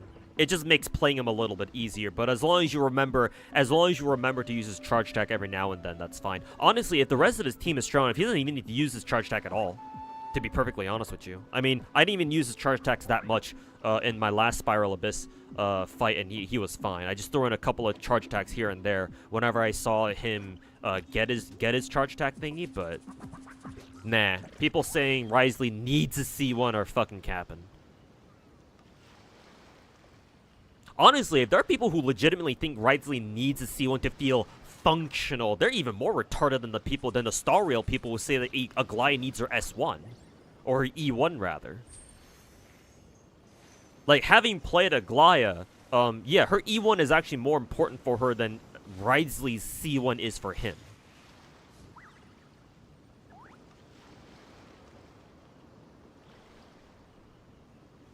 So nah, Bubba, you don't listen to those fucking idiots. Wriothesley is perfectly fine. You don't need a C1. It just makes playing him much easier. But He's still perfectly functional at C0.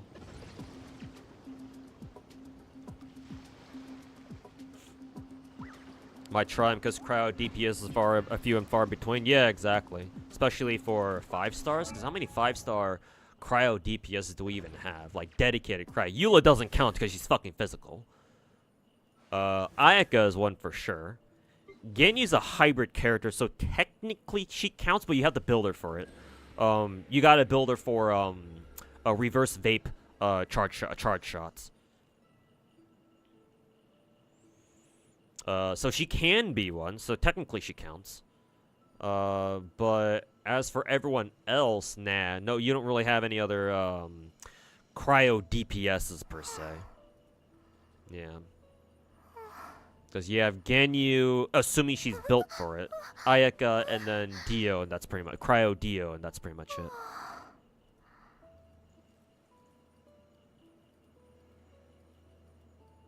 Do we even have any 4-star main cryo DPS? I think legit. I think Chang'e might be the only one.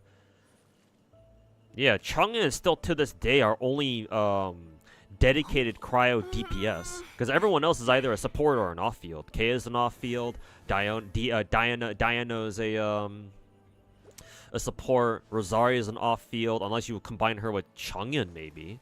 But even then, her normals are kind of slow, so I don't know how much you want to use that. Or I don't know how much you want to use her like that. Oh, Fremine is a DPS, actually. Yeah, Chang'e is Fremine, actually. Forgot about him. He's a 4-star DPS. Charlotte's obviously a support. Mika's a support, and he supports fucking physical damage, so he almost doesn't even count. And Layla's a shield to just like sit lollies, so.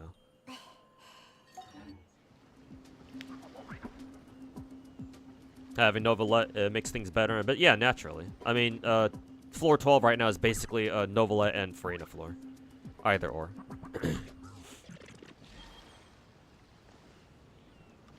Good content with Mr. Psyche. Watched both the uncut and the condensed one, hoping a broader talk was about what makes a good gacha between you two, but it's a great start. Yeah, I'll hit up Mr. Psyche again, see what he feels about doing another like just gacha talk episode.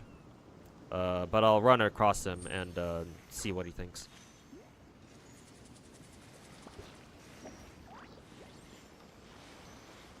Two, as always, making the Doomers look stupid. People should start waking up and realizing that all the fucking Doom posters are fucking retarded for the most part.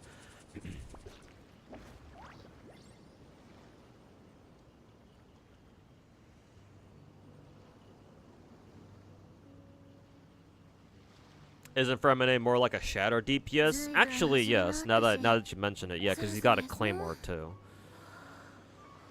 So it probably is a Shatter DPS. I very rarely run Shatter. I don't know when the last time I run Shatter is, to be honest with you. But yeah, Fremine could be a Shatter DPS. If it's something in his kit supports Shatter damage specifically, then yeah.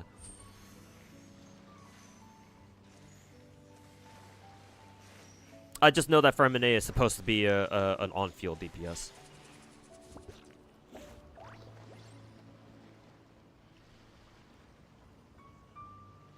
Psyche's community seems to be very dismissive towards my perspective after reading a comment section for that video. Somebody else told me something very similar too. That doesn't surprise me.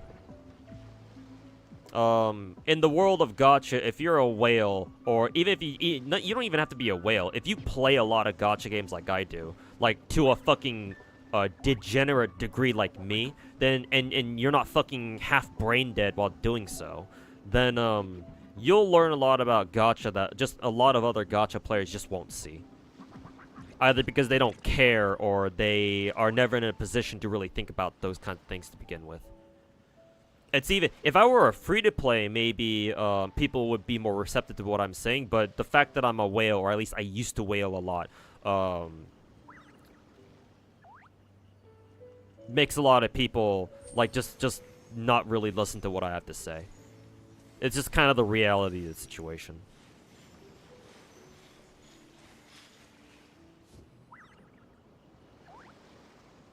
And not to mention, right, you have to also remember that almost nobody degens gacha as much as I do. So, like, there's almost nobody else out there who can truly understand what I'm saying, or like who can really truly respect my what the shit that I have to say about gacha, because they haven't been there. Most gacha players don't play 12 different fucking gacha games, and they're never gonna try. And while I understand why, it's like, you know,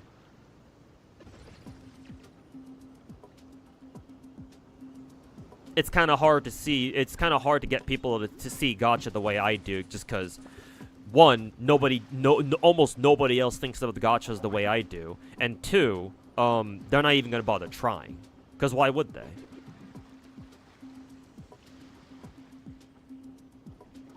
It's unfortunate, but that's just how it is.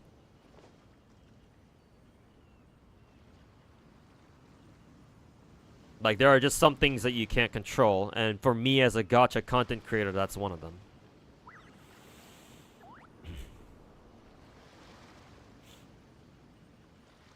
So, I'm just glad that Psyche gave me the opportunity to speak to a larger platform, such as his. I'm glad that, you know, even though technically, according to my definitions, I would have to call Mr. Psyche a hoyotard myself. I'm still glad that he's at least not as retarded as all of his other peers, and you know, he's at least willing to listen to what I have to say about gacha.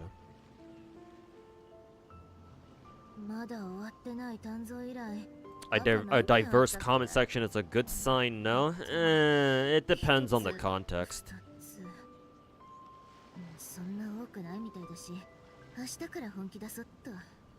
It depends on the context.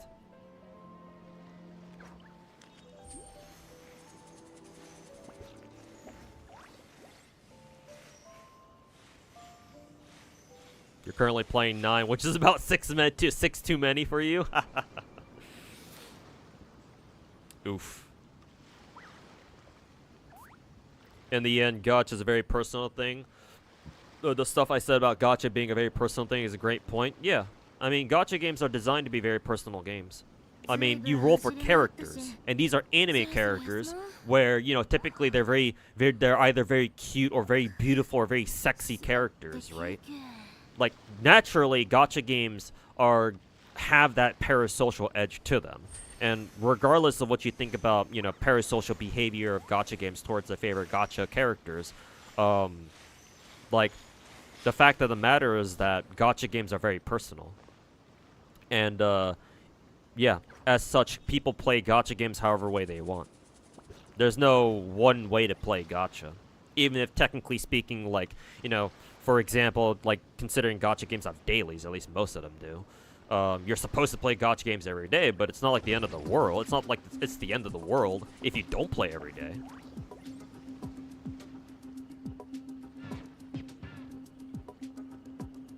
You made that many gachas, well, is a whole nother can of worms. Well, it's just another level. I wish other people would give me the same respect too, but clearly, if Psyche's comment section is anything to go by, clearly that's not the case, unfortunately. Psyche under Baldi? What do you mean, Chaos Lord? I respect Psyche as a gacha content creator way more than Tectone. If that's who you mean by Baldi. I mean, I don't know who else you're talking about. I don't think you're talking about Lakari.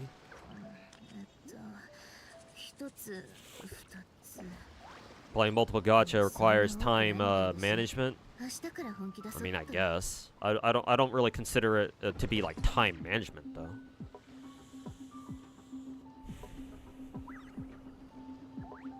But I mean, in case you were talking about Techie, then yeah, duh. I don't really even see Techie as even that much of a gacha content creator anymore. He's more variety now. He just occasionally tiptoes back into gacha. But no, he's more of a variety streamer now. And I mean, hey, if you were to ask him, I think he'd agree too. So that's not even me trying to roast him or anything. That's just how he does his content now.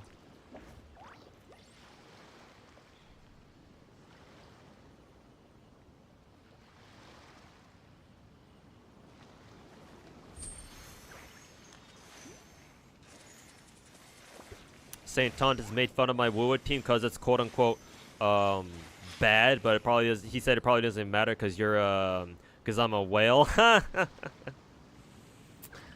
don't know if you'll tell him this or not, but tell him that as a fellow Korean, let him know that I've called him fucking retarded. Dumb fucking bitch. To be fair, I don't really watch his content too, so hey, I'll self-report myself on that one. I can only truly talk shit on other people if I actually know what they're like as content creators. I haven't watched a single Saint Tontus stream. Everything I know about him is just whatever you guys tell me. So while I'm talking shit, it's just half-assed on my part because like I don't really know him as a content creator, and at the moment I don't really have a good reason to fucking go watch his dog shit content to begin with. But hey, if he gives me a reason to, then all right, all bets are off. He farms drama? Yeah, clearly. Bitch doesn't even know what he's talking about when it comes to gacha.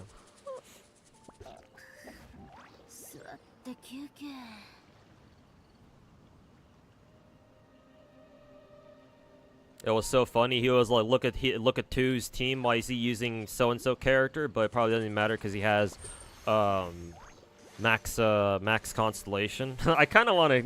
I'm actually kind of curious what he'd say when he finds out that all of my limited 5-star characters in Woowa are only S0. I'm actually kind of curious. I want to know what other excuse he comes up with.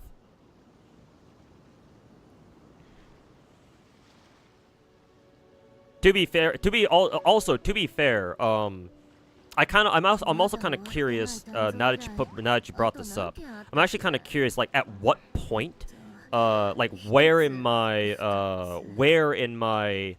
TOA clears that he was watching? I would assume he just watched. I would assume he looked at like my floor 4 clears for all 3 towers, or like at least middle tower.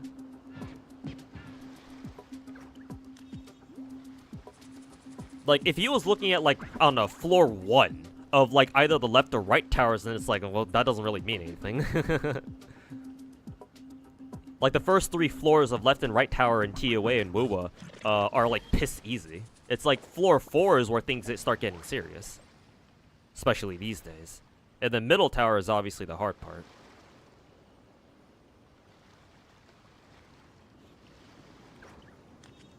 What do I think of Ryuku Sensei as a gacha creator? I've heard of him a couple of times. I did watch I think actually Naruto was the one who introduced me to Ryuku Sensei, I believe. Because he mentioned him. He asked me, "Hey, did you watch this one video from Ryuku Sensei?" I'm pretty sure it was Naruto who brought it up. And so I watched his well, I don't know if I watched it in its entirety. I think I'd have to go back to watch that video in particular, but the video that I kind of skimmed through from Ryuku Sensei was a video from like a couple months ago where he was talking about how trash Star Rail's story was, except he used a clickbait title, so you know. There's that. Actually, for the most part, I actually thought that was a good video. It was like a 16-17 minute video. The only part I didn't like about it was that at the very end, he put in a segment where he was like, where he backpedaled a lot of his comments that he made throughout the rest of the video. Where he's like, "Oh no, I don't mean to offend anybody who actually likes Star." Is like, I don't know, man. That just came off as like super backpedaling. I don't think personally, I wouldn't have, if I were making that video, I wouldn't have put in that last part. Instead, I would have either said, like, made it very clear either in the beginning or the end, where it's like, hey, if you enjoy Star Rail's story, that's cool. Like, nothing against you personally or anything. If you enjoy Star Rail's story, it's just that I don't, and I gave my reasons why I think Star Rail's story is trash. But Ryuku Sensei didn't do that. He just kind of backpedaled that shit. That's the only thing I didn't like about that video. Other than that, I don't know. He seems okay. I haven't really heard of him drama farming as much as, say, like Gacha Smack or Saint Tontus. Some of his tweets also pop on my timeline too. Though I think he's starting to get into the more drama farmy stuff of Gacha too. mean, you stick around the gacha content creation scene long enough and you'll start drama farming either way.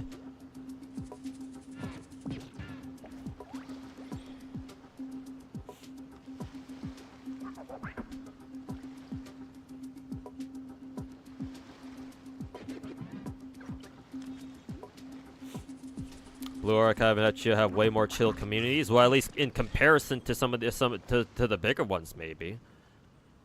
I don't know if I would say FGO has a chill community, but I mean, certainly ever since Genshin popped off, you know, it's like whatever the fuck the FGO community can do, like it's nothing compared to whatever the fuck happens over in Hoyo land. Even when people do have valid criticism, it's they have to put clickbait titles to actually reach the audience that they want. Yeah, because everyone else is doing it. Yeah, so they might as well do it too.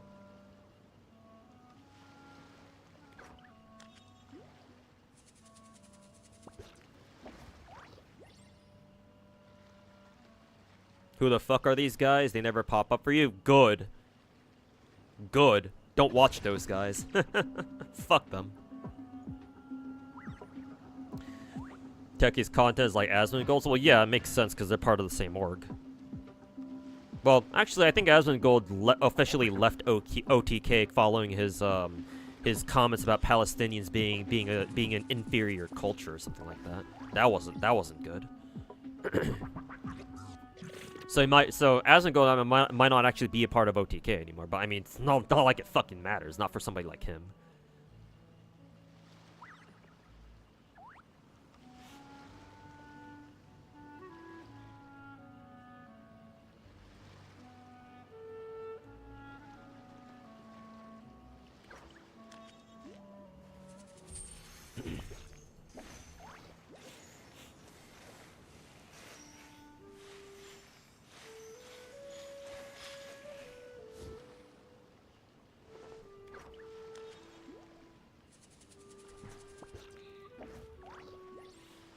Imagine if drama farmers played Blue Archive? Yeah.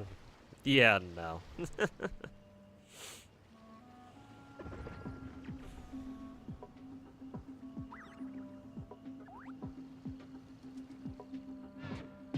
I don't even want to think about that.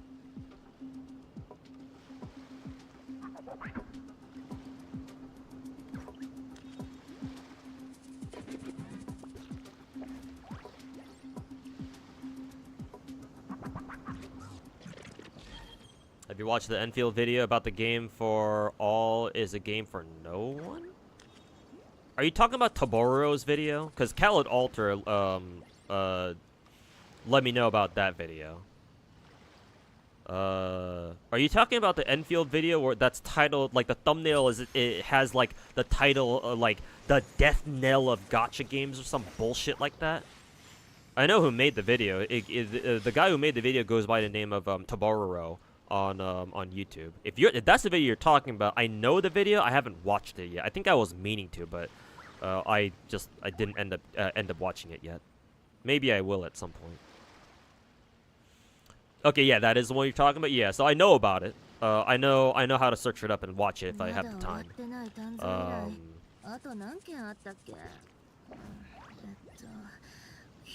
But yeah, all I can say right now is that I don't know who Taboro is. I think I briefly looked through his content. He seems to be mainly an Arknights CC, but he hasn't made that many videos and he hasn't really streamed that much. At least I can't see how much he streamed just because his Twitch VODs, he only has like one Twitch VOD or something. It's either that or he intentionally deletes all of his VODs or some shit. I don't know which. But what I can tell you is that naming his video something like the death knell of gacha games is crazy fucking work, man. Like, who the fuck is he, bro?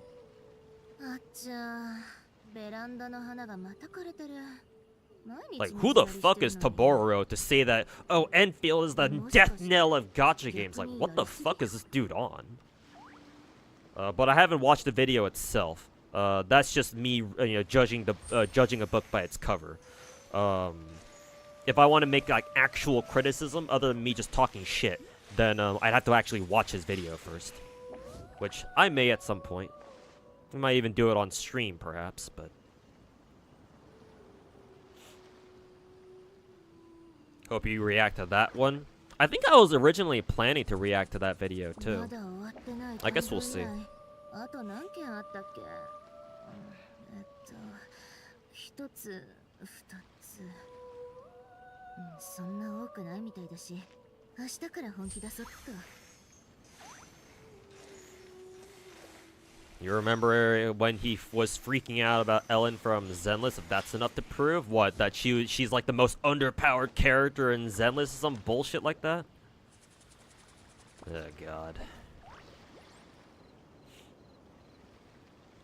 I think the main point is pretty valid. I don't know. The guy who Khaled Alter over on YouTube chat, when he brought my attention to the video, he was like, he thinks that Tabaro didn't really focus, like the points that he made in his video weren't like that important. But I don't know, maybe? Then again, also I do have to make it clear that I have never played any Enfield beta, so I have no idea how the game actually plays. So it could very well be that Tabaro actually has some good points. It's just that I look at his thumbnail like, bro, I don't even want to fucking watch this. The death knell of gacha games. Holy fuck, man. Curb your fucking doom posting, dude. Back to Corpa. Have fun chatting, everybody. All right, Kessler. Thanks for hanging out, man. Catch you next time. The death knell of gacha games. Holy fuck, that's a good one, bro. Yeah. He's on the right track to he's on the right track to becoming the next fucking Saint Tontas. That's for fucking sure. Fucking bitch.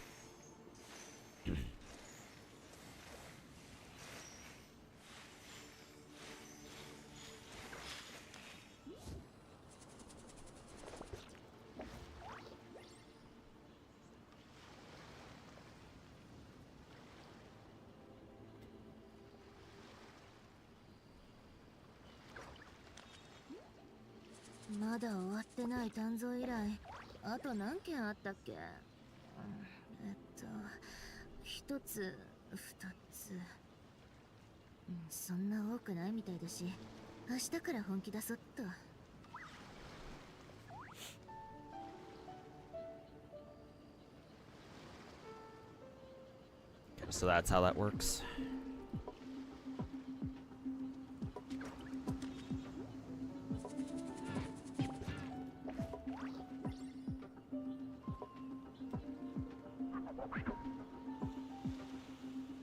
Hoyoverse ruined gacha. It's like, bro, did you even play any gacha before Genshin? Stupid fucking little dumbass. And if so, for how long? Or did you quit all your old gacha games like Mtashed? Fucking dumb fucks. You didn't apply for Enfield bid? I thought you were gonna get your finger wet in that pool. Kind of a strange way to put it, but no, I did apply, but I didn't apply as a content creator. I just applied normally.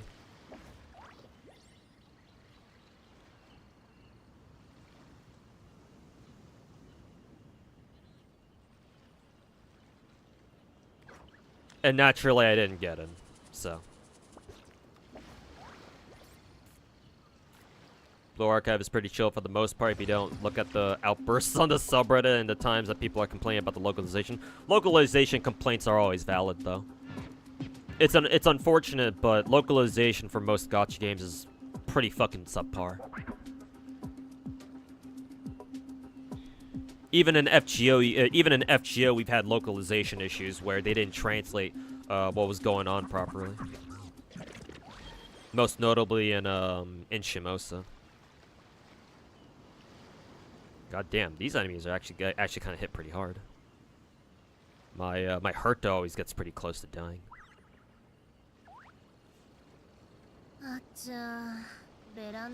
He at least makes way better points than Saint. Yeah, I guess I can give him that.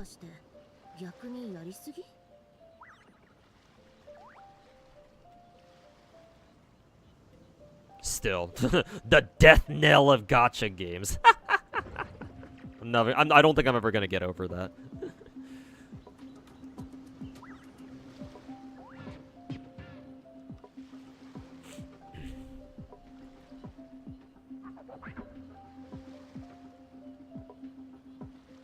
Translation, interpretation, localization is such a complex subject. It is. That's why you have to pay your fucking localizers as well, so they do an actual good fucking job.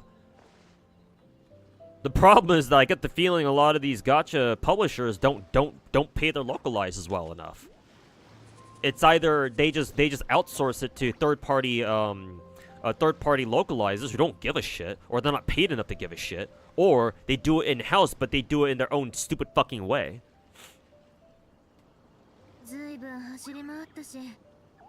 Yeah, you'd think localization is kind of a high priority, but nah. Actually, given what companies like Crunchyroll and shit like that, I guess it's not that big of a surprise.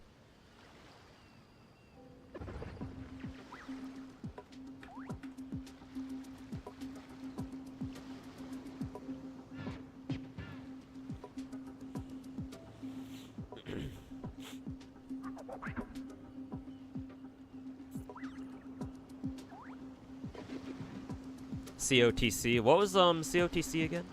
It's worse because when you got acquired by NetEase, they were using fucking AI and translators who probably didn't even understand English. Oh god. That doesn't sound too good.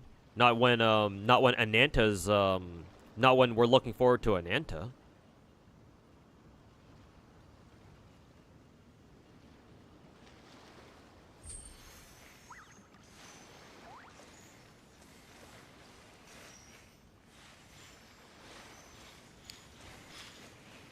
What do you say on the take that WUWA 2.0 is the best patch in gacha history? I say that the WUWA glazers are glazing overtime.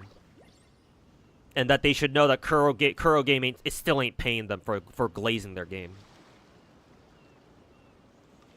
I've seen some of those tweets myself that popped up on my timeline too, Crackcaster. Nah. Far from it. Even if they were technically correct, that WUWA's 2.0 patch was in fact like the best overhaul patch in gacha history, here's the thing, it shouldn't have even been that way in the first place. WUWA should have released in a much better state than what it did back in 1.0. Like, I understand that WUWA or Kuro Game was like running out of money or something, so I hear, which would make sense. They probably took out a fuck ton of loans to develop WUWA in the first place. And that like they were either running out of money or they needed to start paying back their loans like ASAP, and so that's why they released WUWA in its unfinished and in its maybe not unfinished state, but definitely unpolished state. Back last May or whenever it came out. It should have stayed in the oven for another 6 months. That much is for certain. At least another 6 months, possibly even a year.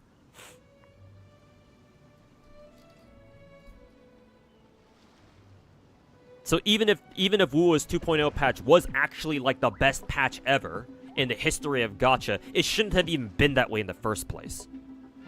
It should have been like that from the very start. So any Kuro bot or any WUWA glazer fucking glazing the shit out of Rinasita, it's a great patch, don't get me wrong. Rinasita's great, obviously. It's a significant improvement over at least Huanglong. That and Black Shores, obviously.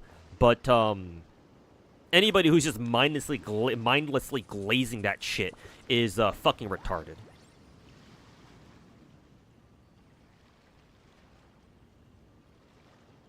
Just looking for like a best gacha patch is kind of wasted time. Yeah, it's absurd that they're trying to make it seem so grand in the first place. The best gacha patch ever. Bro, do you play a dozen different gacha games to know that? Fuck no. Go fuck yourself. Shut the fuck up. Christ, man. Like, I'm probably the closest person who can say something like that. Like, oh, this is the best gacha patch ever, and here's why. But I don't feel the need to do that because all gacha games out there are at least a little bit different from each other. Like, in order to know how good a gacha patch is, like, unfortunately, you kind of have to play that fucking game and, like, understand what's kind of going on behind the scenes. Like, you have to have a lot more context to understand how good a gacha patch really is.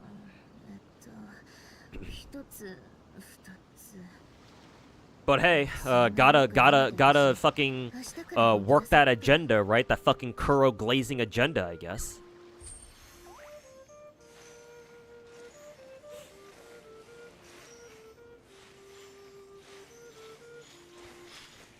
Hoya put like 2 years in the oven? Well, yeah, clearly. Genshin came out very polished. I mean, Genshin still had its issues even during its launch too. Don't get me wrong, it wasn't perfect per se. But Genshin's launch was 1,000 times better than WoW's launch. Maybe I admit I'm exaggerating there. It wasn't 1,000 times better, but it was certainly much better than WoW's launch at least. Maybe let's say like 10 times better.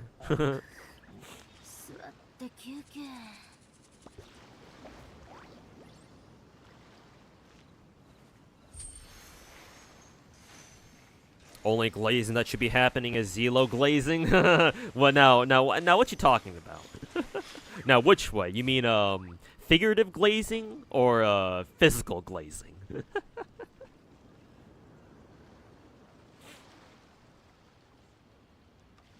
Saint Tontas is such a garbage CC. Remember, he trashed Genshin Spiral Abyss, comparing it to TOA, because TOA doesn't have elemental buffs or nerfs in the middle tower. You only need one set of... TOA didn't have elemental buffs and nerfs in the... Wait, are you saying that right? Are you saying that right, foolish monkey? Or are you just quoting Saint Tontas? Because in WoA, Middle Tower TOA absolutely has elemental buffs and nerfs. Middle Tower has like 2 elements that it buffs by 10%, and then 2 elements that it nerfs by 10%. So are you misspeaking that, or are you typing that, or did Saint Tontas literally say that?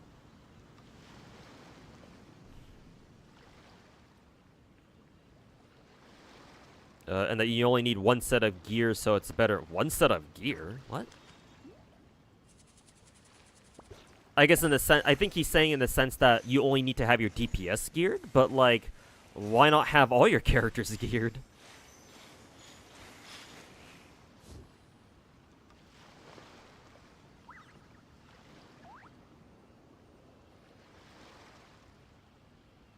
Oh no, I might not be understanding what you mean by that. You think it was a great patch, but saying that is overhyping it. People only people saying it played Hoya games or like the big gacha games. Yeah, shit like that. Yeah, I also think 2.0 WoW was great. Like considering that how it launched. Yeah, compared to that shit. Yeah, of course. Renacita is the best region we've gotten by far, and I hope that they keep it up. But yeah, to say that it's the best gacha patch ever, like, holy fuck, man. Fucking curb your fucking enthusiasm, bruh. Curb your fucking glazing. Like, your name ain't Rexlent. You're not friends with the devs, bruh. You aren't gonna get flown out the fucking, where's the Kuro game headquartered again? Guangzhou? Maybe Guangzhou. They ain't gonna fucking fly you out to Guangzhou and have you on for their interviews or for their programs like they do for Rexlent, bro. Like fuck, man. I don't even think Rexlent glazes WoA as much as some of these fucking Twitter tards do. Like holy fuck, man.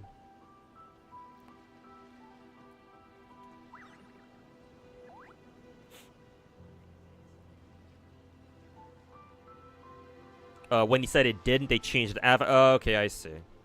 So, okay. I guess back when Saint Tonta was talking about that, Middle Tower didn't have any, like, elemental buffs or debuffs. Okay. Well, in that case, then I can't roast him for that. Because obviously, it's not like he knew. Should you stack Pity on Varesa or Shenyun if you only want, Eon-san? Well, you shouldn't stack... Well, actually, no. You want Eon-san. I believe Eon-san shows up on Varessa's and Shenyun's banners because she's a 4-star, right?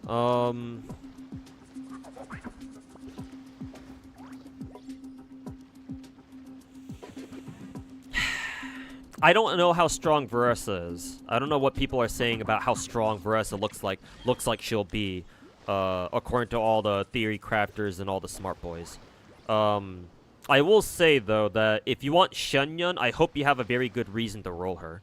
Like for example, if you're like a Zhao main or something. If you're like a Zhao main, or if you like running Diluc Dragon Strike, but those are very niche playstyles though. Like you have to be a certain type of player to really enjoy maining Zhao or like Dragon Strike Diluc. Or hell, even like, is Gaming considered a plunge attack character? I hope he is. I'm pretty sure he is. Pretty sure anyway. So if you like plunge attack playstyles, if you main a character who plunge attacks most of the time, then sure, pity stack on Shenyun. But if you don't, then just pity stack on Varessa, because actually Varessa's technically a plunge character too. Fuck, well, whatever. I don't know. I'm just gonna tell you Varessa because I'm biased towards big fat titty pink-haired anime girls. I'm gonna be straight up with you. Go for Varessa, I guess. But, yeah, if you don't care about plunge attack playstyles, then, just whoever you prefer as a character. Not in terms of gameplay, just whoever you like better as a character. Gaming's a plunge type character? Okay, good. I'm not spreading fake news like Saint Tontus is. You got Shenyun C1, but no, it's C6 Gaming. I mean, that's fine. Getting C6 4-star characters is kind of a challenge if you don't wail or anything.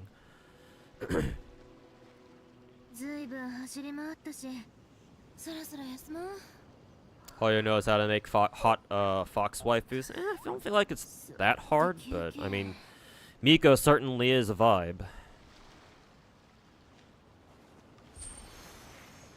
The smart boys or the smart boys, the actual theory crafters. So people like who is it? Zajev. Because like Zajev does his math on stream. So like you can follow along with like how he breaks down Genshin numbers and shit like that. Or anyone else who's like part of the like the spreadsheet Genshin community, because usually if you're the type of person that makes spreadsheets, usually you know what you're talking about. Not all the time. You do have to be on the lookout for like posers and shit, especially people who just steal shit from other spreadsheets. Because we had that happen back in FGO a couple times, or at least so I hear. But yeah, like the actual smart boys, the actual theory crafters. Who the hell is Saint Tontus? Don't worry about it. Nobody important, that's for sure.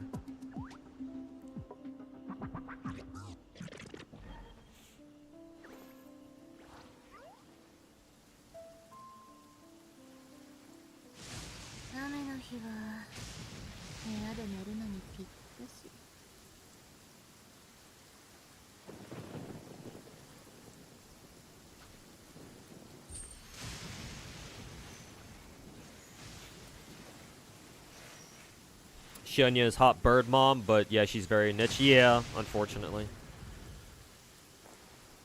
Like if you want to use her like seriously, then you know I hope you've got a good plunge attacker, or I hope like you know you main a plunge attacker.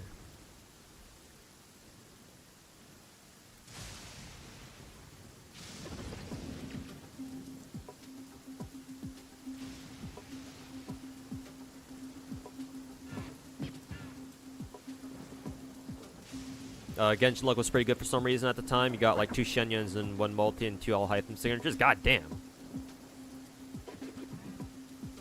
To be fair though, you had it coming since you lost like Zhongli coin flips on 3 separate reruns. Ugh. Then yeah, you were certainly due for some luck there for sure. You're gonna check on that guy because you got all the info you need. Yeah, I mean, I'll say this, AK. I don't know Saint Tontas personally. Well, yeah, obviously not. And I haven't really watched a lot of his content. Everything I know about Saint Tontas is just shit that my chat has told me. So for right now, all I'm doing is talking shit. It's not like actual like criticism of him or anything like that. It's just me talking shit for the most part. However, like everything seems to corroborate, and that he's just another fucking Kuro shill, a fucking Kuro bot, fucking Wua glazing, drama farming, clickbaiting motherfucker. So yeah, I don't really see a reason to give him any sort of respect as a gacha content creator.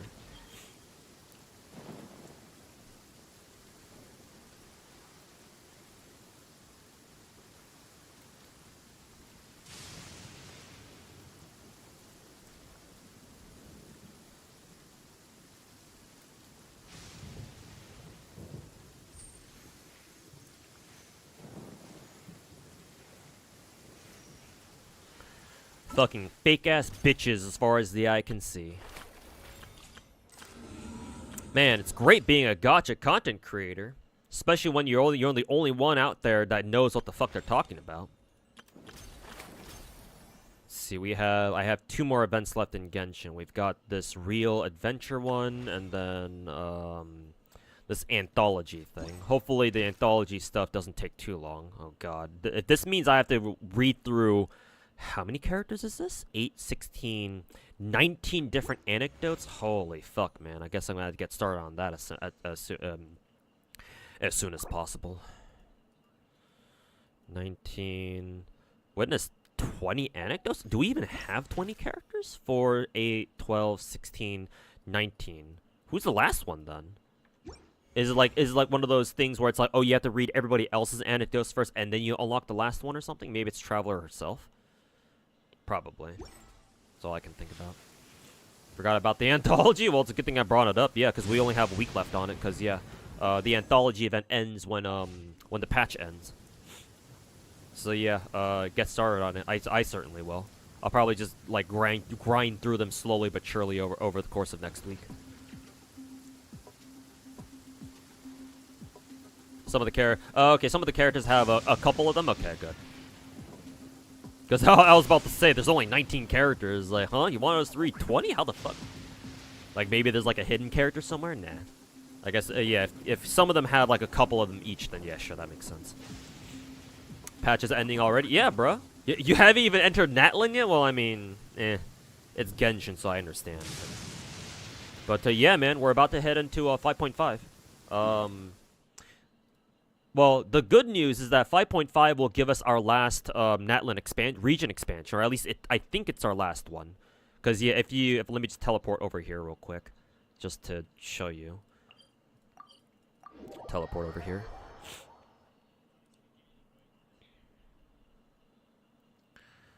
But yeah, our last region is gonna be the volcano region, over down to the south.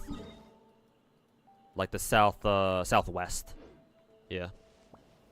So the volcano region is our next and last Natlin region expansion. At least I think so. Unless they give us like a small minor region expansion for like 5.6 or 5.7, but yeah, man.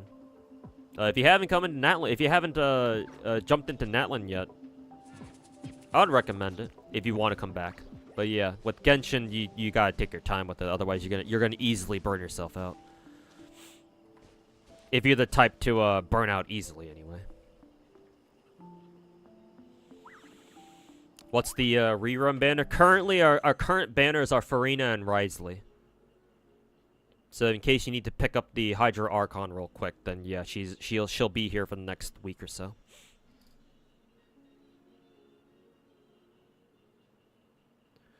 Feel bad for dropping Genshin. You took your time with Summit and you had to play 2 weeks of Natlin. Oh god. But yeah, man. I mean, I understand. Genshin's can feel very grindy sometimes, especially if you're trying to like 100% all the regions and shit. But yeah, definitely Genshin you gotta take your time with, especially these days.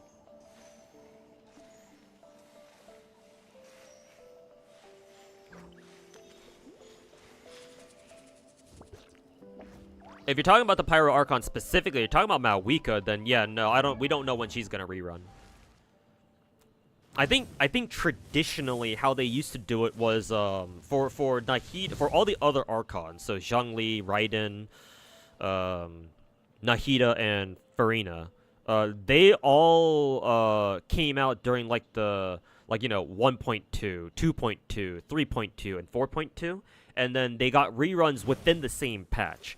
But Malwika, they treated Malwika a little bit differently because she came out during 5.3, not 5.2, and so not really sure when she's gonna get her rerun. So it's kind of a question mark for her at the moment. God, Zelo's tall. She has the adult female body model in Genshin, so yeah, she's kind of tall. Malwika will definitely rerun. I hope so, yeah. Yeah, all Archons get a rerun. Yeah, traditionally, historically speaking, yeah. So I hope she gets another rerun before 5.x, the 5.x client version is out. Before we go into a 6.0. But yeah, we'll see what they do. Farina's too busted.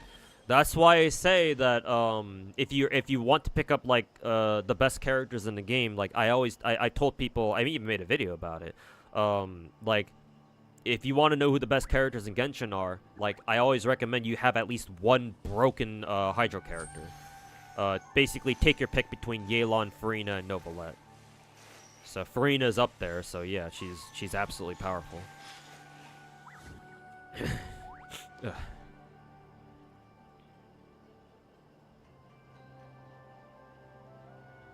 Save a lot of exploration when you just want to kick back, you just want to chill and play. Yeah, that's a good idea. Yeah, however you want to play Genshin.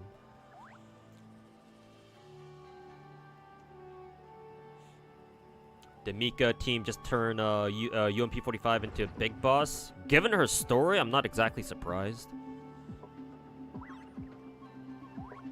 But yeah, I hear I think I saw Rexlent restreaming the CN GFL2 stream or something. I don't know if it was, I think it was part of their 2.5 anniversary or some shit. Something like that, but yeah. Nice to see 45 confirmed to come back. So we'll wait for her in Global, I suppose. Gyaru too, yeah. And she's like, Zelo is like the perfect Gyaru archetype for me anyway. Or like she's the soft-spoken, chill, laid-back Gyaru, where she's like, you know, she's kind of like chill with anything.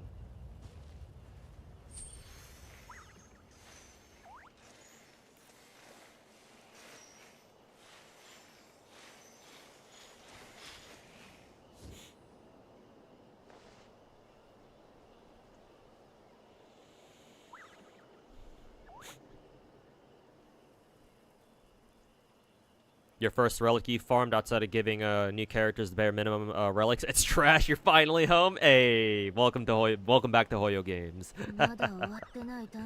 Welcome back home. Nothing's changed. It's like, yay.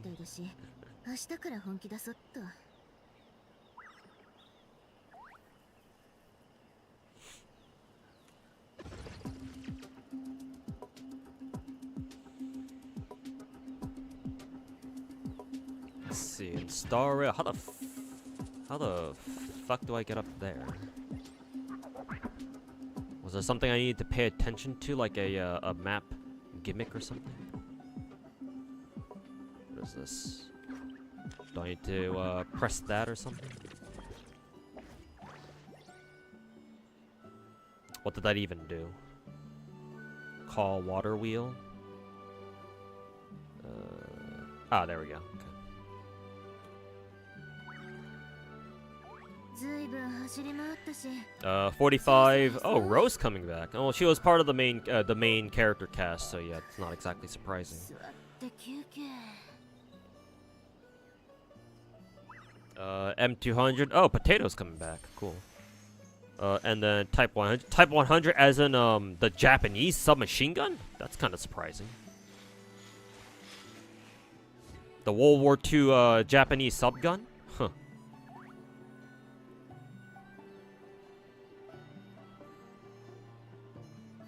Didn't really expect that one.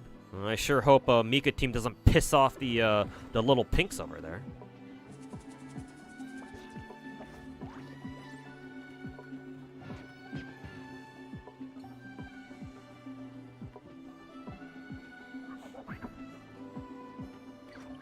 Activate fragments of recollection. What was this again? Oh right, it just turns the world into like some fucking weird shit.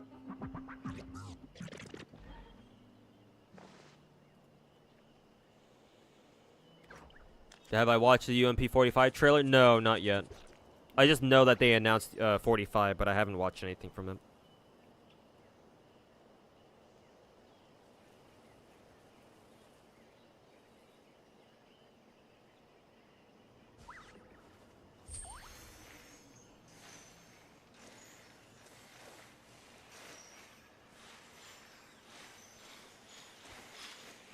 You gonna jump to Genshin then today? Got the day off. Hope your wife can take care of your son for a bit.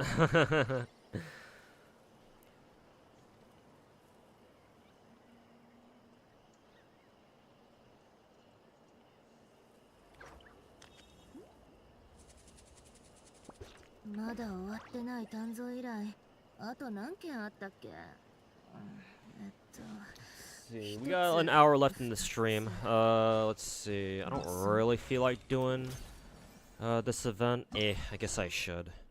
I was thinking about maybe I was thinking about going into WUA, but I already played WUA a lot yesterday. That and I already rolled Brant, so I don't really feel that inclined to hop over to WUA. So, I guess we'll, for the rest of the stream, for like the next hour until I end stream, I guess I'll just, do this little, movie event thing, whatever this is. Let's see. Oh, it's Xavier. I remember this NPC. I believe we first saw him in, Inazuma, and we've kind of, like, met up every now and then. I want to say we had an event with Xavier, down in Sumida too, right? And obviously, Fontaine's where he's from, so.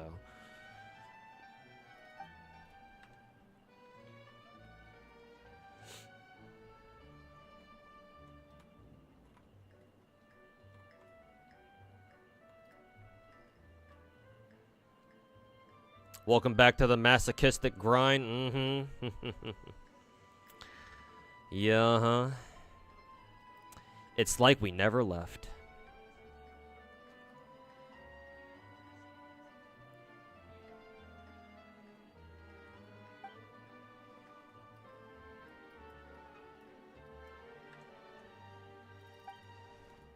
Double HP body with double crit on the right set, but there's a speed line. Also, if you're talking about if you're trying to build Tribi size, you should be giving her a crit damage body. If you're running her with the new set, whatever the new set is.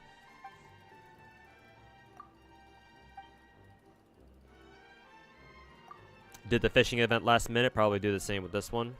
Yep, as long as you're giving yourself enough time. Yeah. At least the fishing event, it goes by pretty quickly. Yeah, at most it shouldn't take you more than like what, half an hour, or maybe like 45 minutes. So yeah, it's not too bad.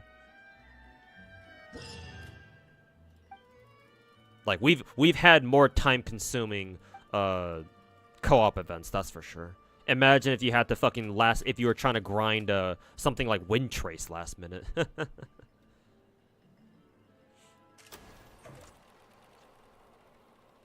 Latest event is pretty chill. Okay, cool.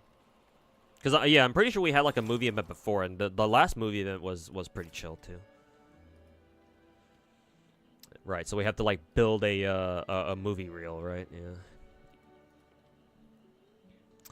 Synopsis: Shots 1 through 4 showcase Suko's concerns about effectiveness of ordinary potions. At Noah's insistence, she just chooses all of them at the same time. However, when faced with hilly chills, potions prove unsatisfactory, failing to improve Noelle's terrible state and causing her to perform poorly. Okay. Let's see. Shots 1 through 4. Okay. in that case, all the ones that have, what was this dude's name again? He's the guy. He's the assistant, right? Who hangs out near the crafting table in Mondstadt. I forget what his name was. I think it starts with a T, not Timmy, obviously.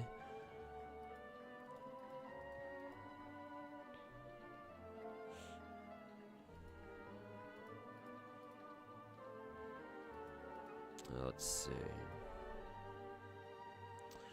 Maybe we do. If we have to start off with Sucrose's concerns, it's either this one. It's either this one or this one.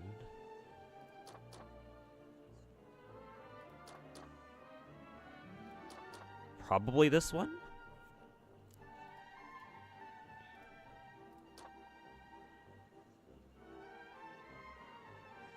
So maybe, and then this, actually no. I got to like, okay, I have to click on the next one. So this one, and the number 3 is when faced with hilly trails, potions prove unsatisfactory. So this one? It's either this one or this one. This one, well, actually no, let's check this one. It's just the hilly trail talking. This one maybe? And then the 4th one, this is, the caption here,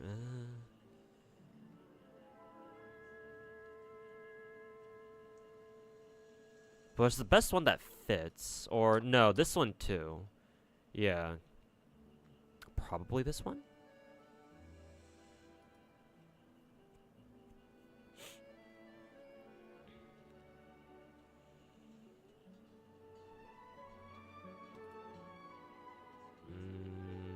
This feels like this is going to frame 2. So let's back this out and replace it with this one.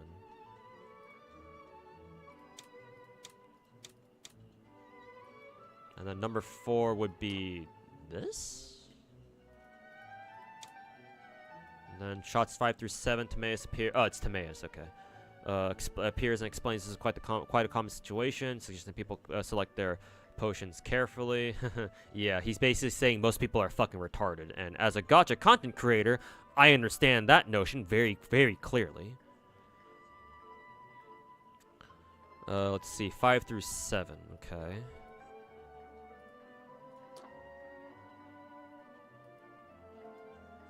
This is happening all over Mondstadt right this second, and next time it could be you. It's like that. It's like those fucking ads or like those public service announcements.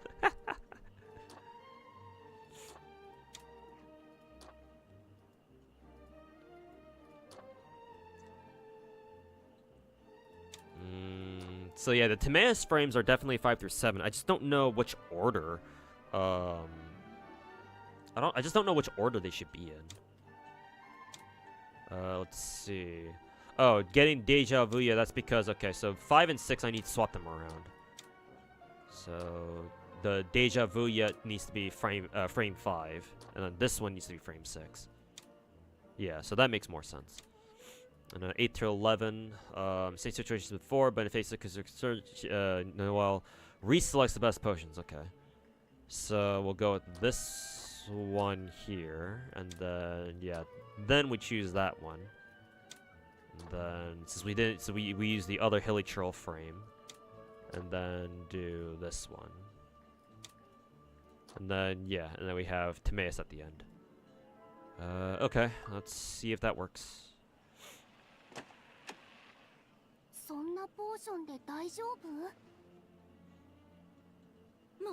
long as you get those sweet primos, you're all for it. Yeah, exactly.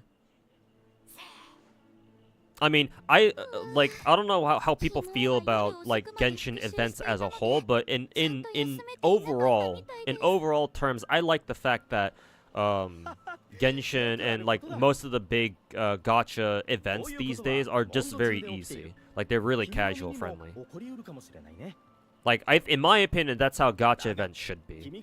Just like very casual, fun events that you can just you can take at your own pace. If you want to do them right away, cool. If you just want to procrastinate until the last minute, just get it all done at the last minute, sure, that's cool too. Just don't wait too long. And if you want to just take it, day by day or whatever, then that's cool too. Like, just having the freedom to just take gacha content at your own pace is, like, very important in my opinion. And that's also why I fucking hate time-gated events. Time-gated events can go fuck themselves. Holy fuck, man.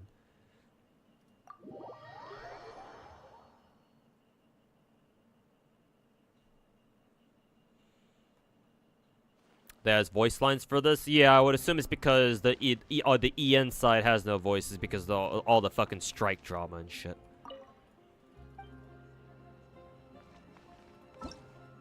But yeah, like, the other languages don't have to deal with that, so... Yeah, we get voices.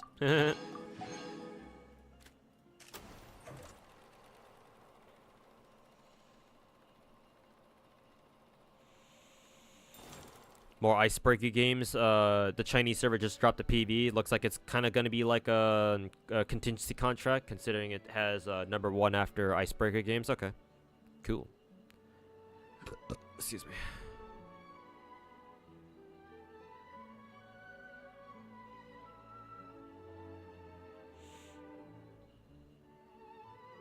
You keep hearing people talk about the whole strike thing. Apparently, it's like what I make of the whole strike the voice actress strike situation is that it initially started with good intentions, but now the strikes devolved into like the VAs trying to like, or whatever agency or like organizations that have partnered with them trying to like wrestle control the situation.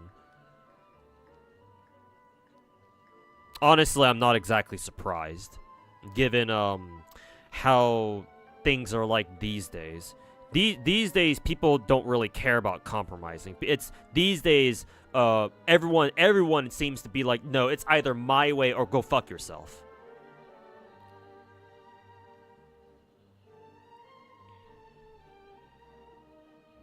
So a bombastic thumb war? I mean, I guess, if you want to put it that way. Perhaps so, man. But then again, I don't know exactly what's going on either, so I can't pass like valid judgment on exactly what's going on.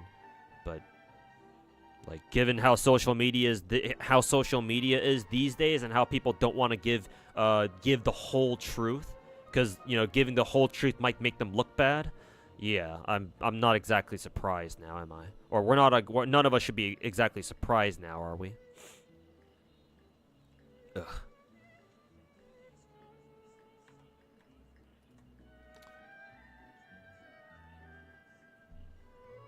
I wonder if they know appealing to overseas corpos is akin to like a brick wall.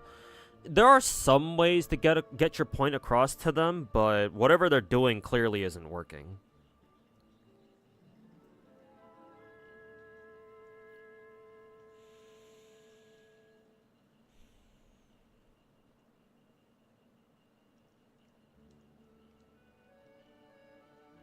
Still salty that we don't have access to past events in Genshin yet, even though we're able to access past events in Star Rail. Yeah, I mean, obviously Genshin has a ton of things that they need to include, or they could work on improving. So yeah, past events being one of them. And like, hey, guess what, guys? How many of you guys in chat have R5 Festering Desire? Gee, I wonder how many people in chat have Farina's best in slot free-to-play weapon. I wonder about that. Playing gacha games already cuts your IQ in half? Yeah, I mean, hey. I'm no exception either.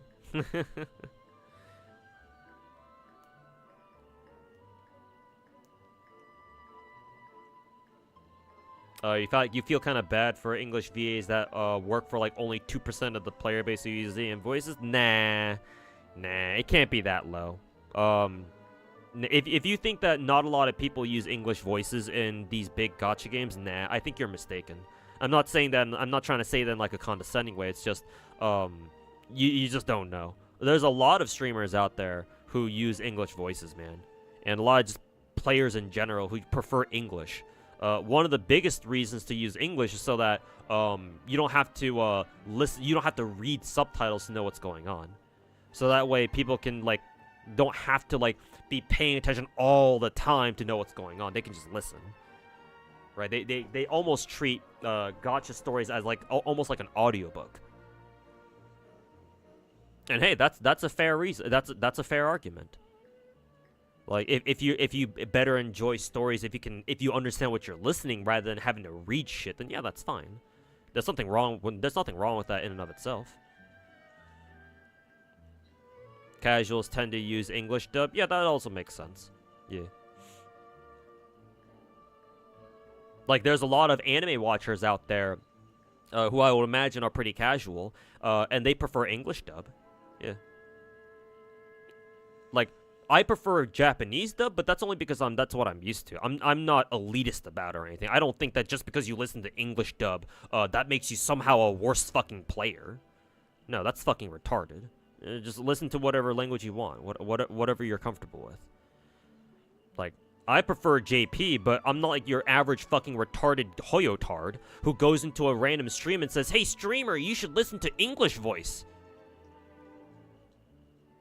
God knows how many comments like that I've seen watching other VTubers like do like sponsored like gacha streams or some shit.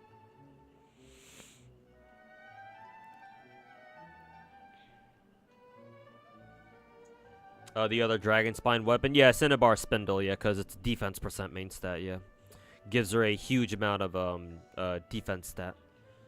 Yeah, Cinnabar Spindle, Fester and Desire, yeah. We've got a handful of like really good free-to-play weapons that like players these days just can't get because they just didn't play back then. It's like I understand like gacha games like what is it, FOMOing some of their content for like a year or two, but like bruh, it's been literally 3 or 4 years since we first got Fester and Desire and we still don't have it back. It's like holy fuck, man. What the fuck is going on over there? Over in the Genshin dev team, man. I swear to God, if Genshin's main director is the same dude who used to work on Honkai Impact 3rd, then Mihoyo needs to fucking fire his ass. Probably not gonna happen though, because apparently he's a fucking shareholder. So that guy, whoever it is, can go fuck themselves.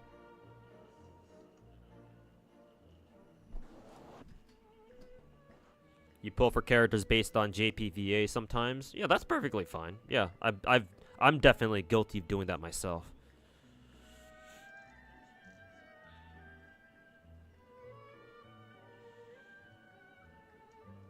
You asked me about this for Zenless. How do I see Genshin's future? Well, Genshin will keep chugging along. Genshin is kind of like the World of Warcraft of gacha games. People have trying to be like, oh, this new gacha game is gonna be the Genshin killer or some shit like that.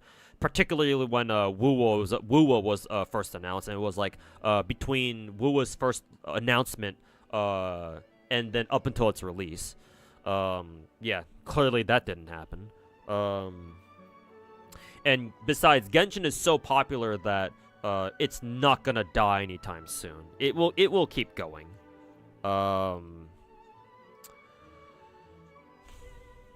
So regardless how I feel about Genshin, it'll be fine. It's still gonna keep going. I just wish that, you know, Genshin had more of a reason to improve, because at the moment they still don't really have that good of a reason to do anything different. Like they've been trying, well, not trying. They're not even trying. Like they've been doing some things, like they've been throwing us like little bones and scraps a little bit at a time, but like that's like such a classic top gacha privilege move, because like FGO did the exact same thing back when Genshin didn't exist and FGO was still one of the biggest gacha games in the world. Like FGO did the exact same thing where like they didn't really put out a lot of quality of life stuff, right? And when like actual quality of life stuff, I'm not even talking about like animation updates or like character buffs. Just like actual quality of life stuff where it's like, oh, we're trying to make the gacha experience better or some shit like that. Oh, we're adding a pity. Yeah, good one. Like FGO handled like improvements more or less the same way. Like incremental, like very small little bones that they would throw the player base, and we're like, oh my god, FGO is the best thing ever. Right? So I'm not exactly surprised, just disappointed. They also can't fight. Yeah, not shareholder. He was like one of the co-founders. Yeah, so yeah, he's never gonna go anywhere, which is unfortunate.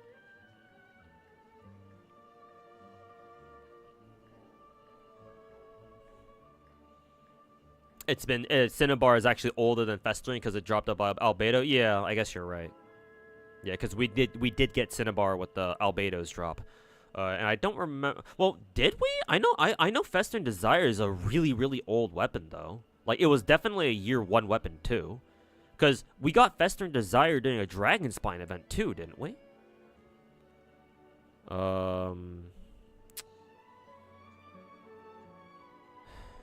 I guess they're both 1.0 weapons, or year 1 weapons. I just forget exactly the order in which we got them.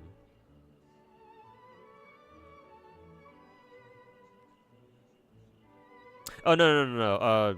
Festering, what is older? Yeah, that's what I thought. Yeah, because I remember Cinnabar being older or being newer than Festering, yeah. Festering was 1. God damn, it was 1.1? Holy fuck. It's been that long? Jesus fucking Christ, man.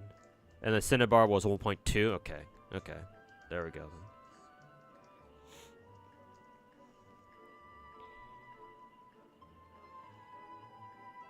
There's just no way devs are that oblivious. Yeah, no. The devs probably know. They most likely know. If they don't, then holy fuck, they're incompetent.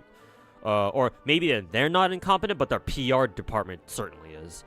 But yeah, I have to assume that it's like, I assume that anything that happens in gacha games is mainly directional.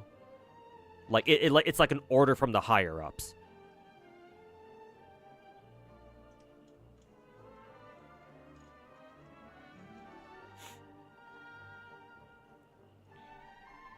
And not necessarily by the developers themselves. I mean, that's unfortunately what happens in a lot of video game companies to begin with. I mean, look at EA, for example. Right? All the meddling fucking suited corpo assholes dictating how their dev studio should do things. It's like, holy fucking shit, man. And so, yeah, I would have to assume, like, gacha games are no different. MiHoYo is no different, even if, technically speaking, MiHoYo isn't exactly, like, a publicly traded company. You meant, you were asking as in, will Genshin not get outdated at some point? Eventually, yes, but, that's not something they have to worry about for now. Because, here's the thing, your game only gets outdated when you have other competitors come along and show you how different things can be. Or how much better things can be. That's only then will things truly feel outdated. If Genshin has no good competitors, then what's the point of like how's anybody gonna think that Genshin is somehow outdated? Because for now anyway, it's still okay. It's still all right. Visually speaking, Genshin is still the best looking big gacha out there in my opinion. Certainly as far as like open world games go. Like maybe you can argue that like, for example, Wuwa, I admit Wuwa has, better model fidelity, right? Wuwa has much better models than Genshin, for example. I think, and you could say the same about, like, Girls Frontline 2, because Girls Frontline 2 has very insanely detailed models. But GFL 2 isn't an open world game, and Genshin still looks way better than Wuwa ever could. So, like, Genshin can still hold its own for now. I do think that if I had it my way, I would have, after we get all 7 regions in Genshin, and once our the first like major arc that we're on right now for Genshin concludes, however way it concludes, I think that Genshin should like take a year to like develop an overhaul for Genshin. Right? Overhaul, I don't know if they would overhaul the visuals, but certainly they should improve their models. Overhaul their storytelling vehicles and methods. Maybe overhaul the gameplay a little bit. Like, I wouldn't mind if they took a leaf out of Zenless's book and, like, for example, made it so that when you dodge something in Genshin, you get a little bit of feedback, right? Because currently in Genshin, you get no feedback if you just iframe something. You just kind of dash through it, nothing happens. Or if your character doesn't get hit, then yeah, you know you iframe successfully. But you know, it'd be nice if we got some sort of like Zenless-like feedback. It doesn't have to be the same as Zenless, but just something to let you know that, you know, oh, you iframed this. Good job. So that way people have a much better idea of like, oh, like what the timing for your iframe is in this game. But yeah, that's what I would like to see, and it would certainly make sense to me as a player, but, you know, I guess we'll see.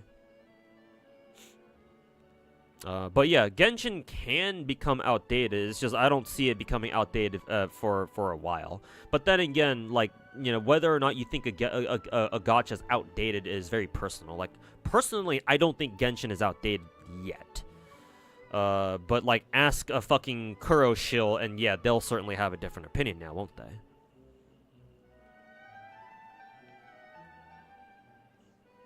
FGO is kind of too big to fail because of the IP. True. True. Yeah, FGO is it's still kind of the same way, yeah. Even though it's no longer, like, top gacha anymore. Yeah, it's kind of the same way. All they gotta do is put out one new good character that people have been looking forward to. All they need to do is just put out Camisauce, and you know, that's another instant $3 billion right there. Not to mention, Genshin still has a beautiful soundtrack. Yeah, of course. Even after the god himself, Yupeng Chen, I think his name was. Even after he left the company left MiHoYo to go do his own thing. Yeah. Whoever they hired to replace him is still doing a great job. Like, Genshin's soundtrack does not miss. Like, obviously there are some soundtracks that are better than others, or some soundtracks that I prefer more than others, but overall, yeah, Genshin has been on point with its music. So far, anyway.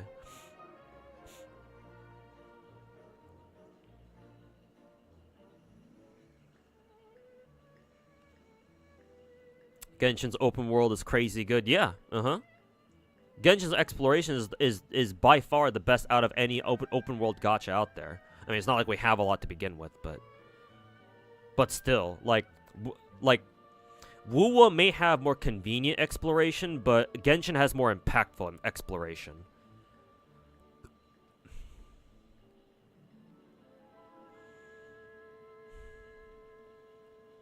They're saving Santa Nero for an emergency, exactly. One of those break glass in case of emergency characters. But to be fair, they've been running out of those because they've already broken the glass for a lot of characters, honestly.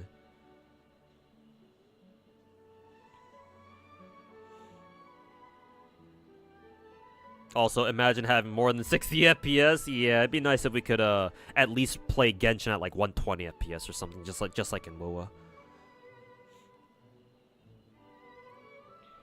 Didn't Genshin go on like a hiring spree for graphics engineer? Yeah, I think we saw something like that. Yeah, I think that was mainly because they wanted to hire people in case Unity went ahead with their decisions of retroactively like charging companies for like using Unity or some shit like that. But thankfully Unity backed down from that, thank God. But yeah, I don't know what happened with on MiHoYo's end.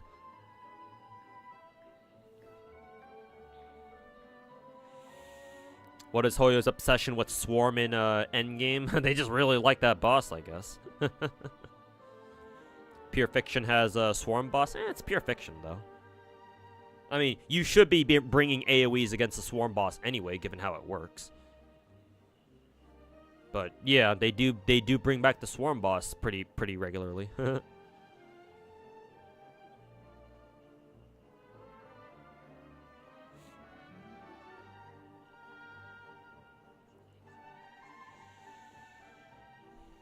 FGO will fail when people stop gooning to it. I guess. I don't know. I feel like I've been seeing less FGO art lately compared to how much art that, you know, Genshin and particularly Zenless get. But maybe there are people out there who are still faithful to FGO in terms of like fan art and stuff. Happy you got Herta. Yeah, she's great against the swarm bosses. Yeah, because they're weak to ice, I think. So yeah. World design of these other games are super bland in comparison. I think Huanglong was certainly a little bit bland. Rina Sito is a big improvement. Rina Sito and Black Shores for sure. But yeah, if we're gonna compare those to Genshin, then yeah, Genshin still takes the cake. Is it weird you find dodging in Genshin harder than in WoWa? Just because of the lack of bullet time effect when dodging? Well, not only that, but the window you have to iframe in Genshin is actually much shorter. Because in WoWa, when you dodge, your entire dodge is flagged as a dodge. Or what your entire dash duration is counted as a dodge. Even if you mess up your dodge timing or your dash timing, as long as your dash starts up, you dodge in WoWa. You only get hit in WoWa if you don't dodge at all, or if you dodge way too late, or of course dodge too early, which is sometimes what I do too. But as long as your character passes through like an enemy attack hitbox, at any part of their dodge animation or their dash animation, it will trigger a dodge. So in WoWa's case, I think it's not so much that it gives you like a bullet time feedback. It's just the entire dash animation is counted as, oh, you just dodge whatever's coming at you, or whatever's about to hit you. Because like you can test it for yourself. I've certainly seen this happen a lot myself too. But like I've seen my characters like dodge perfectly no matter like how far they are into their dash animation. Like if I dodge late but I still get it off in time, they'll just dodge immediately, right? You don't really see their dash animation much. They just go straight into the dodge. But then if I dodge a little too early, you see them dodge, but then they get hit by an attack just in time, right before the dodge animation expires, so they still trigger a dodge anyway, or they still perform a dodge anyway. So yeah, like dodging in WoWa is easier. It's just in WoWa you have to deal with harder enemies. That's the trade-off.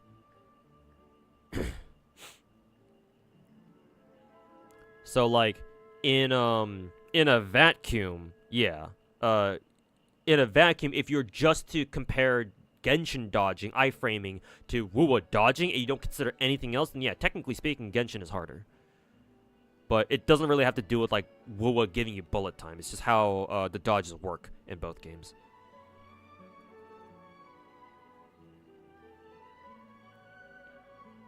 That and dodging isn't encouraged. Not only that, but you have shielders, too. So you don't have to dodge if you don't want to.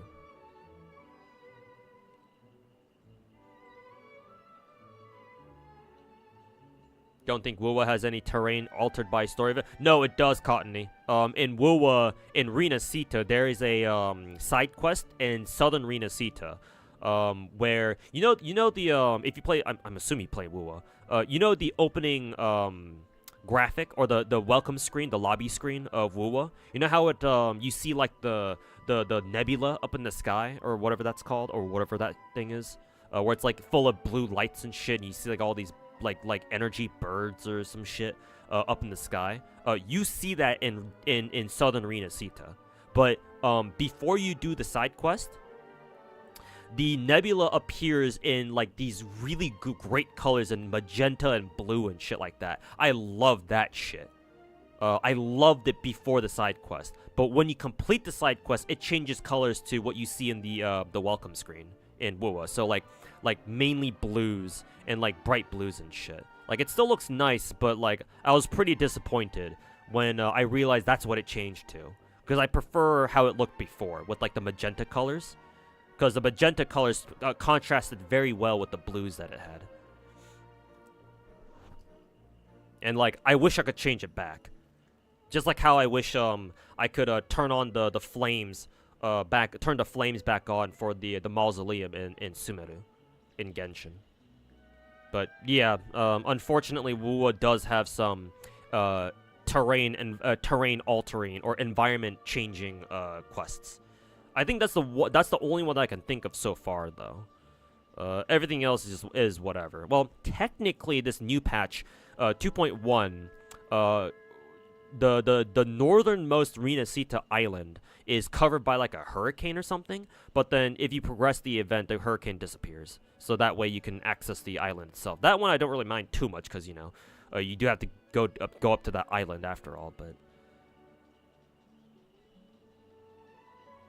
have a great stream too. Gotta go. All right, Roxy. Take care, man, and enjoy the rest of your weekend. Blue Archive gets crazy amounts of founder. Yeah, because the Japanese fucking love Blue Archive, and you know, no wonder too. Like Blue Archive is like the Japanese's fucking wet fucking dream, bruh. Like high school setting, cute girls who are fucking borderline autistic. It's like, what more could the Japanese ask for, really? So yeah, no wonder Blue Archive is so fucking popular in Japan.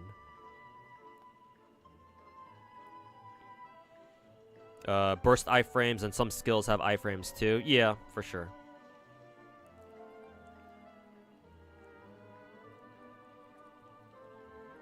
Yeah, pay for each download. Shit, yeah. So yeah, no wonder MiHoYo got spooked by that.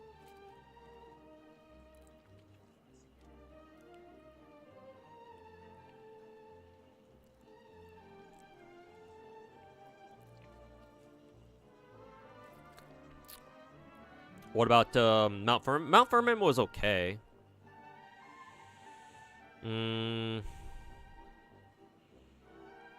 Like, I think overall, on average, Mount Firmament did look... It was a cooler locale than a lot of places in Huanglong, at least. But, like, Black Shores was, like, when they really started stepping up. So, like, Mount Firmament was okay.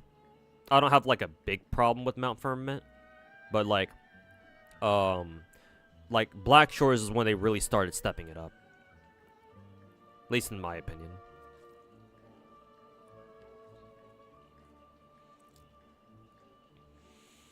It's like top 5 in dojins now. Yeah, Blue Archive is currently all the rage in Japan. Has been for like the last year or so.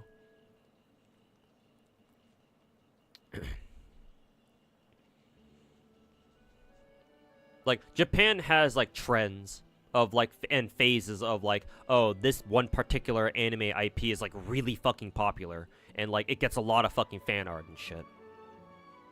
Like, I think the first instance of me being aware of it was Kantai Collection back in the day. Back when Kantai Collection first like got really popular back in like 2014, 2013 or something. And a ton of people, a ton of artists first got their career starts drawing Kantai Collection fan art.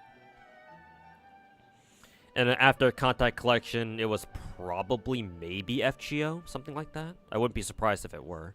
Maybe it could have also been something else too. But after FGO, it was certainly Blue Archive. Blue Archive is now the trend right now. And I assume it'll change in the future, but yeah, Nexon certainly wants to ride this this Blue Archive wave for as long as fucking possible. And I don't blame them as much as I fucking hate them.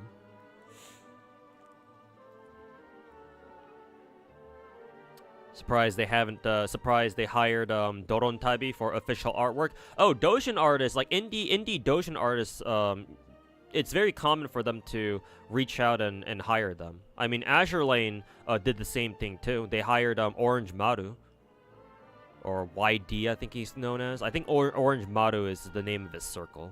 But then they hired YD to draw a couple characters in Azure Lane. I mean, they even got fucking Asanagi to draw her own namesake ship. They got Asanagi to draw Asanagi. So it's like, yeah. It's not that much of a stretch.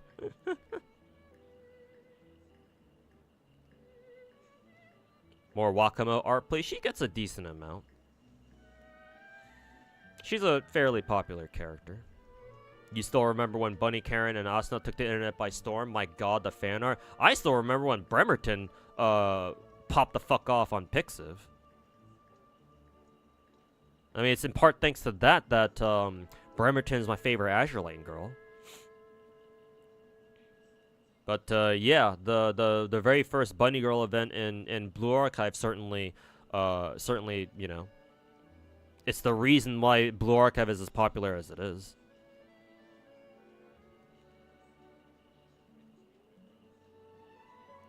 Actually insane how they saved Blue Archive. Not really. I mean, that should show you that some good Coomer content is all you need to save a gacha. I mean, it happened again with Snowbreak. Remember, I don't know if you play Snowbreak, but the Snowbreak devs decided to go do the same thing because Snowbreak was on the verge of shutting down, and the devs, in a last-ditch effort, were like, "All right, fuck it. We're like, we got to do this. Let's go full Coomer." And it worked.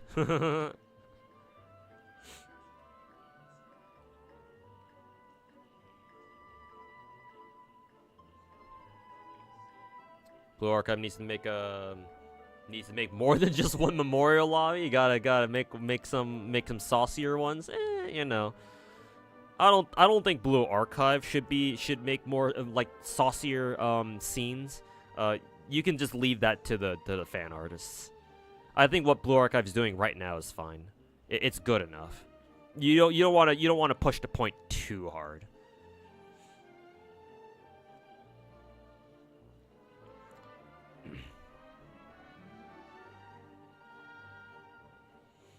Criminal that Big Shun hasn't gotten a new version. I mean, you know, it's Shun, so.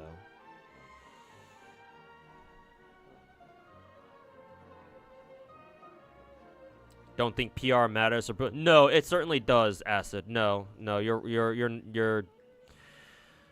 I don't want to put it this way, but no, that's incorrect. Nexon still has to care about PR. Remember, Blue Archive is technically not a Japanese game; it's a Korean game. And not only that, but Blue Archive is a completely original IP. It's not like FGO where they have the IP power to just carry their ass, even if they don't, like, do great things with the game itself. So, yeah, Blue Archive is an OG IP. It's an original IP. It's managed by a Korean company and by a Chinese publisher, too. What else can I say? I was gonna say that Nexon, it's fucking Nexon. Though I don't know how Japanese people view Nexon. Like, I view Nexon in a very negative light just because I know what they're like. I don't know if the Japanese players know. I would assume they do, because I'm sure Nexon's other games have been available in Japan for a while. I'm sure there's like a Japanese like MapleStory server or something. But yeah, the fact that they're a foreign company, doesn't really, you know, do them much favors. Maybe it does. In a weird way, it might actually, but anyway, that's besides the point. Blue Archive has had some drama where, yeah, the Japanese players didn't like something, so they changed it. Like, I think one good example was during one particular event in Blue Archive, the event where we got free tracksuit not Hoshino. Imagine tracksuit Hoshino. But when we got tracksuit, what was her name again? The starter girl, the fucking Trinity girl with the big ass fucking butt wings and huge titties. Hasumi, right? Hasumi. The event where we got tracksuit Hasumi, so there was like a big bug with that event. Something like that, where like you did, like, people weren't getting enough tokens for tracksuit Hasumi, and so the Japanese players bitched about it, and Nexon was like, all right, like, our bad, bro, and they just gave everybody free UE 50 tracksuit Hasumi as an apology. So no, PR is still very important. Nexon still has to make sure that they don't fuck up. And they certainly are not going to. If they do, they're certainly going to apologize for it, because yeah, they don't want to ruin the gravy train that is Blue Archive in Japan right now. So it's like, yeah, they're not going to take chances. So they can't just like not care about PR. They have to care about it. Ugh. You meant in the sense that it's not really gonna have to worry about censorship? I guess not. Yeah, I suppose not. But I think what Blue Archive is doing right now, officially speaking, is okay. Yeah, free UE50, I know, right? I mean, that's why the global servers got it too, right off the bat.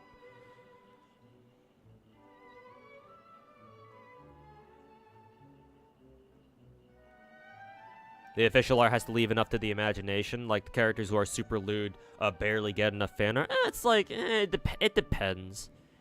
Like, you can't look at Bunny Girl Hasumi. Imagine if we got a Bunny Girl Hasumi, though. You can't look at somebody like Bunny Girl Karen or Bunny Girl Asuna and say that their official art isn't fucking lewd as hell. Like, they're literally in Bunny Girl outfits, and their tits are fucking huge. Like, for Bunny Girl Asuna, like, literally more than half more than the upper half of her fucking titties are exposed.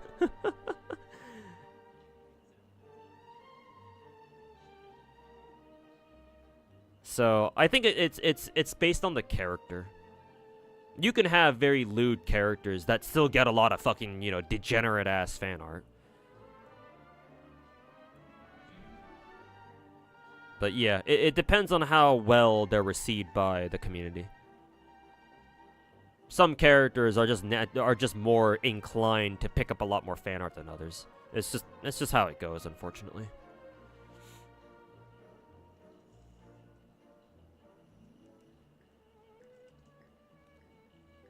Bunny Girl Hasumi. I think Bunny Girl Hasumi would go fucking hard. Personally. Like, Hasumi already has quite a bit of already has quite a bit of fan art. And all she's got is what, a tracksuit alternate? Or whatever. I mean, it helps that, you know, her tits are so fucking huge they fucking flop all over the place when she's not wearing anything to, you know, suppress them. Like, literally in the tracksuit event PV, you see Hasumi running and her tits are literally flopping up and down. You know what, Bunny Girl Neru too? The Bunny Girl Neru though, love for your petite girls. Yeah, Neru's quite popular actually. There's a lot of people who like Neru too. So Neru certainly has more fan art representation than some of the other Blue Archive girls. That's for sure.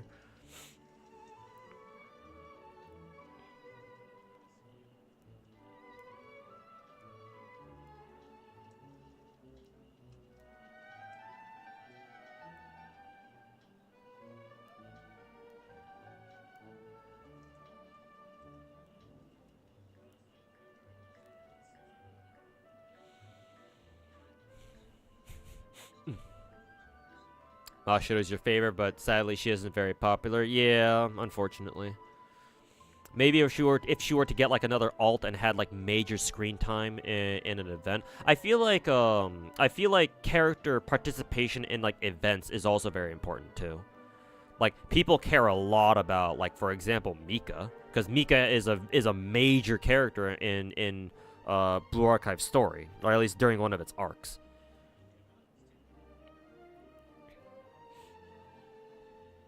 So I think if a character has like major story involvement, then yeah, that significantly increases the chances of people actually caring about them. So, like, sometimes if a character is autistic enough, their tisms are enough to like make them popular characters. But yeah, it's when they have like a major involvement in story is when they really start popping off. Anyways, I have to end stream soon. Probably gonna end stream in like 15 minutes just to make it a flat 6-hour stream. Let me try to see if I can get the second one done.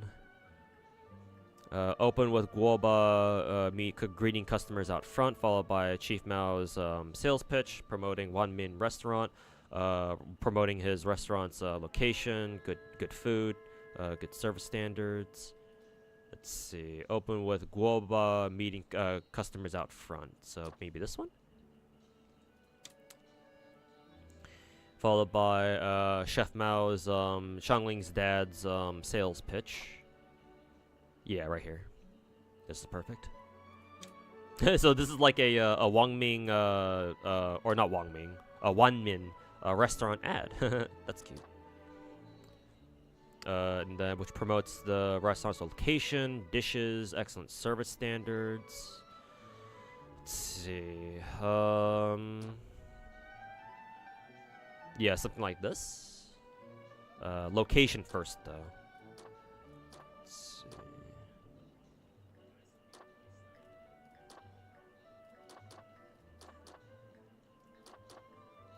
Something about location.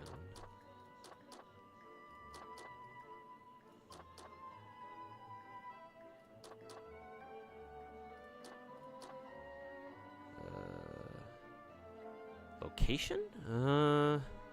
Location is highlighted, so there's got to be a frame somewhere that pitches like a location type thing, but I haven't seen one. Hungry for change, discover new flavors at Wanmin restaurant. This is probably like an ending slide, so we'll save that for later. Where life tastes better. This also could be like an ending frame too. Because it's like their catch line. It's like their catchphrase, like a slogan or like a tagline.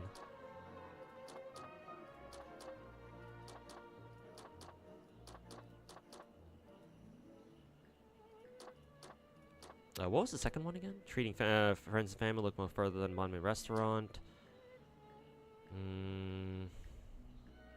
I don't know if this fits afterwards. A diverse menu sure to. None of these frames are about locale though. Oh, I'm changing the wrong one.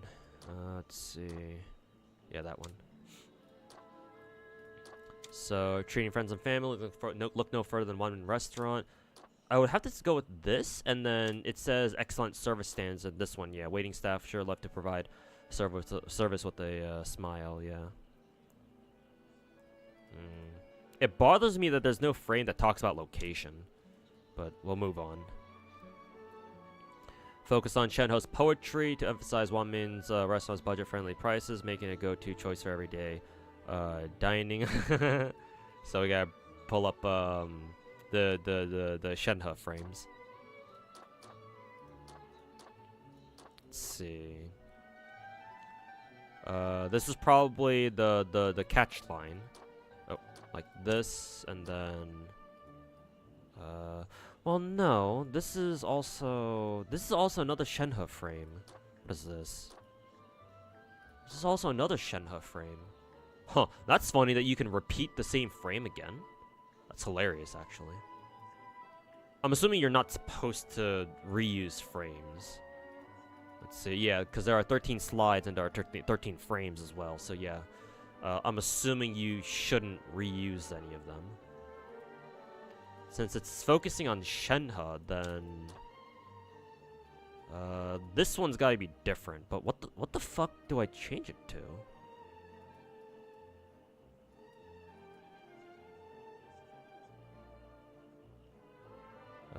Oh yeah, this doesn't belong here because the synopsis doesn't include affordable prices. Okay. They're just shilling the dishes themselves and the excellent service standards. Okay. Yeah, this one looks better because yeah, this one's probably better. Yeah, because we still have Chef Mao in the frame. Yeah, that makes more sense. Okay, what about shots 8 to 11? Open with Shangling's part of the pitch, emphasizing Wanmin's fresh flavors and diverse menu. Wrap things up with a collective endorsement from the crowd. Okay, so yeah, this one's right here. So the ones with the Shangling on them. I don't know why. I don't know where this is gonna. I don't know where this fits in, but let's see. That one. I think this one fits better. Yeah. So this one is the diverse menu. Sure, have a dish with your name on it. Actually, no. Maybe we flip these two around. So we start with that frame, and then we go with this frame. Yeah. Because this is your pitch, and then this is your follow up. This is your follow up, like convincing argument or whatever. I'm not an advertiser, so I don't know how this shit works. But I feel like it would work this way.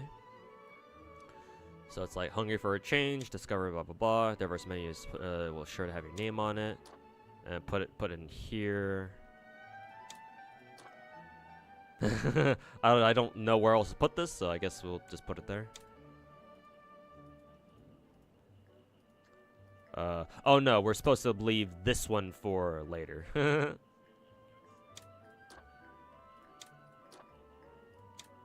then yeah, something like that. Okay, that makes more sense. We'll do that.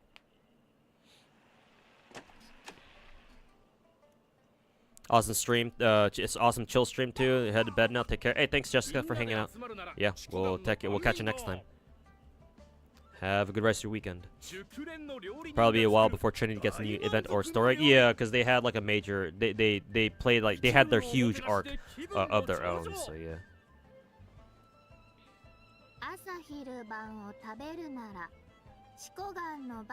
It's funny hearing Saber's Kawasumi Ayako speak like this. It's so jarring.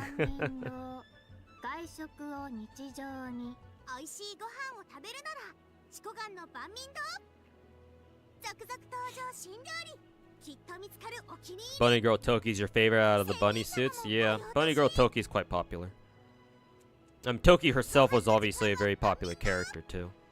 Blonde Mado, like blonde mecha, or blonde Mado mecha pilot or some shit. And she's voiced by Ishikawa Yui, so it's like, goddamn, there's no way that character can't do well.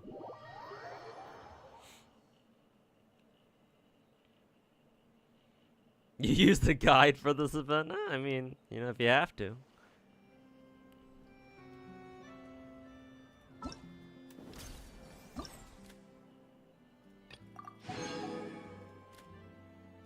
The next film is about Ito. That's funny. God, Shenhe? Yes, Shenhe. If cryo, why hot?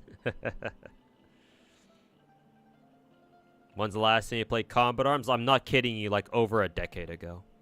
Has it been a decade? No, it hasn't really been. It hasn't been that long. But no, legit, the last time I played Combat Arms was like back in 2016 or something. 2016, maybe 2017.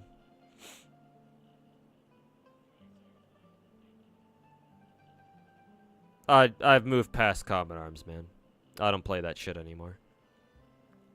Mainly because I lost my original account. Back when Nexon sold off Combat Arms to Veloff or whoever the new publisher is. And I didn't know they were transferring servers or they were transferring ownership, so I couldn't claim my account in time, or I couldn't transfer my account in time. So yeah, my original Combat Arms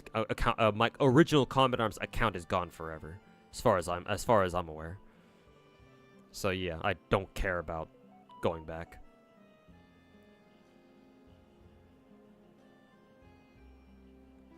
Having a trip down memory lane, saw that I still made videos. Yeah, I make videos and stream gacha games now. Quite the pipeline going from Combat Arms to fucking gacha games. But yeah, I'm still active in terms of content creation. It's just that obviously my content looks a little bit different now, doesn't it? Yeah, I still have a lot of my old Combat Arms videos up. Some of them got taken down to due to DMCA and shit, but most of them should still be up.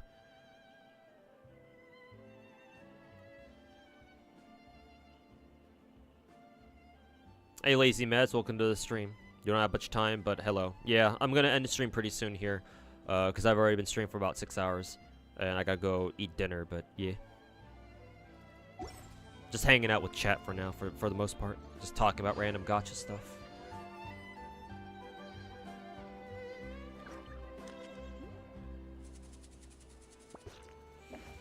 Tokyo with their hair down, though? Yeah, I know, right?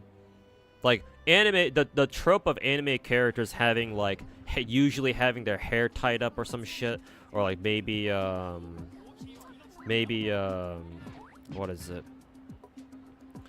Yeah, maybe their hair is like in a certain hairstyle, but then like when they get an alt or something, or if there's a way for them to put their hair down or something like that, that shit is peak to me because I love long hair. I fuck with long hair anime girls so hard. Like I don't mind short hair or anything like that, and I do like some characters who have like twin tails or something like that. Hey, Bronya is a good example. But yeah, long hair is where it's at for me.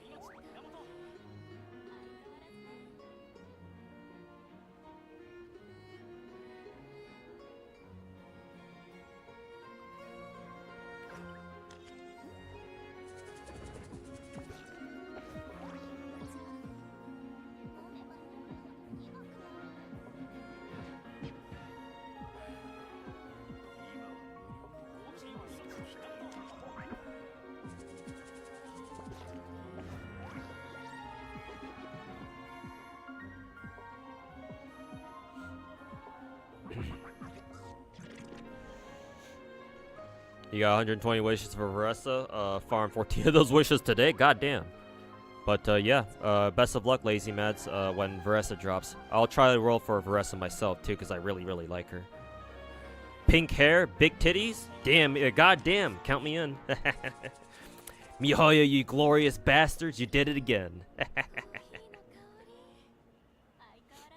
Is Varessa meta? Not that I've seen, no. I haven't really heard people talking about how, like, oh my god, Varessa's so strong or anything. But then again, it's Genshin. And the Genshin community has been hilariously wrong about characters before. So. But we'll see. I'm still rolling for her regardless.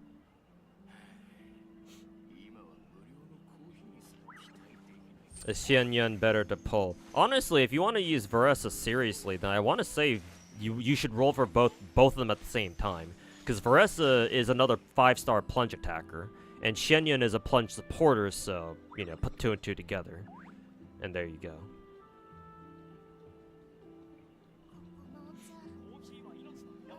Xianyun is also kind of niche too with her plunge kit. To be fair, the way you buff Xianyun is by adding more plunge attackers, so.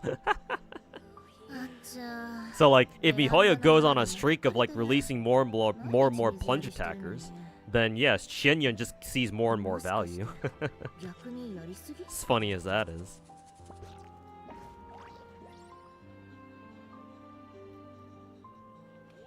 Nah, Varessa's best team is Overload? Really? That's surprising.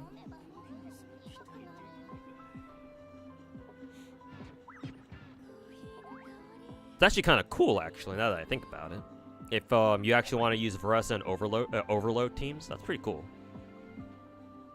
Maybe I can finally start. Maybe I can finally use my my Chevreuse properly. With more vertical investment, Xianyun would be better. Okay, fair enough.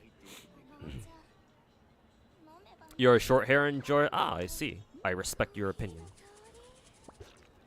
I do have some waifus who have short hair by default. Like, do you consider Zelo to be short hair? I mean, it's not like she has long hair.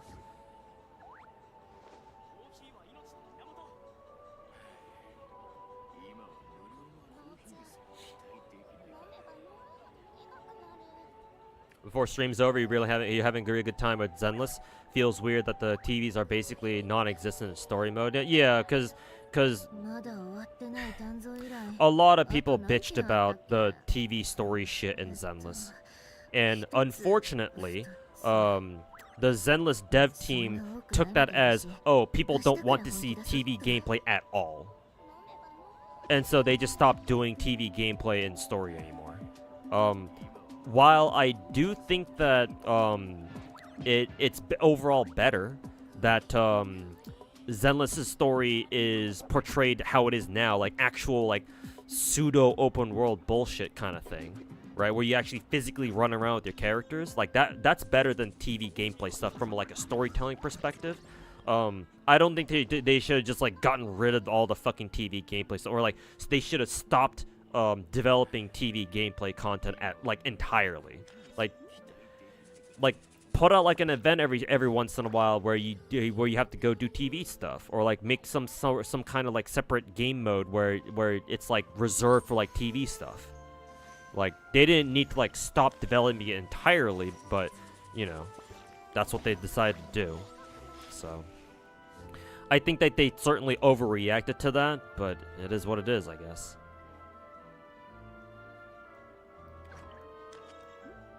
Ganyu is support. Nah, Ganyu is a one of the few flex characters in this game, in my opinion.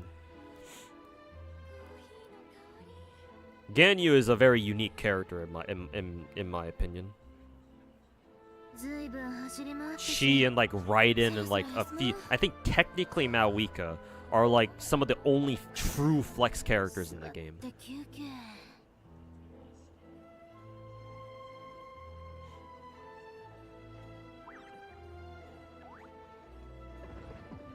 Can't wait for Bronya to show up as the Cryo Archon. Yeah, imagine. It's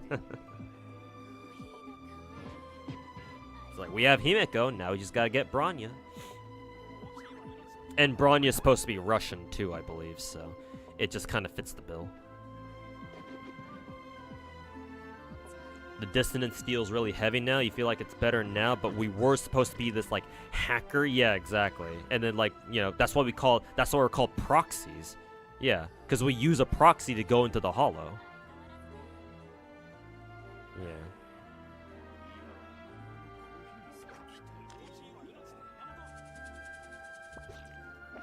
Yeah, TV mode just kind of gone forever. At the very least, if they were going to give us like if they were gonna revise storytelling how it is now, I think they should have just hard locked us to controlling Eos, right?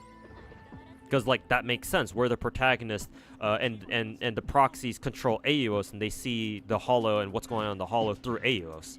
So, like, if they cared, if Hoyo really cared about their lore, that's what they should have done. But nah, you just control the characters themselves. Cool. Like, I think that when you get into combat, you should switch over to the characters, obviously, because you know Eos is just a Bangbu. I don't think it's like a combat Bangbu like your other normal Bangbus are. Actually, though, it'd be kind of fun to actually play as a Bangbu. That'd be pretty cool, actually. But yeah, it's a mixed bag for sure. She was the OP main DPS for a long time. I mean, she still can be if you run her in like a melt team. It's not like a reverse melt damage went anywhere.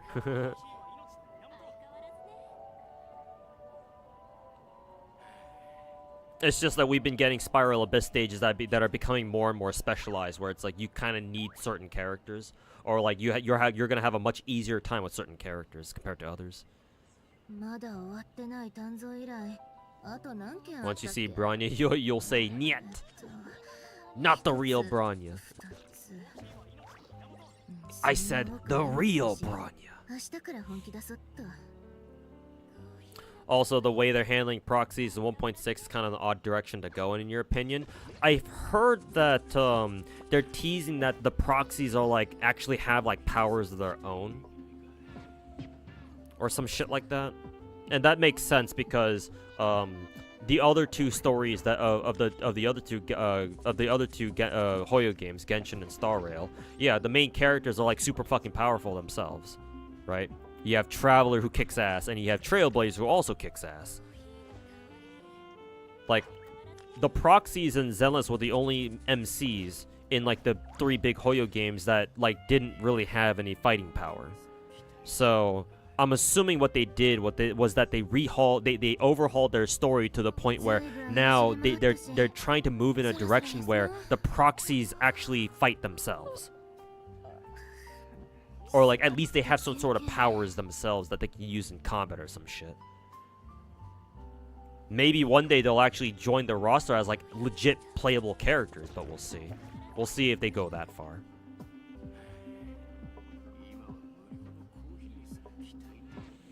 And yeah, I don't know how I feel about that myself, but like it's to me anyway. That's what I think they're doing, or that's what I think they're trying to do. They should be Spiral Abyss based on what the current banner is. Yeah, but they've also been making Spiral Abyss more specialized with like the enemies from like most recent regions and shit like that.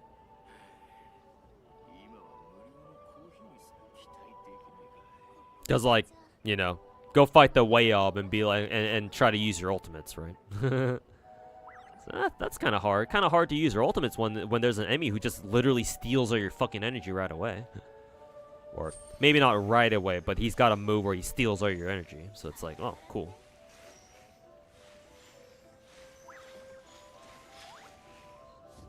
Admittedly, prefer it when they were confined to using Aeos for hollow shenanigans. Yeah. Like, don't get me wrong, if they do decide to full send it down the whole, like, oh, we turn the proxies into playable characters path, like, that'd be cool too. Like, I'm not exactly opposed to it. But it's just that from a literary from like a storytelling perspective, yeah, it's certainly something a little different. Where like you see the main characters contribute to a situation other than just beating the shit out of people, you know? Like the proxies have to rely on their connections and their own wits and their knowledge and shit like that to like help people out and like, you know, do shit. Not the usual, oh, you know, we have a baseball bat and we're gonna fucking hit you over the head with it.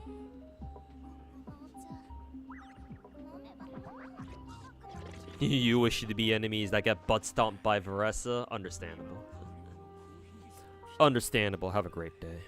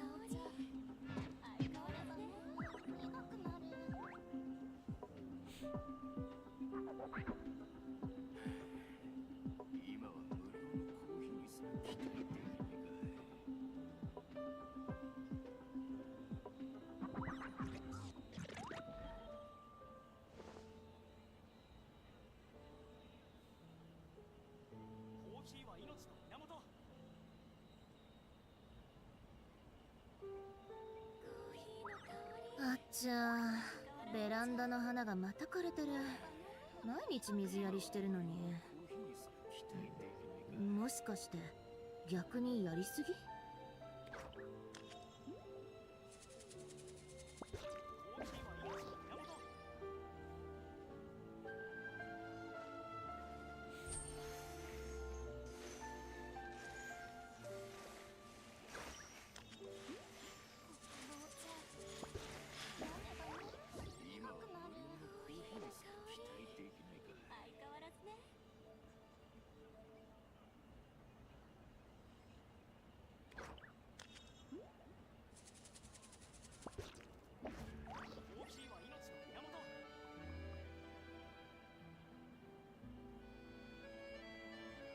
ずいぶん走り回ったし、そろそろ休もう。I'm the monster. 座って休憩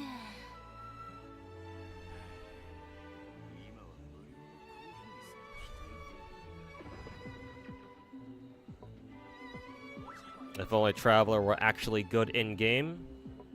Have you never heard of HMC or RMC? Or why are you still stuck using Pyro and Physical Traveler? Oh no, you're talking about Traveler. I read that as Trailblazer. God damn it. Denjo Traveler is okay. I think she does need quite a bit of ER though to make her rotations comfortable. But Dendro MC is actually good. At least we have one good element for her. All the other elements kind of blow dick, obviously.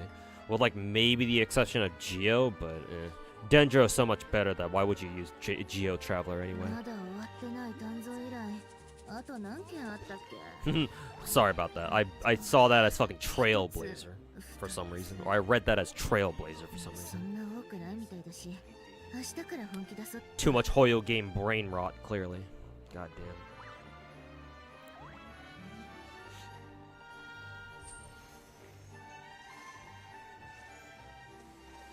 We're basically on a weird middle point. Yeah, I'm just disappointed that they just took out the TV gameplay shit entirely. Yeah, I just don't like how MiHoYo, or at least the Zenless dev team specifically, overreacted to the players' complaints about TV gameplay.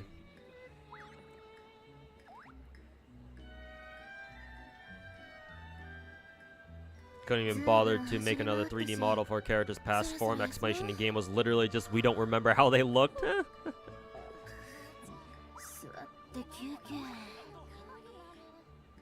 You're hoping Cryo is usable? Yeah, I guess we'll see.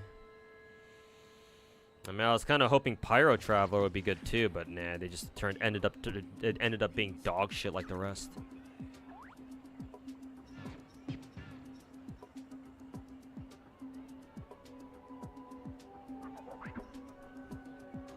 Pushing electric teams and the upcoming CN patch in GFL2. Oh, that's good. Because I don't know if we have any good electric teams right now in a global. Because like, who are our electric characters in GFL2 again? Like fucking, I know Moza Nagant is electric because I actually use her quite a little bit. So I know she's electric. I forget who else is though. Like legit, I think Moza Nagant is like the only electric character that I actually use on a somewhat regular basis.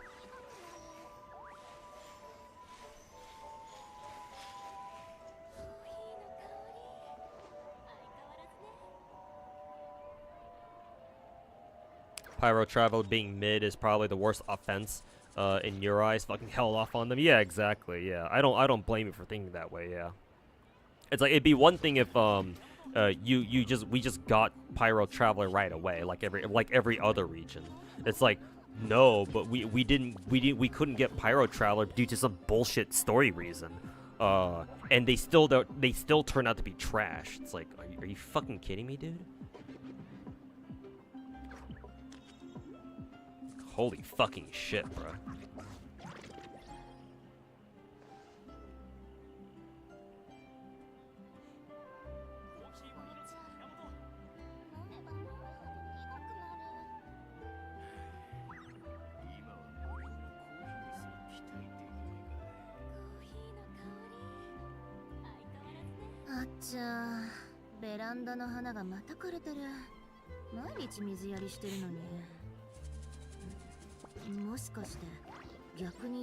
You've tried Star Rail and Zenless, but you don't want to farm artifacts all over again? Yeah, I feel you.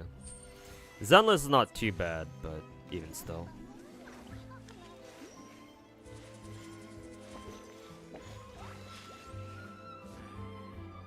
Yeah.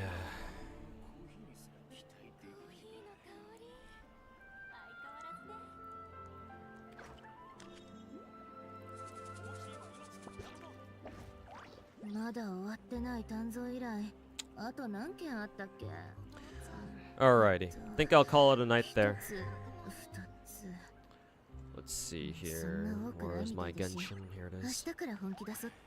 Especially if you don't have Fugue. Yeah, unfortunately you have to pick your battles. I mean, that's why we always say rolling for supports is the best thing you can do in Star Rail. You gotta have your supports, man. It's a shame since Lumen is voiced by Aoi Yuki. Yeah, exactly. Like, you fucking hired Aoi Yuki to fucking voice Traveler only for her to not say anything? Or, like, say, like, literally 2 lines per patch? It's like, oh my god, dude. Fuck Hoyo, man. It's FGO all over again. Star, yeah. I mean, I sometimes joke that Star Rail is like FGO 2.0. It's a turn-based game that's dictated by supports.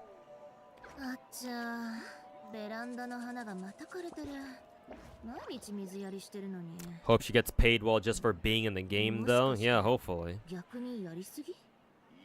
I mean, she has that. She has her reputation precedes her, I'm sure.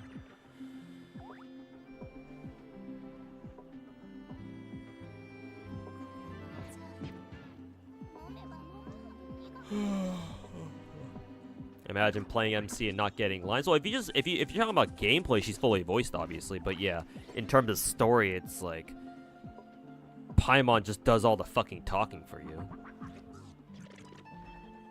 Says like, ugh. Like, nothing against Paimon's VA or anything. It's just, why the fuck did MiHoYo decide that that was a good idea in terms of like voicing direction?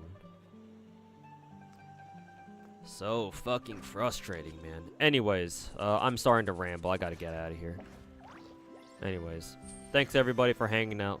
Was a nice little 6-hour stream today. Today's, what, Sunday, right?